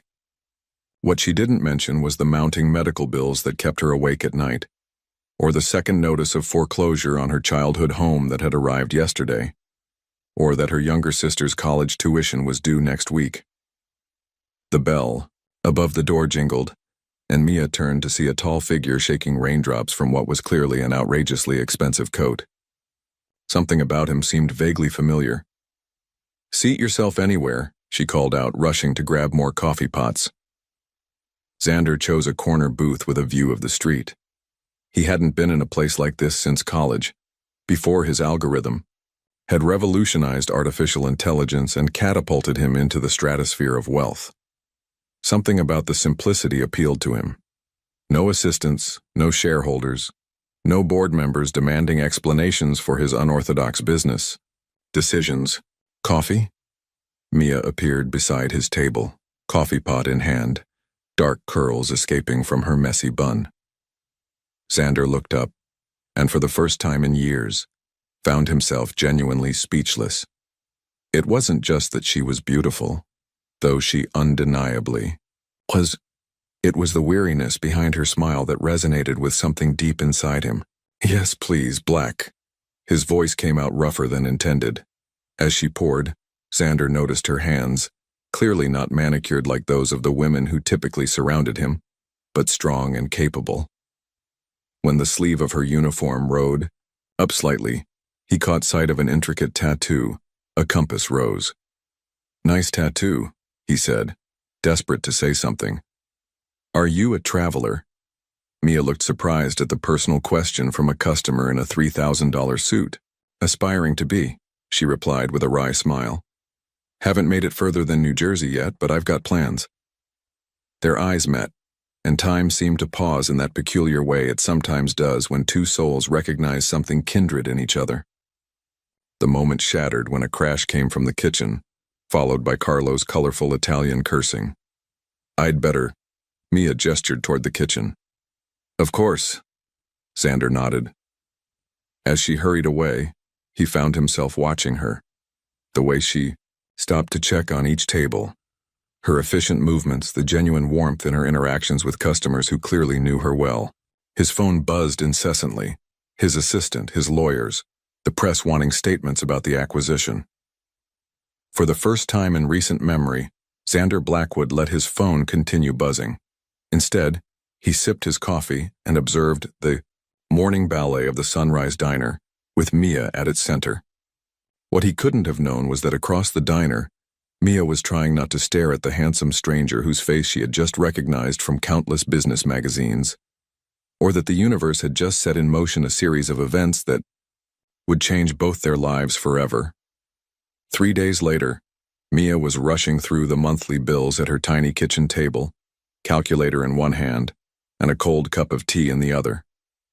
The apartment was quiet except for the rhythmic ticking of the ancient wall clock and the occasional rumble of the subway beneath the building. "That can't be right," she muttered, rechecking the hospital bill for the third time. The amount hadn't changed, $47,853.22 after insurance. Her mother's experimental cancer treatment wasn't covered, of course. Add that to the mortgage payments her father had fallen behind on before his death last year, her sister Lucia's tuition, and the regular monthly expenses.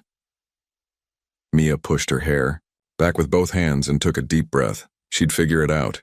She always did. The buzzer rang, making her jump. No one ever visited on Tuesday afternoons. "Who is it?"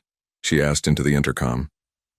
"Delivery for Mia Rodriguez," came the reply. Confused, she buzzed them in. When she opened her door, a delivery man stood there with an enormous bouquet of wildflowers. Not the typical roses or lilies, but meadow flowers in every color imaginable. "I didn't order these," she said, perplexed. "Already paid for." The delivery man shrugged, handing her an envelope before disappearing down the stairs. Inside was a handwritten note on thick cream-colored paper.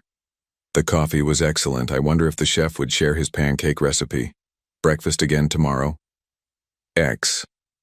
No phone number, no explanation, just an address to one of the most exclusive restaurants in the city and a time, 9 a.m.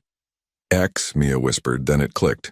The handsome stranger from 3 days ago, Alexander Blackwood, the tech billionaire whose face was plastered across the business section of every newspaper in the country. "No way," she laughed nervously to herself. "Absolutely no way." But the next morning, curiosity got the better of her. After dropping Lucia off at community college, Mia found herself standing outside Etoile, wearing her best sundress and feeling woefully underdressed despite her efforts. "Ms. Rodriguez?" A maitre d' approached her immediately. "Mr. Blackwood is waiting. On the terrace." The terrace turned out to be a rooftop garden with breathtaking views of the city. Xander stood when he saw her, looking both imposing and somehow vulnerable in a simple blue button-down shirt and dark jeans. "You came," he said, sounding genuinely surprised. "I wasn't sure you would." "I'm not sure why I did," Mia admitted, accepting the seat he pulled out for her. "This isn't really my scene." "Mine either, if I'm being honest," Xander confessed, "but they make incredible pancakes." As if on cue, a server appeared with plates of fluffy pancakes drizzled with real maple syrup and fresh berries. "You ordered already?" Mia raised an eyebrow. "I took a chance," he said with a smile that made her stomach flip in a way that was entirely too teenage girl for her liking. Over breakfast, Mia found herself relaxing. Despite his wealth and status, Xander was surprisingly easy to talk to. They discovered shared tastes in obscure indie bands and a mutual hatred for pretentious food. "So," she said finally, setting down her coffee cup. "Why am I here, Mr. Blackwood?" "Xander, please," he corrected. "And that's a fair question." He leaned forward, his expression growing serious. "I have a proposition for you." Mia's defenses immediately went up. "I'm not interested in being anyone's charity case or weekend entertainment." "That's not..." Xander looked genuinely distressed. "I'm sorry, I'm handling this badly. Let me start over." He took a deep breath. "I run a foundation that helps families with medical debt. It's something personal to me after losing my mother to cancer when I was in college." This was not what Mia had expected. "I don't understand." "Your conversation with the elderly couple that day at the diner about your mother's treatments. I couldn't help overhearing."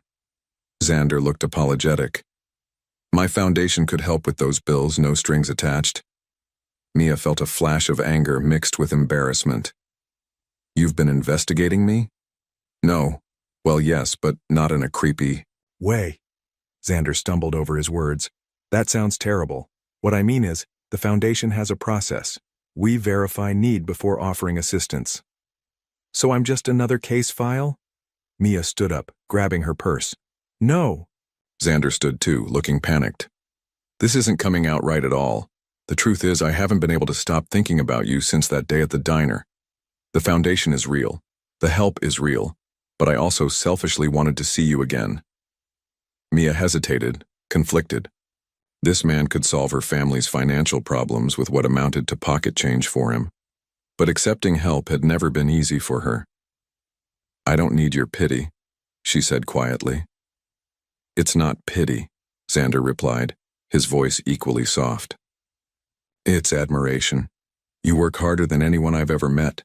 You care for your family with everything you have. That's rare in my world. Their eyes locked, and Mia felt something shift between them, a recognition that went beyond their different circumstances. One condition, she said finally. I work it off. I don't know how, but I will. A slow smile spread across Xander's. Forza? Actually, I might have just the thing. How do you feel about event planning? Event planning?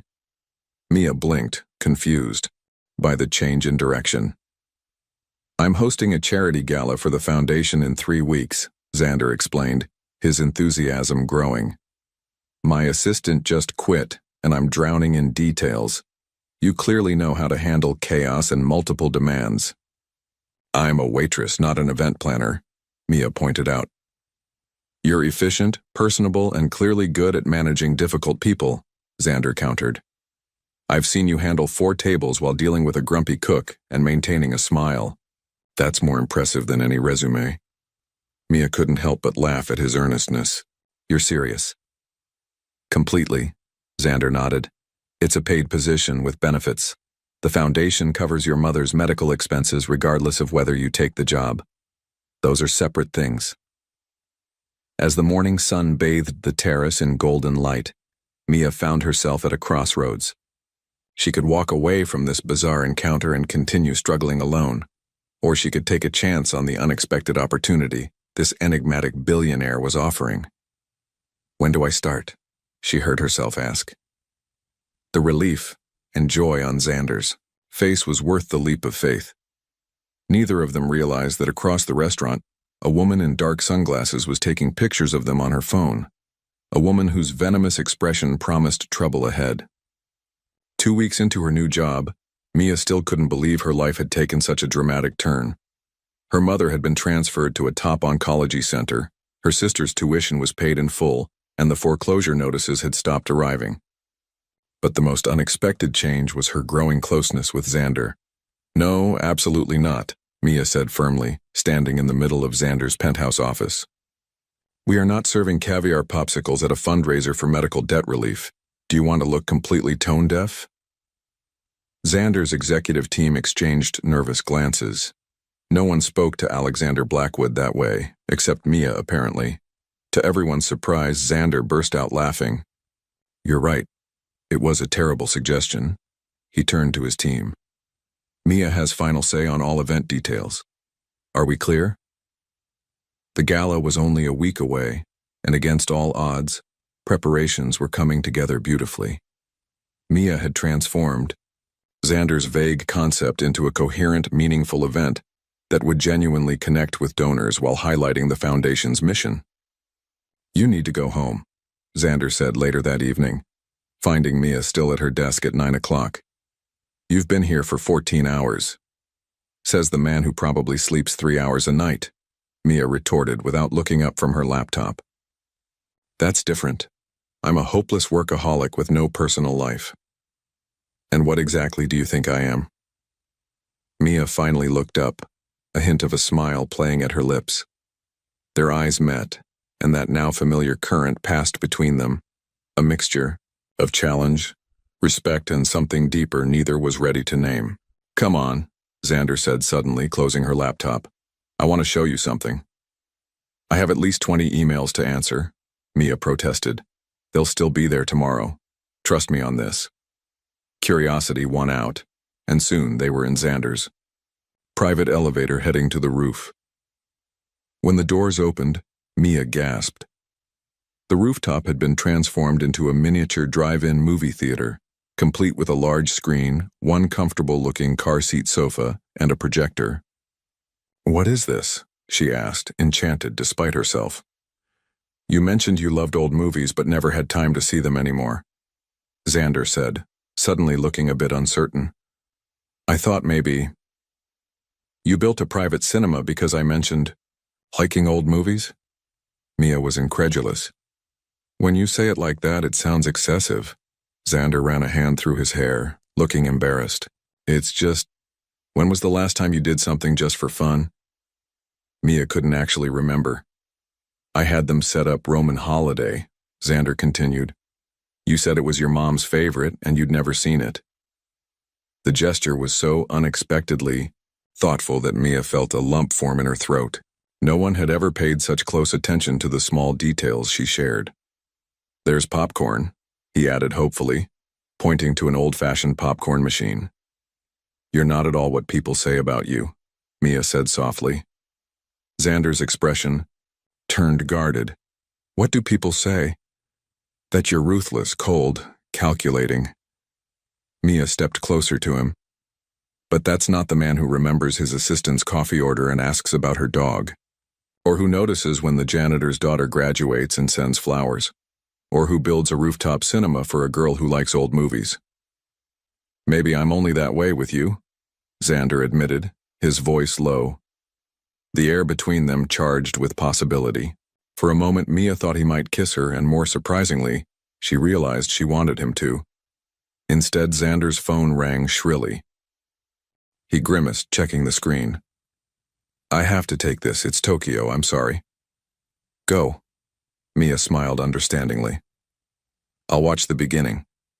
Join me when you can. An hour later, Xander finally returned to find Mia curled up on the car seat sofa, completely absorbed in the movie. Without a word, he sat beside her, careful to maintain a respectful distance. Without looking away from the screen, Mia shifted over and rested her head against his shoulder. Slowly, cautiously, Xander's arm came around her. This is unprofessional, Mia murmured, though she didn't move away. Completely, Xander agreed. I should maintain better boundaries. Absolutely. I'm serious, she insisted, though she nestled closer. I know, he said softly, his breath warm against her hair. We should talk about it. Tomorrow, Mia decided. Tonight, I just want to watch the movie. Tomorrow, Xander agreed. But tomorrow brought chaos.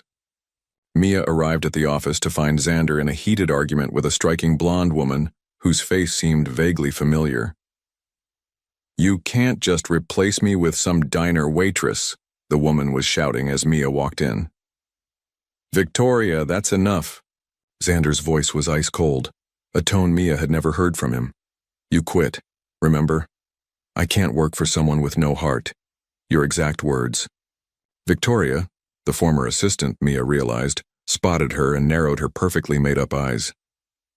Her? This is who you replaced me with? Ms. Rodriguez is more qualified than you ever were, Xander stated flatly. Now, if you'll excuse us, we have work to do. Victoria smiled thinly. You always did have a thing for charity cases, Xander. Remember how that worked out last time? After she stormed out, an uncomfortable silence fell between them. Ex-girlfriend? Mia finally asked, trying to sound casual. Ex-everything, Xander sighed. Assistant, girlfriend, almost fiancé. It ended badly. I see, Mia said, though she didn't, not really. The glimpse of Xander's past life, filled with beautiful, sophisticated women like Victoria, reminded her sharply of the differences between them. No, you don't. Xander stepped closer. Victoria was what everyone expected me to want. She fit the role perfectly, but I never felt with her what I feel when... The intercom buzzed, interrupting what promised to be an important confession. Mr. Blackwood, the board members have arrived for the emergency meeting. The moment broken, Xander stepped back. We'll talk later, after the gala preparations. Mia nodded, but as she watched him switch instantly into corporate mode, she couldn't help wondering if she was setting herself up for heartbreak. After all, what could a billionaire tech genius and a waitress from the Bronx really have in common once the novelty wore off? Later that afternoon, Mia was reviewing seating arrangements when her phone pinged with a news notification. The headline made her blood run cold.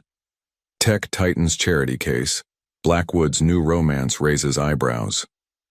The article featured photos of her and Xander on the rooftop the night before, along with quotes from an insider claiming Xander had a pattern of rescuing women before growing bored and moving on. As she stared at the screen in disbelief, another text came through, this one from her sister Lucia. "Mom's seeing this too. What's going on, Mia?" The night of the gala arrived with a flurry of activity. Mia had barely spoken to Xander in the 3 days since the tabloid article broke.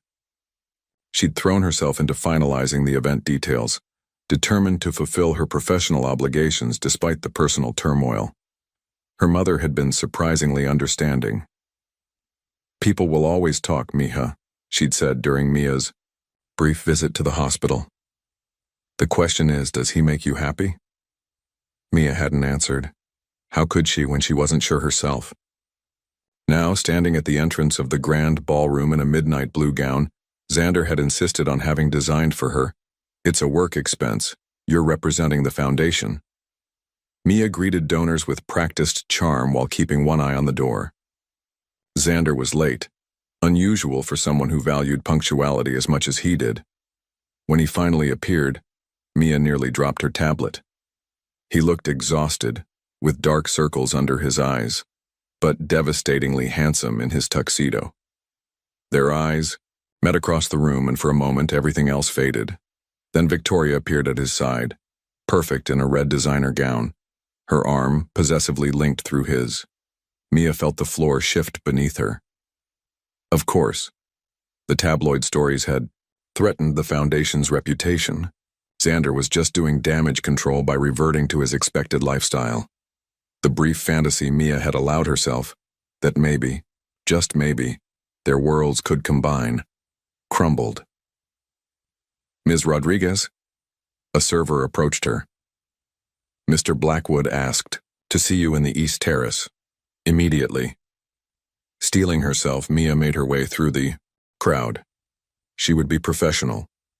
She would hand over her notes for the evening, thank him for the opportunity, and walk away with her dignity intact. The East Terrace was empty except for Xander, who stood alone at the balustrade, staring out at the city lights. "Victoria looks lovely," Mia said by way of greeting, proud of how steady her voice sounded. Xander turned, surprise evident in his expression. "Victoria is here as a guest of the board chairman, not with me." "Oh," Mia faltered. "The way she was holding your arm, I thought—" "That was for the cameras," Xander interrupted, moving toward her. "She's trying to create a narrative, just like she did with that tabloid piece." "She leaked the story?" Mia shouldn't have been surprised, but somehow she was. "With considerable embellishment," Xander confirmed. "Victoria likes control. She doesn't appreciate being replaced, professionally or personally." A moment of silence stretched between them. The sounds of the gala drifted from inside. Glasses clinking, elegant laughter, the quartet playing soft jazz. "I've been avoiding you," Xander admitted. "Not because of the article, but because I realized something when I saw it." Mia braced herself. Here it came. The gentle letdown. The "it's been fun but not practical" speech. "I realized I'm in love with you," Xander said instead, his voice rough with emotion. "And it terrifies me." Mia stared at him. "You're... what?" "In love with you," he repeated more firmly this time. "Not with the idea of rescuing you or whatever nonsense Victoria's spreading. With you, stubborn, brilliant, compassionate you." "But you could have anyone," Mia whispered, the insecurity she'd been battling finally surfacing. "I don't want anyone." Xander moved closer, taking her hands in his. "I want the woman who calls me on my privilege, who works harder than anyone I've ever met, who made me watch Roman Holiday and cried at the ending." Despite herself, Mia smiled. "It was a sad ending." "It doesn't have to be for us," Xander said softly. "I know this is fast, I know it's complicated, but these past weeks you've made me happier than I've been in years. You see me. Not my money, not my company, just me. Mia felt tears gathering. What about the differences between us? Your world, my world. They're just places, Xander insisted. What matters is who we are together. I don't care what anyone thinks. I care what you think, how you feel. Mia looked up at him, seeing the vulnerability in his eyes. This man who commanded boardrooms and built tech empires was laying his heart bare before her, asking for nothing but honesty in return. I think, she said slowly, that I've been falling in love with you since you built me a rooftop cinema. Joy dawned across Xander's face. Really?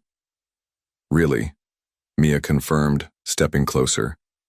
But there are conditions, Xander nodded solemnly, though his eyes sparkled. Name them. I keep my job at the foundation, but I earn it on merit. No special treatment. Agreed, Xander said. You're already the most effective manager we've ever had. I finish my degree, Mia continued. The one I had to abandon when my father got sick. Absolutely, Xander nodded. Though I'll miss you while you're in class. And, Mia took a deep breath. We take this slowly, day by day, no rushing. Xander's hands came up to frame her face. I would wait forever for you, Mia Rodriguez. But I really want to kiss you right now. She smiled, her heart lighter than it had been in years. I suppose that's acceptable. When their lips finally met, it felt like coming home to a place she'd never been before. Perfect. Right. Inevitable. Later, as they returned to the gala hand in hand, there were whispers and stares. Victoria's face turned thunderous, but none of it mattered. The foundation raised a record amount that night. Mia's mother's treatment continued successfully. Lucia graduated with honors and started her own business with Xander's mentorship. The Sunrise Diner received an anonymous donation that allowed Carlo to finally retire, though he still came in 3 days a week because he missed the regulars. 6 months later, Mia moved into Xander's penthouse, but only after insisting on paying for renovations herself with her foundation salary. A year after that, he proposed on the rooftop cinema during a screening of Casablanca. Here's looking at you, kid, he quoted with that boyish grin that still made her heart flip. That's the cheesiest proposal ever, Mia laughed through her tears. Is that a yes? Xander asked, the billion-dollar man suddenly as nervous as a schoolboy. Mia kissed him deeply before pulling back with a smile. That's what took you so long? 2 years to the day from their first meeting at the Sunrise Diner, they were married in a small ceremony with their closest friends and family. No press, no celebrities, just the people who mattered most. At the reception, Mrs. Patterson, from the diner, nudged her husband. I knew it from the moment he walked in that rainy morning. The way he looked at her, like she was the answer to a question he hadn't even known to ask. Mr. Patterson squeezed her hand. Some hearts just recognize each other. Across the room, Xander twirled Mia on the dance floor, both of them laughing. In the end, it wasn't about a billionaire saving a waitress. It was about two people whose lives had been missing something vital until they found each other, proving, once again, that the richest currency in any universe is love.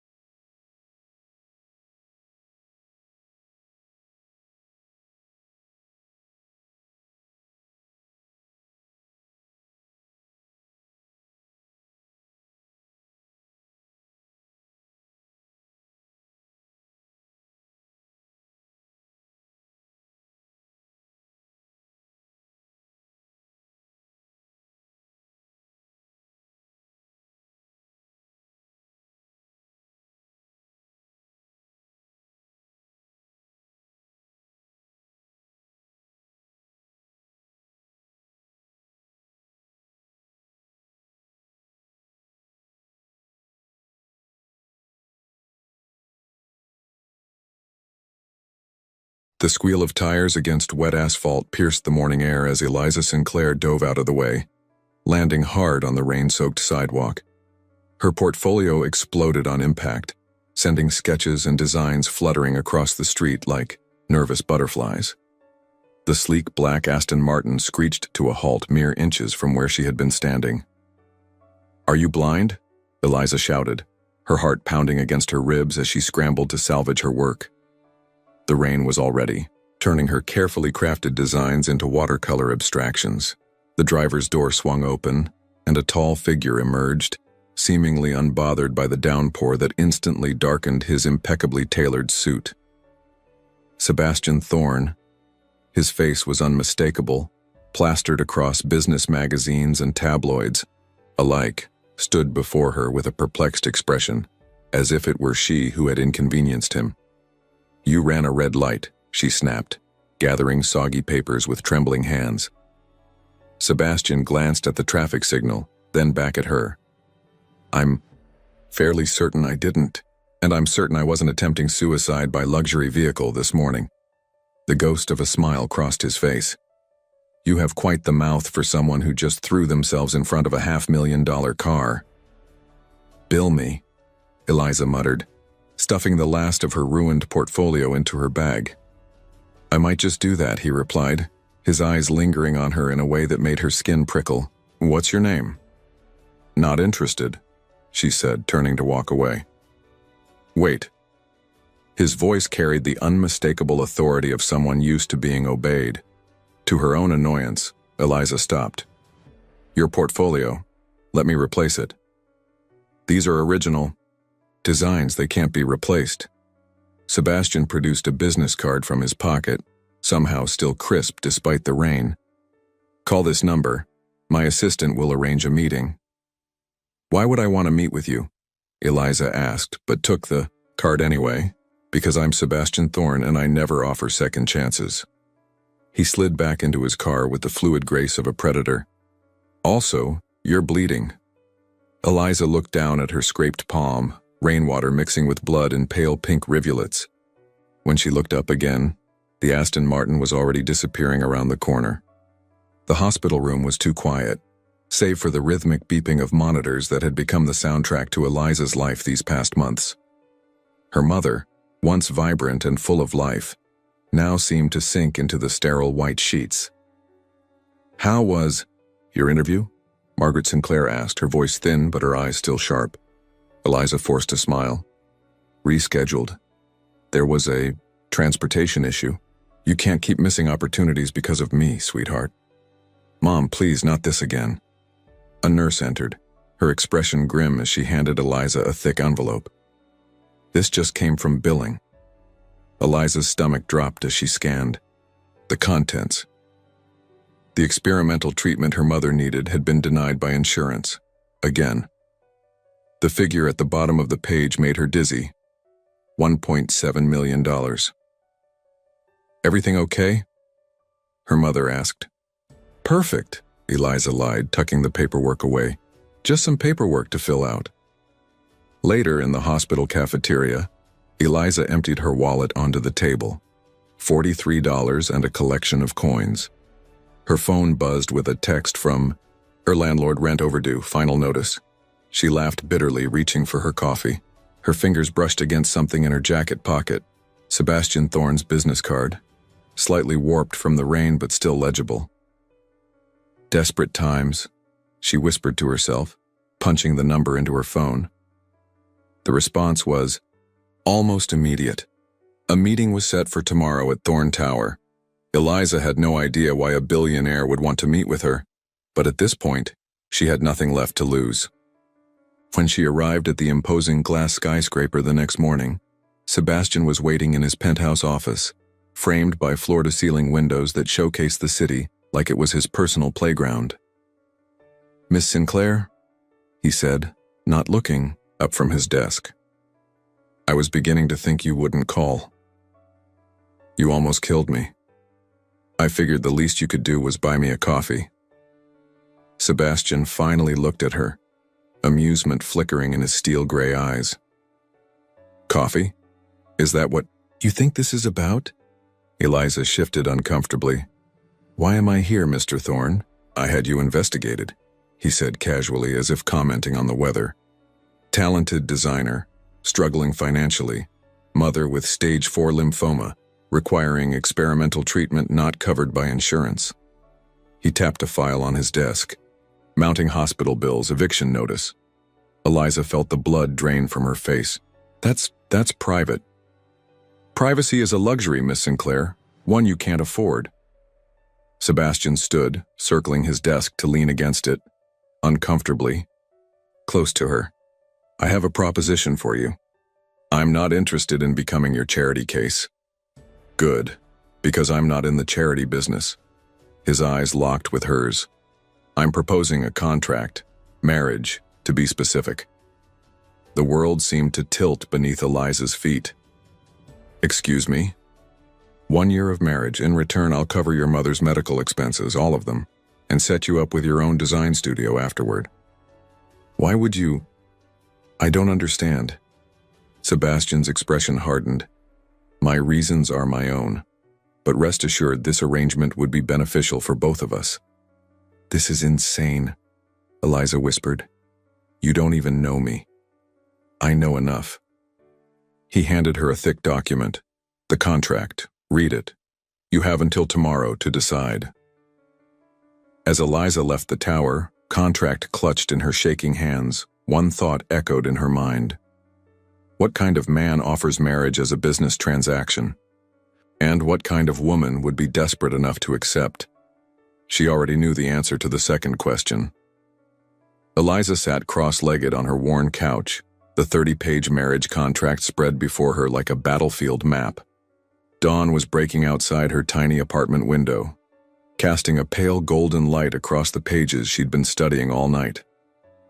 "Page 27, she muttered, circling another clause. "Required public displays of affection, within reason." She snorted. "Define within reason, Mr. Thorne." Her phone buzzed with a hospital notification. Her mother's morning vitals were stable. That small relief did little to quiet the war in her mind. She glanced at her laptop screen, where she'd pulled up everything she could find on Sebastian Thorne. 34 years old, self-made billionaire by 28, no serious relationships on record, rumored to be ruthlessly efficient in both business and pleasure. "This is certifiable," she told her empty apartment. Her ancient tabby, cat Oscar meowed in what seemed like agreement, yet as her eyes fell on the stack of hospital bills on her kitchen counter, Eliza felt the weight of reality crushing her romantic notions. Pride was a luxury she couldn't afford, not with her mother's life hanging in the balance. The buzzer rang, startling her. Through the intercom, a crisp voice announced, "Car for Miss Sinclair." Outside, a gleaming black Bentley waited.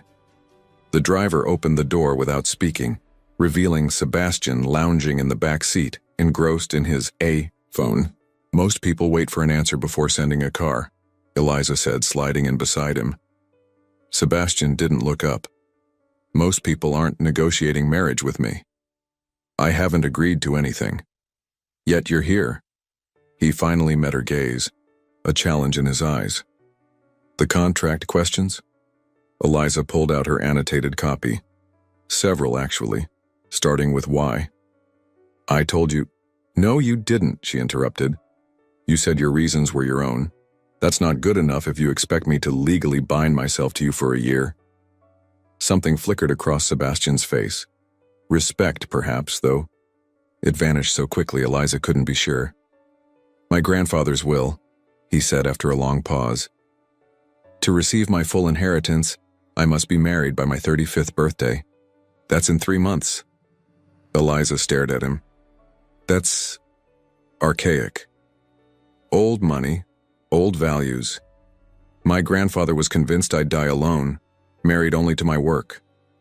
A sardonic smile curved his lips. He wasn't entirely wrong. "So I'm just a checkbox on your inheritance to-do list?" "A mutually beneficial arrangement," Sebastian corrected. "You need money for your mother's treatment. I need a wife who won't expect romance or attachment. Perfect alignment of interests."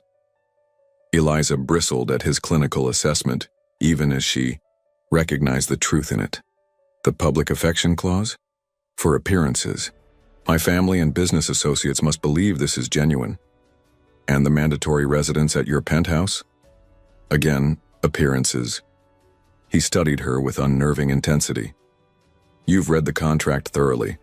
I'm impressed. Most people would have signed immediately given the sums involved.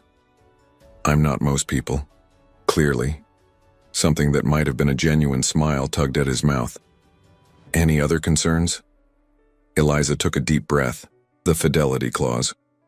Sebastian raised an eyebrow. Problem? Not for me, but for you. A year is a long time for someone with your, reputation. He laughed then, a real laugh that transformed his face, making him look younger, almost approachable. My reputation is greatly exaggerated, Miss Sinclair. Eliza, she corrected automatically. If we're getting married, you should probably use my first name. Eliza, he repeated as if testing how it felt on his tongue. Then you should call me Sebastian. The car slowed to a stop, and Eliza realized they had arrived at the hospital. Sebastian had known where she was headed without asking. How did you... I make it my business to know things, he said suddenly. All business again. Your mother's new treatment begins today. I've already arranged everything with the hospital. The experimental protocol from Sweden. Eliza's throat tightened. I haven't signed anything yet. Consider it a gesture of good faith. He handed her a slim fountain pen. But I will need your decision by the end of the day. As Eliza stepped out of the car, Sebastian added, Your mother will be told we met at a charity gala 6 months ago. A whirlwind romance, it's all in the contract. More lies, Eliza murmured. Think of it as a script, Sebastian replied. One with a very happy ending for your mother. Margaret Sinclair looked better than she had in months. The new treatment was already working, or perhaps it was the hope shining in her eyes as she studied the enormous bouquet of lilies that had arrived that morning. Tell me about him, she insisted, clutching Eliza's hand. Sebastian Thorne. I've seen him in magazines. How did you keep this secret from me? Eliza forced a smile, reciting the story Sebastian had crafted. A chance meeting at a gallery opening. Coffee that turned into dinner. His unexpected interest in her designs. He's not what you'd expect, Eliza said, surprising herself with the truth in those words. When can I meet him?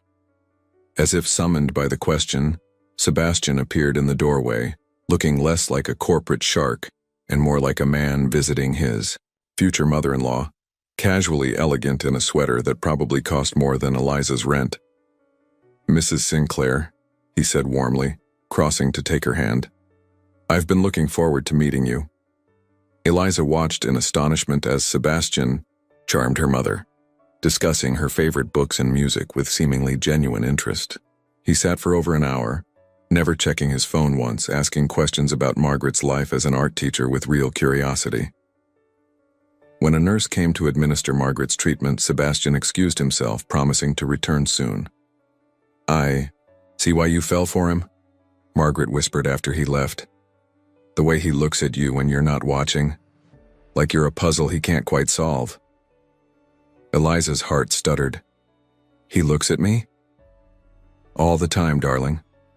Her mother smiled, knowingly. And you look at him too. Outside the hospital room, Sebastian waited, his mask of warmth replaced by his usual impenetrable expression. You were convincing, Eliza admitted. I'm good at what I do.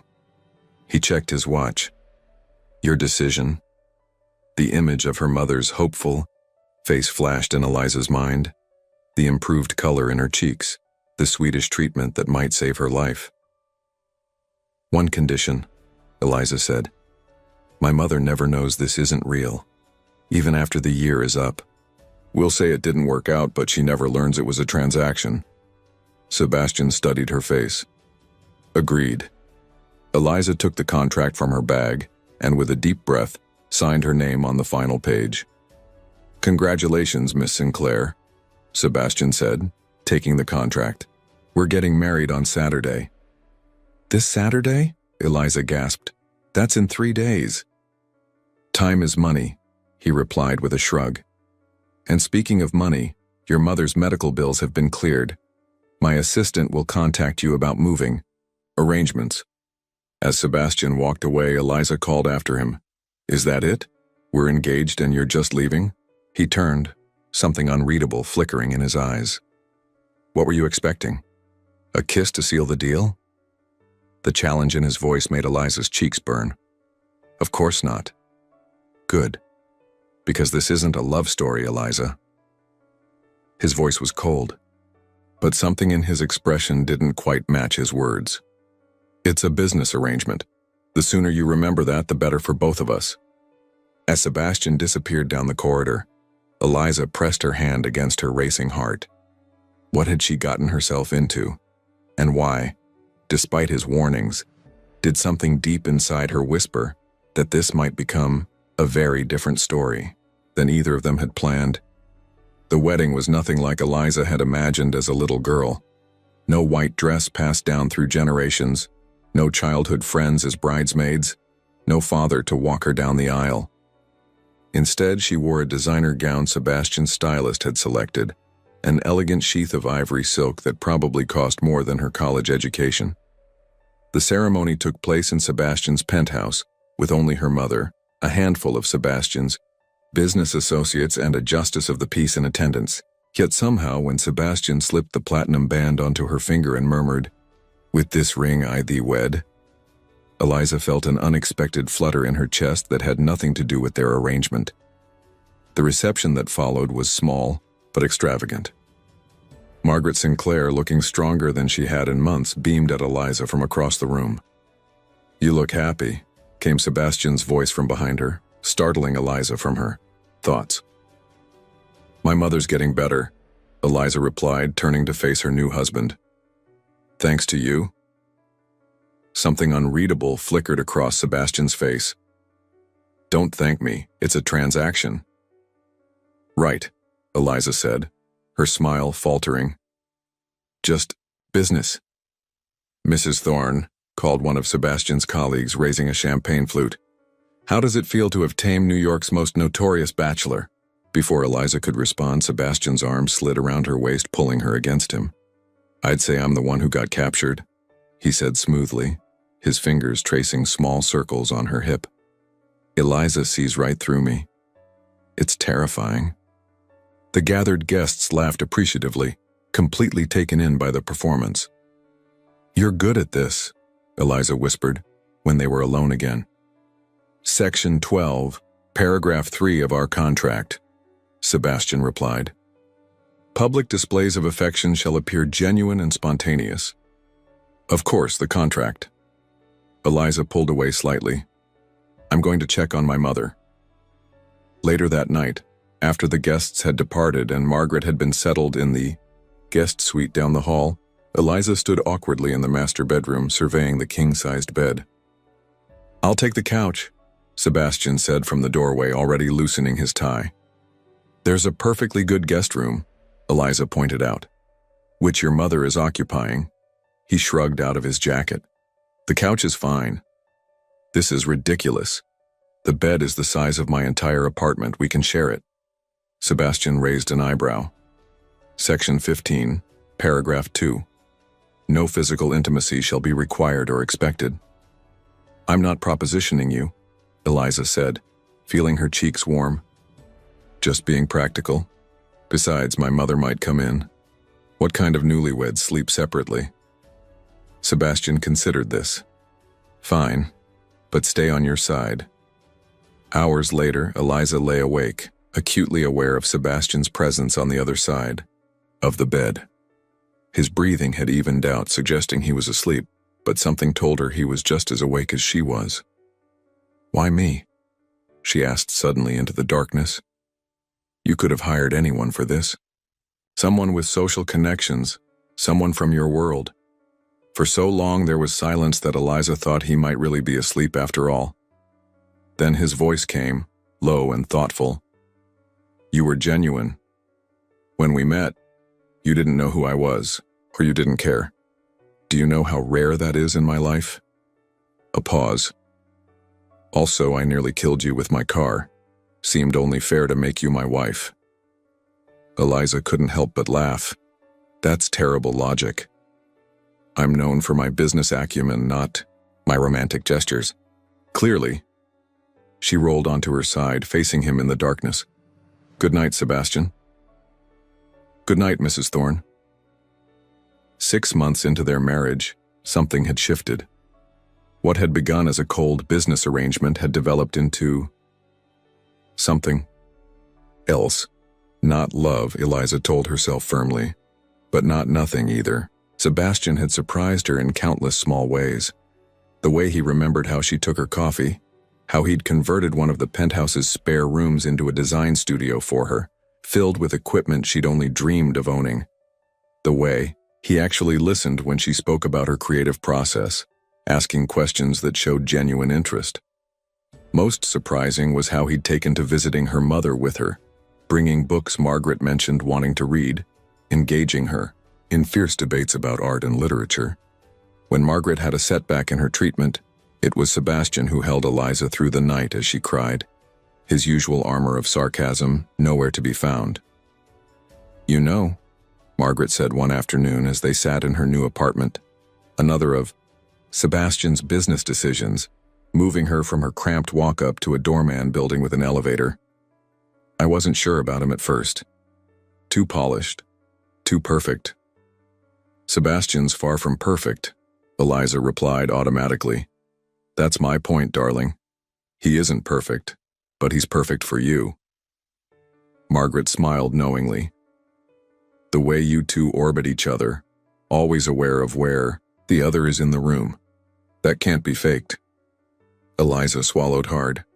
Mom, I know you probably thought I'd disapprove.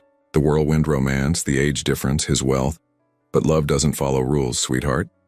And what you two have is the real thing. The real thing. The words echoed in Eliza's mind that evening as she prepared for the Thorne Industries charity gala, their first major public appearance as a couple. Sebastian had been distant all week, buried in work, barely speaking to her except to confirm details for tonight. The gown he'd had delivered was stunning, a deep emerald that made her eyes look like jade. As she fastened the diamond necklace, he'd left in a velvet box on her vanity. For appearances, the note had read, Eliza faced an uncomfortable truth. Somewhere along the way, she'd fallen in love with her husband. Her temporary, contractual, emotionally unavailable husband. When Sebastian finally emerged from his home office, his eyes widened almost imperceptibly at the sight of her. You look, he began, then cleared his throat. The dress is suitable. High praise, Eliza muttered. In the car, Sebastian was unusually tense. There will be press, he said. Lots of questions about our relationship. I know the script, Eliza replied, staring out the window. That's not...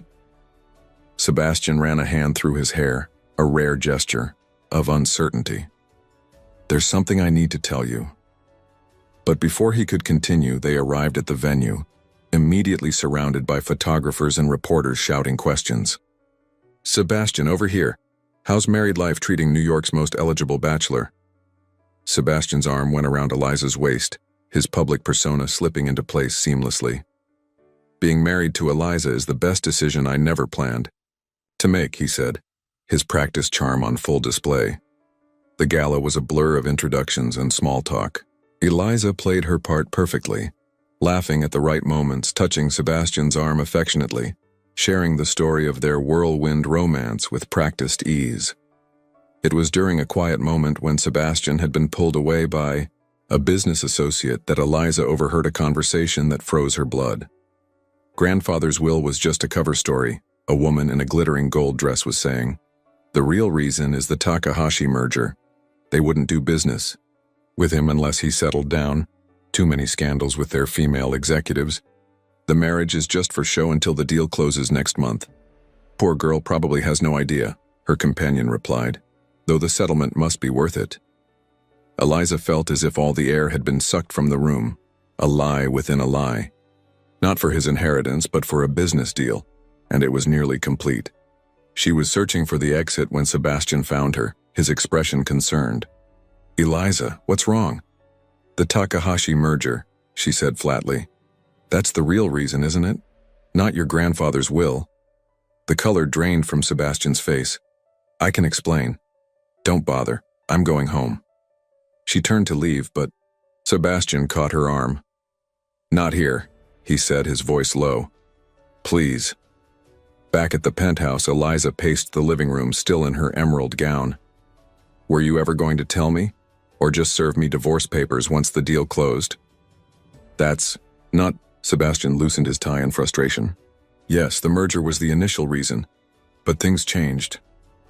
"What changed, Sebastian? The contract? Because I don't recall seeing actual honesty in any of the clauses." "I changed," he shouted, shocking them both with his vehemence. "I changed. Eliza, I didn't expect this. Any of this." He gestured between them, his composure cracking. "I didn't expect you." Eliza shook her head, tears threatening. "More lies." "No." Sebastian moved closer, his voice dropping. "The lie was pretending this was just business. The lie was telling myself I wasn't falling in love with you." Eliza's heart stuttered. "What did you say?" "I love you." The word seemed to surprise him as much as her. "God help me, I love you, Eliza.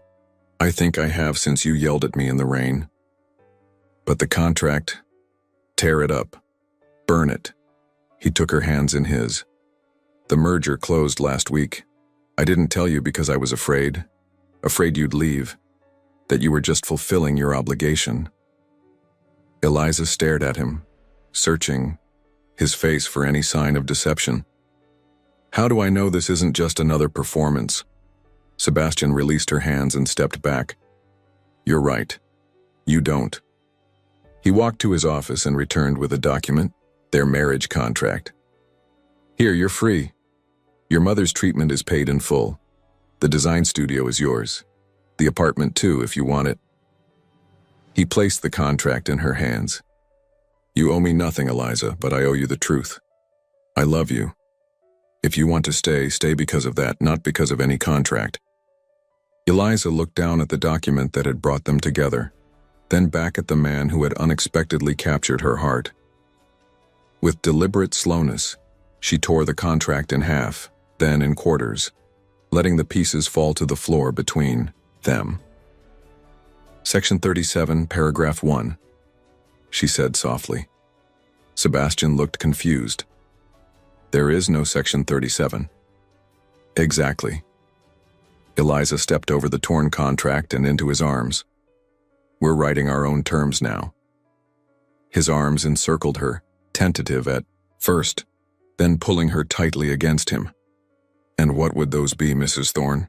"For starters," Eliza whispered, her lips inches from his, "that this is no longer a business arrangement." Sebastian's smile was unlike any she'd seen before, open, genuine, a little vulnerable. "I think I can agree to those terms." As his lips finally met hers in their first real kiss, not for show, not for appearances, but for themselves alone, Eliza realized that sometimes the finest print in any contract is the part that's never written down. The part where two people who are pretending not to fall in love forget they're pretending. Epilogue. 1 year later, Margaret Sinclair sat in the front row of the small chapel, tears of joy streaming down her face as she watched her daughter and son-in-law renew their vows. "I still don't understand why you wanted another wedding," she told them at the reception afterward. "The first one was lovely." Sebastian and Eliza exchanged knowing smiles. "The first one was missing something essential," Sebastian said, his arm around Eliza's waist. Not for show, but because he couldn't bear not to touch her. "What's that?" Margaret asked. Eliza leaned into her husband's embrace, remembering the contract that had brought them together and the love that had torn it apart. "The right paperwork," she said with a laugh. "But we figured it out eventually."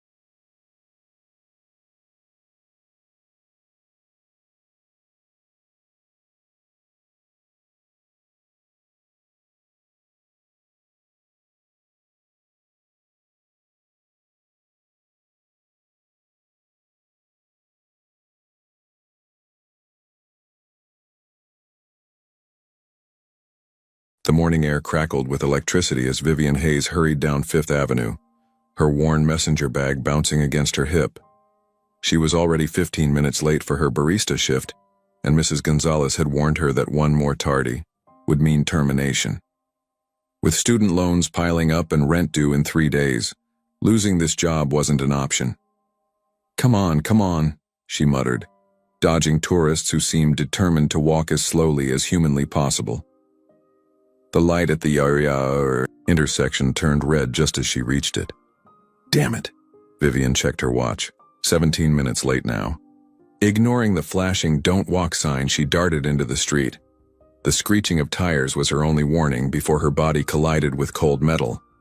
Her coffee cup exploded against the hood of a midnight black Bentley, sending hot liquid cascading across the immaculate finish. Are you completely blind or just spectacularly stupid? A sharp British voice cut through her daze as she regained her balance. Vivian looked up to see an impeccably dressed man emerging from the Bentley's back seat. Everything about him screamed money, from his tailored Armani suit to his hand-stitched Oxford shoes. His face might have been handsome if it weren't contorted with rage. You just ruined a $250,000 paint job, he snarled, brushing invisible dust from his sleeve. Do you have any idea who I am?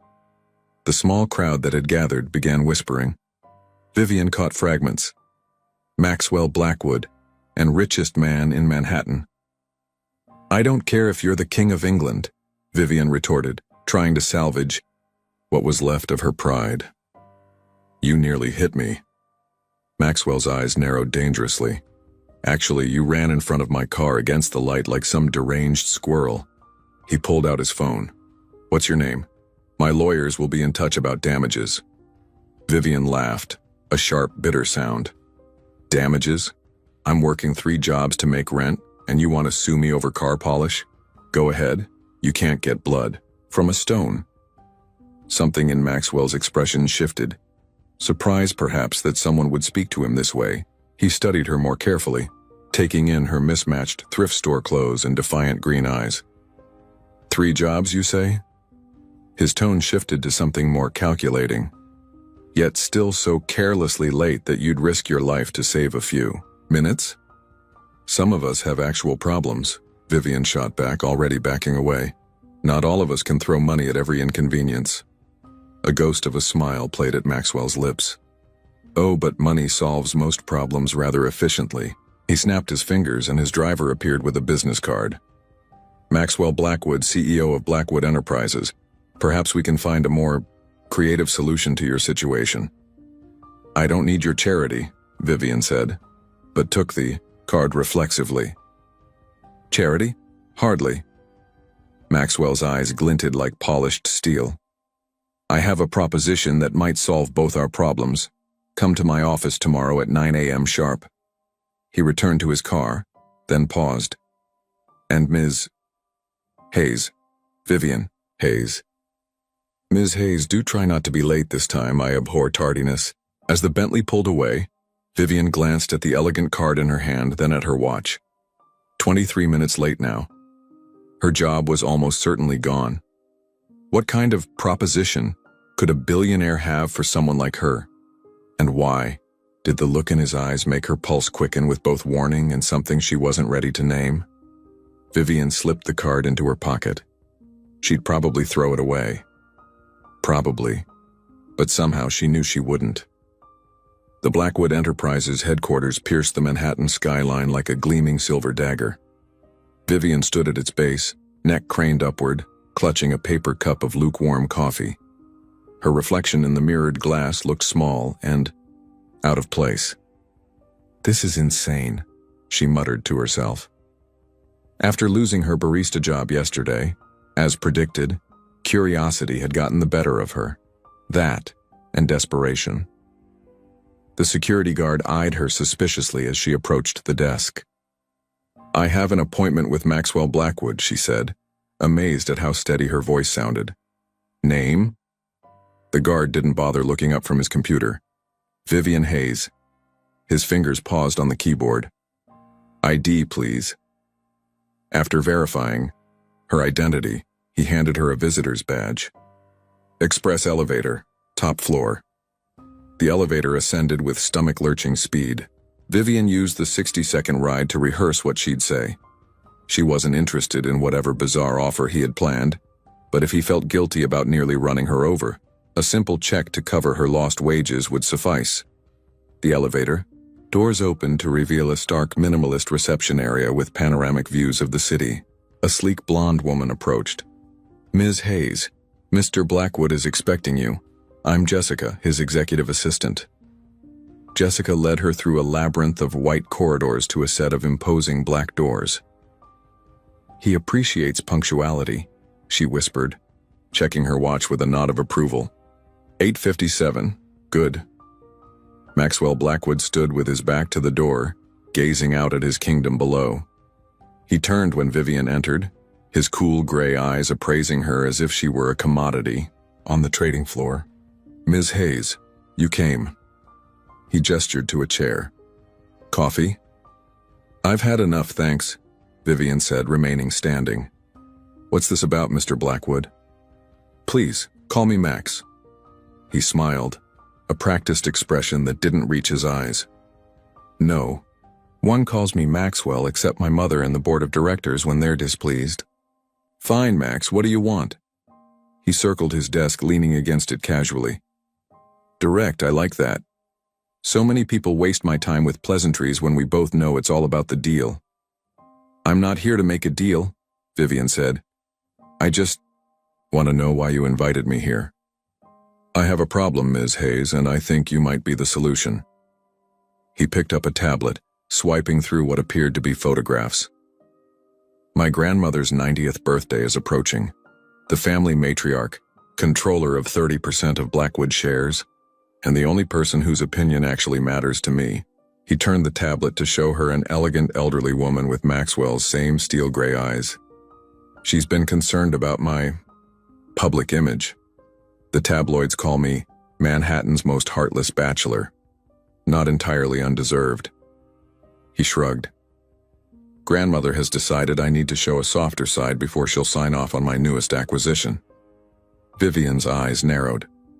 "What does this have to do with me?" "I need someone real. Someone authentic who isn't impressed by my wealth or intimidated by my position." He stepped closer. "Someone who would throw coffee on my car and tell me off in the middle of Fifth Avenue." Understanding dawned on Vivian's face. "You want me to pretend to be your girlfriend? That's your proposition? For 6 weeks. Accompany me to family events, charity galas, be seen in public. Show my grandmother that I'm capable of maintaining a relationship with someone who isn't a supermodel or socialite." "Absolutely not." Vivian headed for the door. "I'd rather work at a fast food restaurant than be your rent-a-girlfriend. I'll pay off your student loans, all of them." Vivian froze, her hand on the doorknob. "What did you say?" "Your student loans, plus rent for a year, and I'll write you a recommendation for any graduate program you wish to apply for." She turned back slowly. "How do you know about my student loans?" Maxwell waved dismissively. "Basic background check. Standard procedure." "That's invasive and creepy." "That's business. But I'm offering a solution to your most pressing problem." He approached her, stopping just close enough to be inappropriate.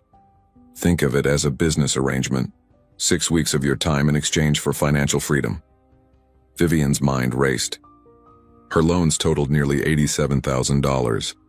Working 3 jobs, it would take her decades to pay them off. What exactly would this entail? Public appearances, dinner with my family, learning enough about each other to be convincing. Nothing physical, beyond basic displays of affection for appearance's sake. And after 6 weeks, we have a public amicable breakup. You're free to go with your debts cleared and a glowing reference.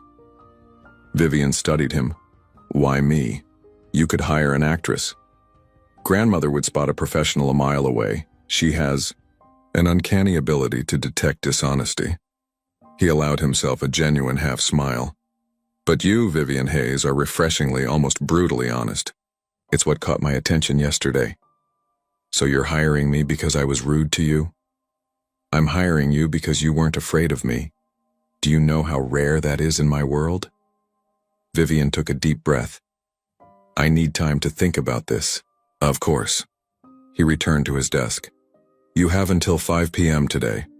After that, I'll need to explore other options. As she turned to leave, he added, Oh, and Vivian, if you accept, be prepared to move into my penthouse. A convincing relationship requires convincing logistics. The elevator descended as rapidly as it had risen, but Vivian hardly noticed. Her mind was too busy calculating exactly how much her integrity was worth and whether she could afford to say no. This isn't a penthouse, it's a small country, Vivian murmured as Maxwell's private elevator opened directly into his apartment. Floor-to-ceiling windows offered a 360-degree view of Manhattan, making the city appear like a toy model. Far below, It's functional, Maxwell replied with casual indifference, shrugging off his suit jacket and handing it to a waiting staff member who seemed to materialize from nowhere. Vivian had called him at 4:58 p.m. with her decision, 2 minutes before his deadline. She had tried to convince herself it was a calculated pause to establish boundaries. In reality, she'd spent the day frantically weighing her options, eventually concluding that no moral high ground was worth $87,000 in student debt. Your quarters are in the East Wing, Maxwell continued, leading her through a living room larger than her entire apartment. I've had Jessica arrange for a suitable wardrobe. I have clothes, Vivian protested. Maxwell's glance spoke volumes. Not for the events we'll be attending. The first is tomorrow night, a charity gala for the Metropolitan Museum. Several board members will be there, including my grandmother. Tomorrow? Vivian stopped abruptly. That's not enough time to prepare. I don't know anything about you, your family, how we supposedly met. Which is why we're having dinner in 30 minutes to establish our backstory. He checked his watch. I've cleared my evening to brief you on the necessary details. How generous of you, Vivian muttered. Maxwell's lips twitched. Sarcasm is fine in private, but in public, try to look at me as if I'm slightly more appealing than a tax audit. I'll do my best, she replied with an exaggerated flutter of eyelashes. He led her to a guest suite that was bigger than her entire apartment. A king-sized bed dominated one wall, while a sitting area with its own fireplace occupied another corner. The bathroom featured a shower with multiple heads and a tub that could accommodate a small swimming competition.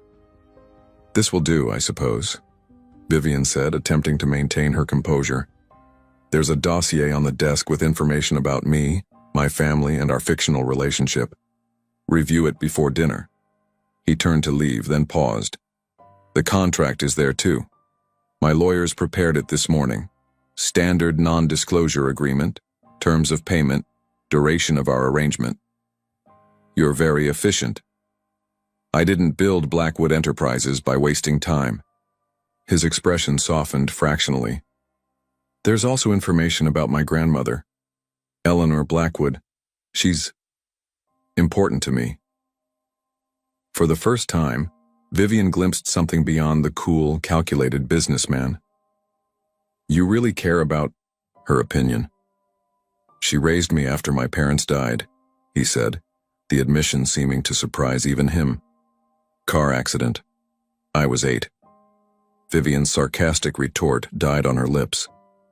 I'm sorry. Maxwell straightened, mask firmly back in place. Dinner at 7. Wear something from the closet. After he left, Vivian explored her quarters. The walk-in closet was filled with designer clothes in exactly her size, price tags conspicuously, removed but likely totaling more than her yearly income. The dossier on the desk was meticulous, 30 pages detailing Maxwell's biography, business achievements, family connections, and preferences. The fictional story of their meeting was simple but plausible. They'd met at a charity event where Vivian was working, not as a server but as an event coordinator's assistant. He'd been impressed by her efficiency and asked her to coffee.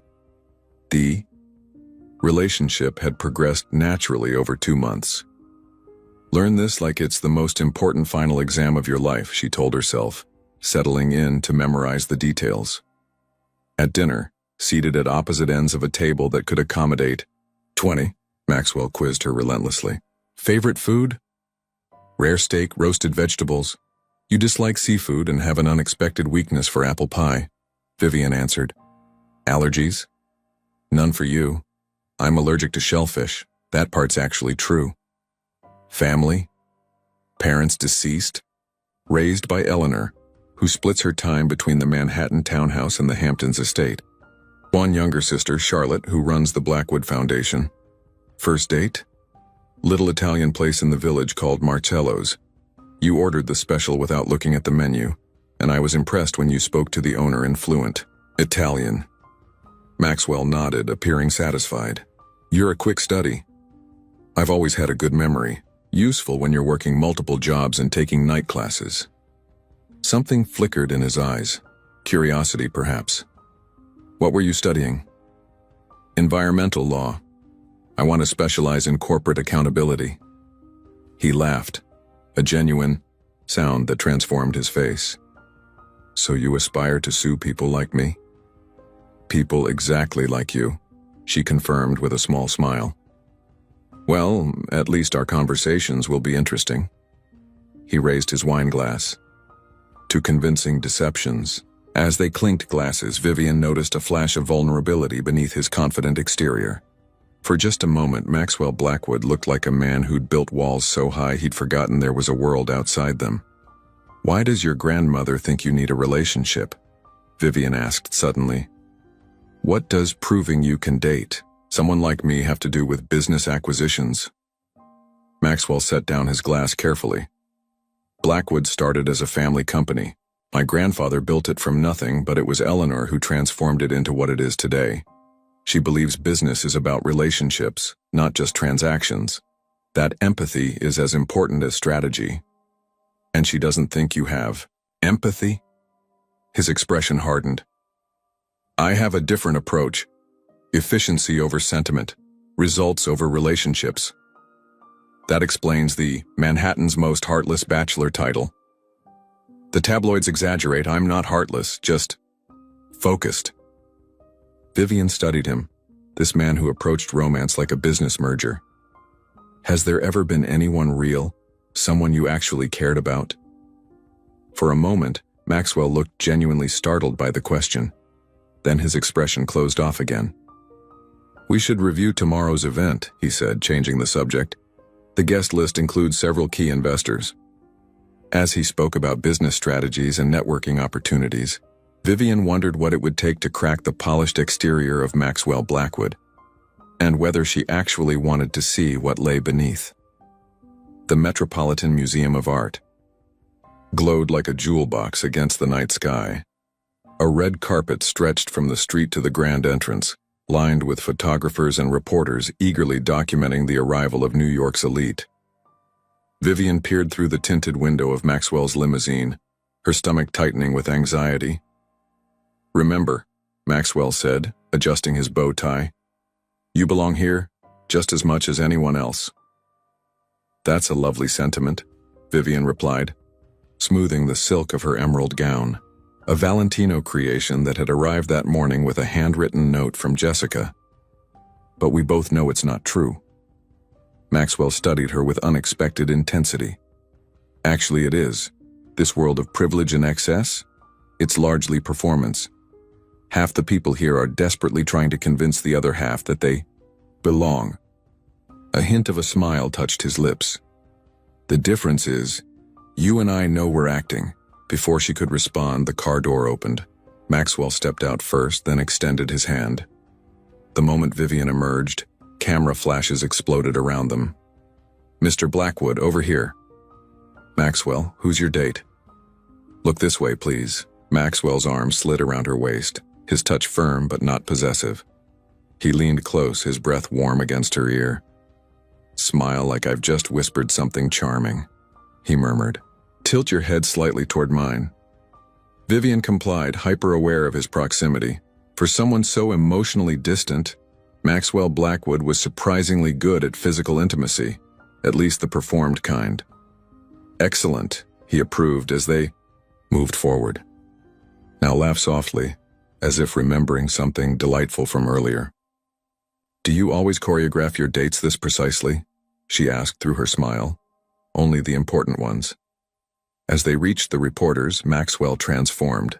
His usual clipped efficiency gave way to a charismatic ease that Vivian hadn't witnessed before.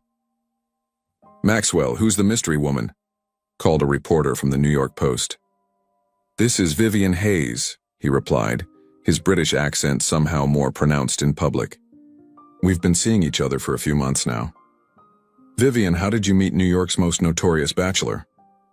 Maxwell tensed slightly beside her, but Vivian was ready. She'd rehearsed this. "I was coordinating a charity event," she said, her voice steadier than she felt.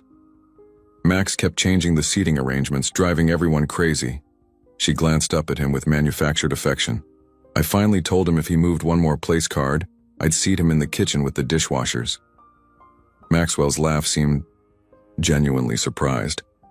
"She's the only person who's ever threatened me and gotten a dinner invitation instead of a severance package." The reporters ate it up, scribbling notes as Maxwell guided her inside.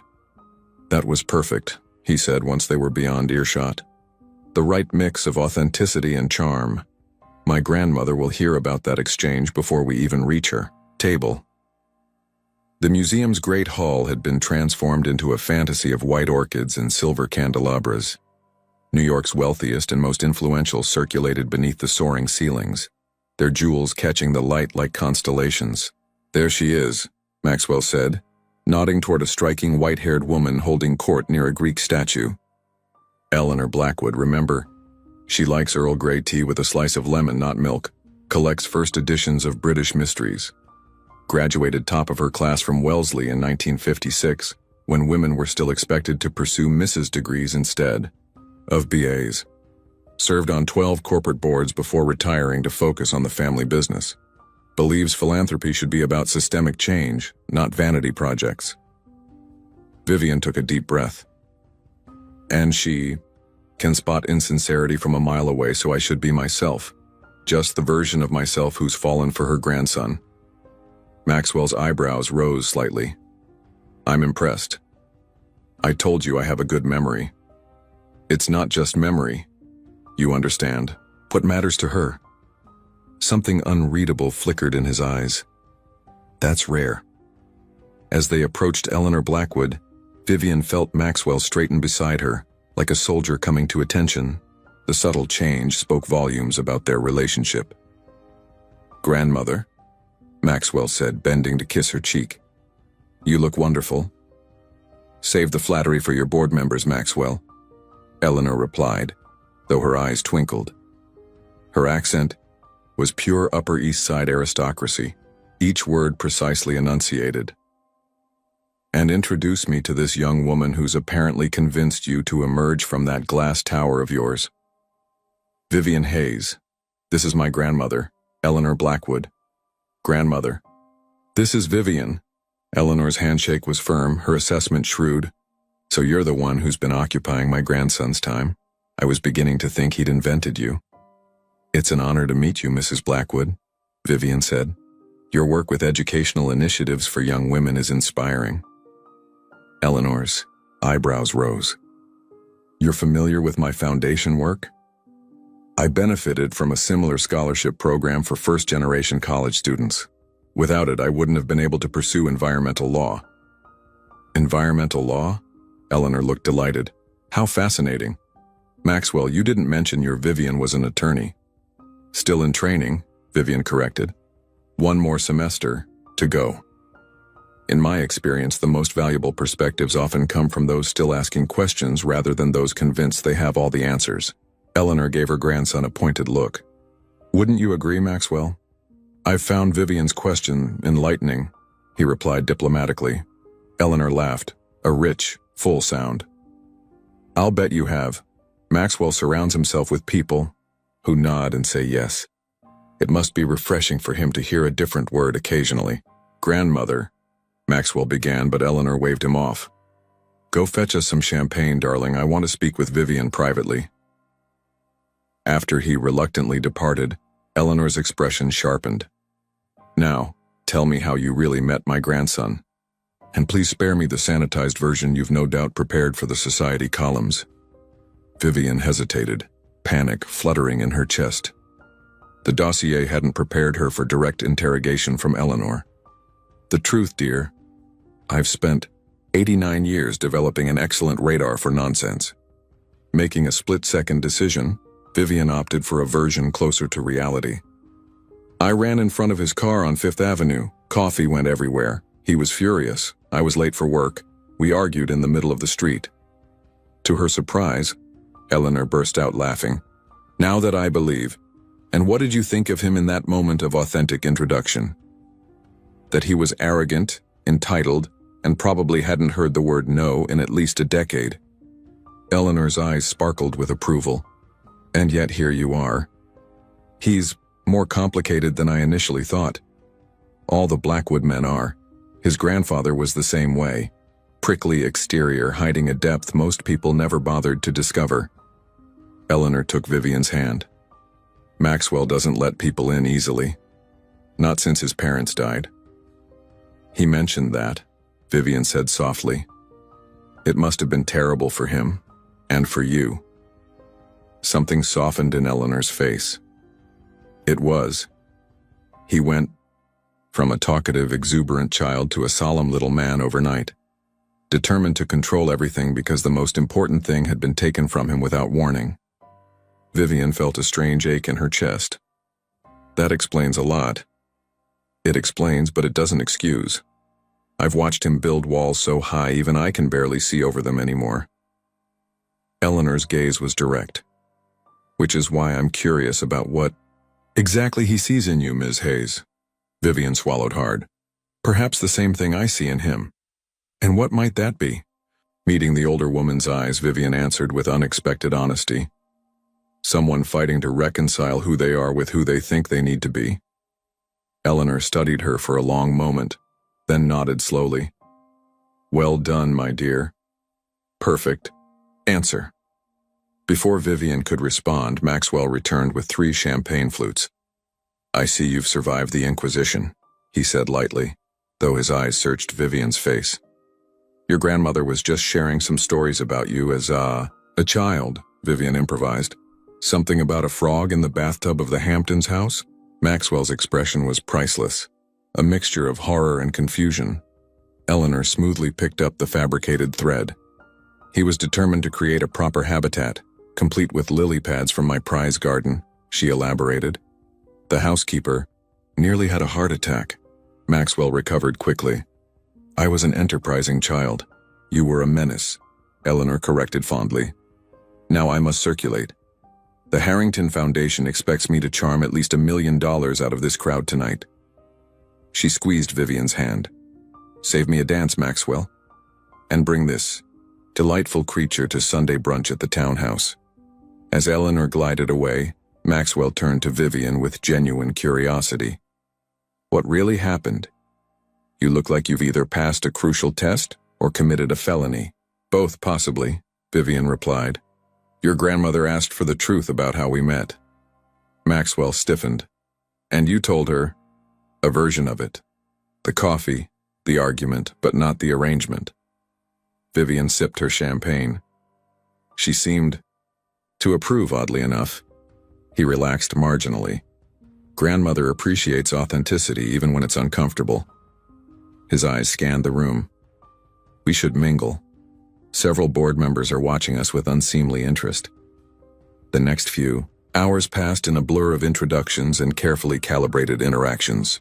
Maxwell guided her through the social labyrinth with surprising attentiveness, always keeping her involved in conversations, his hand resting lightly at the small of her back.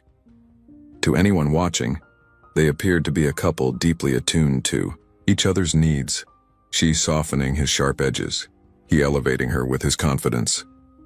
It was all performance, Vivian reminded herself. Yet she couldn't deny the flutter in her stomach when he pulled her onto the dance floor as a string quartet began playing Gershwin's The Man I Love. "I didn't know billionaires could dance," she murmured as he led her flawlessly through the steps. "British boarding school," he explained. "Ballroom dancing was required. Supposedly built character." "Did it?" "It taught me that following the prescribed steps doesn't always prepare you for the improvisation required outside the ballroom." His hand tightened slightly at her waist. "You're a natural, though." Community center classes in high school. My mom insisted. The memory brought an unexpected pang. She said everyone should know how to dance, regardless of circumstances. Something in her tone caught his attention. Your mother sounds wise. She was, Vivian said quietly. Cancer 3 years ago. Maxwell missed a step, the first imperfection in his otherwise flawless performance. I didn't know. It wasn't in the dossier, she said, attempting lightness, not relevant to our arrangement. He studied her face. I disagree. For a moment, they simply moved together, the practiced steps creating an illusion of harmony between two people from entirely different worlds. This charade, Maxwell said suddenly, his voice low. It's convincing because there's truth woven through it. The best deceptions always contain elements of authenticity. Is that a business strategy? Or a personal philosophy? His smile held unexpected melancholy. Both, perhaps. He guided her into a turn, their bodies moving closer together than strictly necessary. You understand loss. It changes how you move through the world. It does, she agreed, surprised by his insight. But differently for each person. How did it change you? The question caught her off guard, intimate in a way their physical proximity wasn't. It made me impatient with pretense. Life's too short for anything but the truth. She met his gaze. How did it change you? For several beats, Maxwell said nothing, his expression unreadable. Then, with clinical precision, he answered, It taught me that attachment is a vulnerability best avoided. Emotional distance is the most efficient protection against pain. The honesty was startling, a crack in his perfect facade. Before Vivian could respond, the music ended. Maxwell stepped back, the moment broken. Congratulations, he said, his business mask firmly back in place. You've survived your first high society event. The board members are suitably impressed. My grandmother is enchanted, and tomorrow's society pages will undoubtedly declare us Manhattan's new power couple. But as they moved through the rest of the evening, Vivian found herself watching Maxwell with new eyes. Behind his practiced charm and calculated efficiency, she glimpsed something she hadn't expected. A lonely boy who had learned to mistake isolation for strength.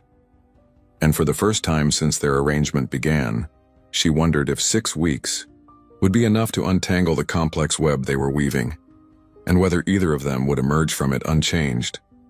5 weeks had transformed Vivian's life into something unrecognizable. She'd attended galas and charity auctions, weekend retreats in the Hamptons, and Sunday brunches at Eleanor's townhouse. She'd mastered the art of small talk with senators and tech moguls, learned which fork to use for each course, and grown accustomed to having her every need anticipated by Maxwell's efficient staff. Most surprisingly, she'd grown accustomed to Maxwell himself. Now, sitting in his sleek home office reviewing contracts for his latest acquisition, the one that had sparked this entire charade, Vivian realized how comfortable their routine had become. The environmental impact statement is inadequate, she said, marking a section with a yellow highlighter. If you acquire this company with these practices in place, you're inheriting significant liability. Maxwell looked up from his laptop. I have a team of environmental lawyers who've cleared it.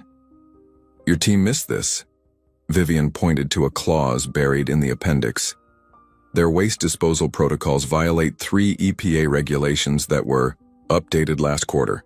When these violations come to light, and they will, the fines alone would erase your projected first-year profits. Maxwell studied the passage, then reached for his phone. Jessica, get Roberts on the line. Tell him I need a complete reassessment of the Westfield environmental compliance, with particular attention to the updated EPA regulations.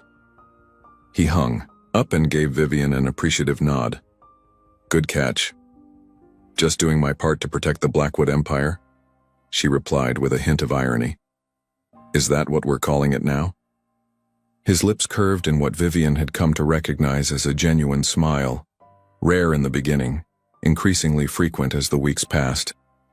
And here I thought you were sharpening your skills to eventually bring that empire to its knees. girl can do both." Maxwell leaned back in his chair, studying her with an intensity that had once made her uncomfortable, but now felt familiar. "You'd be an asset to any legal team. When this is over, I'd be happy to connect you with some firms that align with your ethical priorities." When this is over. The words hung between them, a reminder of what they both seemed determined to forget. That their relationship had an expiration date. In just 1 week, their arrangement would conclude. The contract would be fulfilled. Maxwell would acquire his company with Eleanor's blessing, and Vivian would return to her old life, albeit debt-free. The thought left a hollow feeling in her chest. "I should finish packing," she said abruptly, rising from the desk. "Eleanor's birthday weekend at the Hamptons estate starts tomorrow." "Vivian." Maxwell's voice stopped her at the door. "My grandmother has requested that we arrive early. Just the two of us. Tonight." "Why?" She didn't say. But with Eleanor, it's best not to question. Vivian nodded, trying to ignore the flutter of nervousness. In the weeks since their first meeting, she'd grown genuinely fond of Eleanor. The thought of maintaining their deception directly, without the buffer of social events and other guests, felt increasingly wrong. "I'll be ready by 6, she said. The drive to the Hamptons was uncharacteristically quiet. Maxwell worked on his tablet while Vivian watched the landscape change from urban to rural, the sprawling estates growing more impressive as they neared the coast. After nearly an hour of silence, Maxwell set his work aside. "You're unusually quiet tonight." "Just thinking about the future," Vivian admitted. "After?" He turned to face her fully. "Having second thoughts about returning to your previous life?" "Not exactly, but it will be an adjustment." She chose her words carefully. "These past weeks have been educational." "Is that all they've been?" The question hung between them, laden with implications neither seemed ready to address. "What happens after our breakup?" Vivian asked instead. "Do you find another woman to convince Eleanor of your reformed character? Or is one fake relationship enough to secure your business objectives?" Something hardened in Maxwell's expression. "Our arrangement has always been clear. Once the acquisition is complete, we part ways amicably. You return to your life financially unburdened. I return to mine. Right back to being Manhattan's most heartless bachelor. I never claimed this experience would change me, Vivian. But it had, she thought. In subtle ways neither of them acknowledged aloud. The way he now asked about her day before diving into business. How he'd started joining her for breakfast, rather than having his assistant deliver agenda items over. Coffee. The night he'd found her reading in the library at 3 a.m. during a bout of insomnia, and sat with her for hours, discussing everything from climate policy to childhood memories. Small changes that amounted to... what, exactly? The car turned through ornate iron gates and proceeded down a tree-lined drive to the Blackwood estate, a sprawling Georgian mansion overlooking the Atlantic. Unlike the sleek modernity of Maxwell's penthouse, the family home embraced traditional elegance with ivy-covered walls and perfectly manicured gardens. Eleanor greeted them on the front steps, elegant as always in tailored slacks and a cashmere sweater. "There you are. I was beginning to think you'd decided to skip the birthday festivities entirely." "And risk your disappointment?" "Never." Maxwell kissed her cheek. "Happy birthday, grandmother." "It's not my birthday until Sunday," she corrected. "But thank you for indulging my request for an early arrival." She linked her arm through Vivian's. "I've asked the staff to serve dinner on the terrace. The sunset over the water is particularly beautiful tonight." Dinner was an intimate affair, just the three of them beneath a canopy of fairy lights. Eleanor regaled Vivian with stories of Maxwell's childhood, his science experiments gone awry, his determination to learn sailing one summer, his brief but passionate attempt to become a rock musician at 14. "He was quite good on the guitar," Eleanor insisted, "but apparently investment banking offered more appropriate outlets for teenage rebellion in our family." "I still play occasionally," Maxwell admitted, surprising Vivian. "The acoustics in The penthouse library are quite good. You never mentioned that, Vivian said. There are many things about me you don't know, he replied, his eyes holding hers for a moment too long. After dinner, Eleanor excused herself, claiming fatigue. You two enjoy the evening. Perhaps a walk on the beach, the moon is nearly full. Left alone, Maxwell and Vivian found themselves following Eleanor's suggestion, removing their shoes to walk along the private stretch of shoreline. The rhythmic crash of waves filled the silence between them. Your grandmother is remarkable, Vivian finally said. You're fortunate to have her. I am. Maxwell's voice softened, though I'm not always the grandson she deserves. She knows you love her. Does she? He stopped, looking out at the moonlit water. I've spent most of my adult life focused on building the business, expanding what she and my grandfather created. I thought that was how I showed my appreciation. And now? Now I'm beginning to understand there might be more effective ways to honor their legacy. He turned to her. You've changed her, you know. She's more animated these past weeks than I've seen her in years. I haven't done anything special. You've been authentic, given her something real in a world of performance and calculation. Maxwell's expression was unreadable in the moonlight. You've been good for her, for both of us. The admission hung between them like a tangible thing. Vivian felt her heart quicken. Maxwell, we should head back. He interrupted. Whatever moment had been building suddenly broken. It's getting cold. The next morning, Vivian found Eleanor in the garden, supervising arrangements for the weekend's festivities. Ah, Vivian, just the person I wanted to see. Eleanor dismissed the event planner with a wave. Walk with me, dear. They strolled through the rose garden, Eleanor occasionally stopping to deadhead a bloom or adjust a support. I want to thank you, the older woman said finally. For what? For bringing my grandson back to me. Eleanor's keen eyes studied Vivian's face. Maxwell has always been brilliant at business but remarkably obtuse about matters of the heart. It's been refreshing to see him with someone who challenges that particular blindness. Vivian felt her chest tighten with guilt. Mrs. Blackwood, Eleanor, please. Eleanor, I think you might have misunderstood. Your arrangement? Eleanor finished, her expression knowing. I may be old, my dear, but I'm not a fool. 6 weeks is a rather specific timeline for a romance, don't you think? Particularly one that conveniently aligns with my birthday and the Westfield acquisition. Vivian stopped, stunned. You knew? All along? Not immediately. But I've watched Maxwell negotiate his way through life for decades. I recognize his handiwork. She patted Vivian's hand. Don't look so stricken, I'm not angry. I've been lying to you. Have you? About your background, your aspirations, your opinions on climate policy and corporate responsibility? Eleanor shook her head. No, I think those have been refreshingly honest. The nature of your relationship with Maxwell may have begun as a charade, but what's developed between you is quite real. We have a contract, Vivian said weakly. Contracts can be renegotiated. Eleanor smiled. That's business lesson number 1. It's not that simple. Love rarely is. Eleanor reached out to touch a particularly vibrant rose. Do you know why I insisted on approving Maxwell's acquisition? It wasn't about the business strategy. The boy could run circles around me in that department by the time he was 25. Then why? Because I watched him turn himself into a machine after his parents died, precise, efficient, and utterly isolated. I wanted him to prove he still had the capacity to connect with another human being before I signed off on expanding his empire. Eleanor's eyes were suddenly fierce. A person who can't form meaningful bonds shouldn't hold that much power over others' lives. Vivian was speechless, the implications of Eleanor's words sinking in.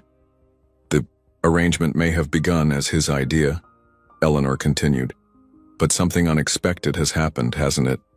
For both of you. Before Vivian could respond, her phone chimed with a message from Maxwell, asking her to meet him in his grandfather's study. She found him pacing before floor-to-ceiling bookshelves, his usual composure noticeably absent. "Close the door," he said without preamble. Vivian complied, apprehension building. "What's wrong?" "Our contract." He gestured to his laptop. "I've been reviewing it in preparation for next week's conclusion, and I find the terms suddenly unsatisfactory." He ran a hand through his hair, a gesture so uncharacteristic it alarmed her. "I'd like to propose an amendment." "What kind of amendment?" "An extension." Vivian's heart skipped. "For how long?" Maxwell met her gaze directly. "Indefinitely." The word hung in the air between them. Vivian struggled to understand. "You want to continue our arrangement? The public appearances, the pretense?" "No." He stepped closer. "I want to renegotiate. New terms, no pretense." "I don't understand." "Yes, you do." His voice softened. "You've spent 6 weeks analyzing every contract detail, questioning every clause. You're too intelligent not to see what's happening here." "Say it," she demanded, her voice barely above a whisper. "No business terminology, no euphemisms, just say what you mean." Maxwell took a deep breath. "I'm falling in love with you. Not as part of our arrangement, not to please my grandmother or secure a business deal. Simply because you've dismantled every defense I've constructed over the past 20 years without even trying." Vivian stared at him, her heart pounding. That wasn't part of the contract. Hence the need for renegotiation. A hint of his old confidence returned. "I'm prepared to offer very favorable terms." Despite everything, Vivian laughed. "You're impossible. Even now you're approaching this like a business deal. Old habits." His smile was self-deprecating. "But I'm willing to learn new ones. If you're willing to teach me. And if I'm not? If I walk away next week as planned? Then I honor our original agreement. Your loans are paid. Your future is secured. We part as friends, I hope." His expression grew serious. "But I'd be remiss as a businessman if I didn't explore all possible avenues before accepting such a significant loss." "Is that what I'd be? A loss?" Maxwell closed the distance between them, his hands coming to rest lightly on her shoulders. "You would be the one calculation I got catastrophically wrong. The variable I failed to account for. The risk I didn't properly assess." "That's the most romantic thing anyone's ever said to me," Vivian said dryly, though her pulse raced at his proximity. "I told you I need to learn new habits." She studied his face. The face she'd come to know so well over these weeks. The sharp intelligence in his eyes, the slight asymmetry of his smile, the barely perceptible scar at his temple from a childhood sailing accident. "I have terms of my own," she said finally. His eyebrows rose. "I'm listening." "I finished law school. On my own merit, not with Blackwood connections." "Agreed." "I pursue my career goals, including potentially suing corporations like yours when they violate environmental regulations." A smile tugged at his lips. "Potential conflict of interest but negotiable. And most importantly," Vivian continued, "no more walls, no more emotional efficiency, no more treating feelings like inconvenient disruptions to your business plan. That's a significant restructuring of my operational model."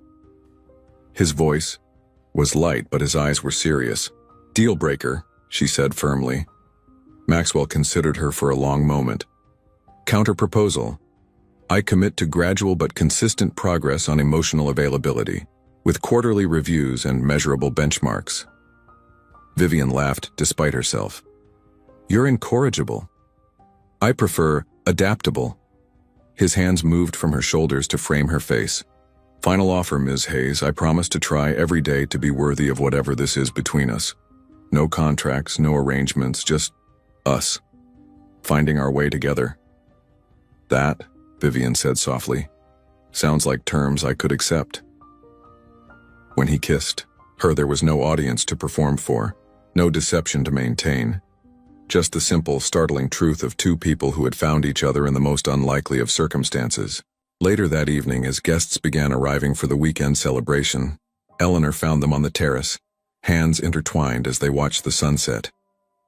"I see negotiations concluded successfully," she observed with a knowing smile. Maxwell looked at his grandmother suspiciously. "You orchestrated this entire situation, didn't you? The acquisition approval, the relationship requirement, it was all a setup." "Don't be ridiculous, darling. I merely created favorable conditions and waited for you to make the logical decision." Eleanor patted his cheek affectionately. "It's what any good businesswoman would do." As Eleanor moved away to greet her guests, Maxwell shook his head in amazement. "I've been outmaneuvered by my own grandmother." "She's quite the strategist," Vivian agreed. "Must run in the family." "Along with an appreciation for women who aren't afraid to challenge us." He squeezed her hand. "I should warn you, a relationship with a Blackwood isn't always easy." Vivian smiled, thinking of the journey that had brought them to this moment, from a coffee-splattered Bentley on Fifth Avenue to a heart opened despite its owner's best defenses. "The best deals," she replied, echoing his words from weeks ago, "always involve a certain amount of risk."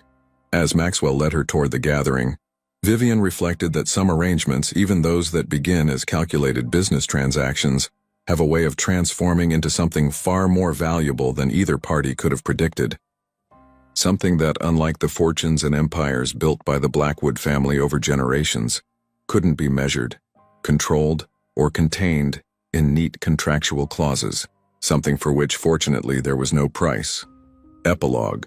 1 year later, Vivian stood in the doorway of Maxwell's, now their penthouse library, watching as he played guitar for Eleanor, who applauded enthusiastically at the conclusion of the impromptu concert. "Bravo! You've still got it, my boy." "Don't encourage him," Vivian said, entering with a tray of tea. "Last week he was serenading me at 3 in the morning because inspiration struck." "The creative process can't be scheduled," Maxwell defended, setting aside the guitar to help with the tea service, a small gesture that would have been unthinkable in the Maxwell she'd first met. "How goes the environmental initiative?" Eleanor asked as Vivian poured. "Surprisingly well. We've got 10 major corporations signed on to the enhanced compliance standards." Vivian glanced at Maxwell. "Including Blackwood Enterprises, which has somehow become the model of corporate environmental responsibility." "Amazing what proper motivation can accomplish," Maxwell remarked, his eyes warm as they met hers. The Blackwood Environmental Accountability Project had been their compromise, a way for Vivian to pursue her passion for environmental law while working with corporations rather than against them. The initiative, funded by the Blackwood Foundation but operated independently, was already making waves in the business community. "And the wedding plans?" Eleanor inquired innocently. "Still under negotiation," Maxwell replied with a smile. "Vivian refuses to let me hire an event planner." "Because you'd turn it into the corporate event of the century," Vivian countered. "I want something authentic." "Compromise is the foundation of any successful partnership," Eleanor observed, "both business and personal." As their conversation continued, Vivian marveled at how thoroughly her life had transformed since that fateful morning on Fifth Avenue.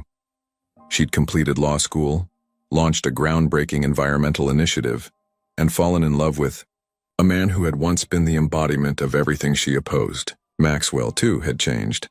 The sharp edges remained. She wouldn't want him any other way, but they no longer cut quite so deeply. He'd learned to balance efficiency with emotion, strategy with spontaneity. He still approached life with a businessman's precision, but his calculations now included variables like joy, connection, and love. Some would call it a fairy tale, the billionaire and the barista, finding unexpected love despite their differences. But Vivian knew better. What they'd built wasn't a fantasy, but something far more valuable. A partnership forged through honesty, strengthened by challenge and sustained by the conscious choice, made each day to see and accept each other exactly as they were. Not a fiction created for public consumption, but a private truth they continued to discover together, with no expiration date and no final payment due. The best deal either of them had ever made.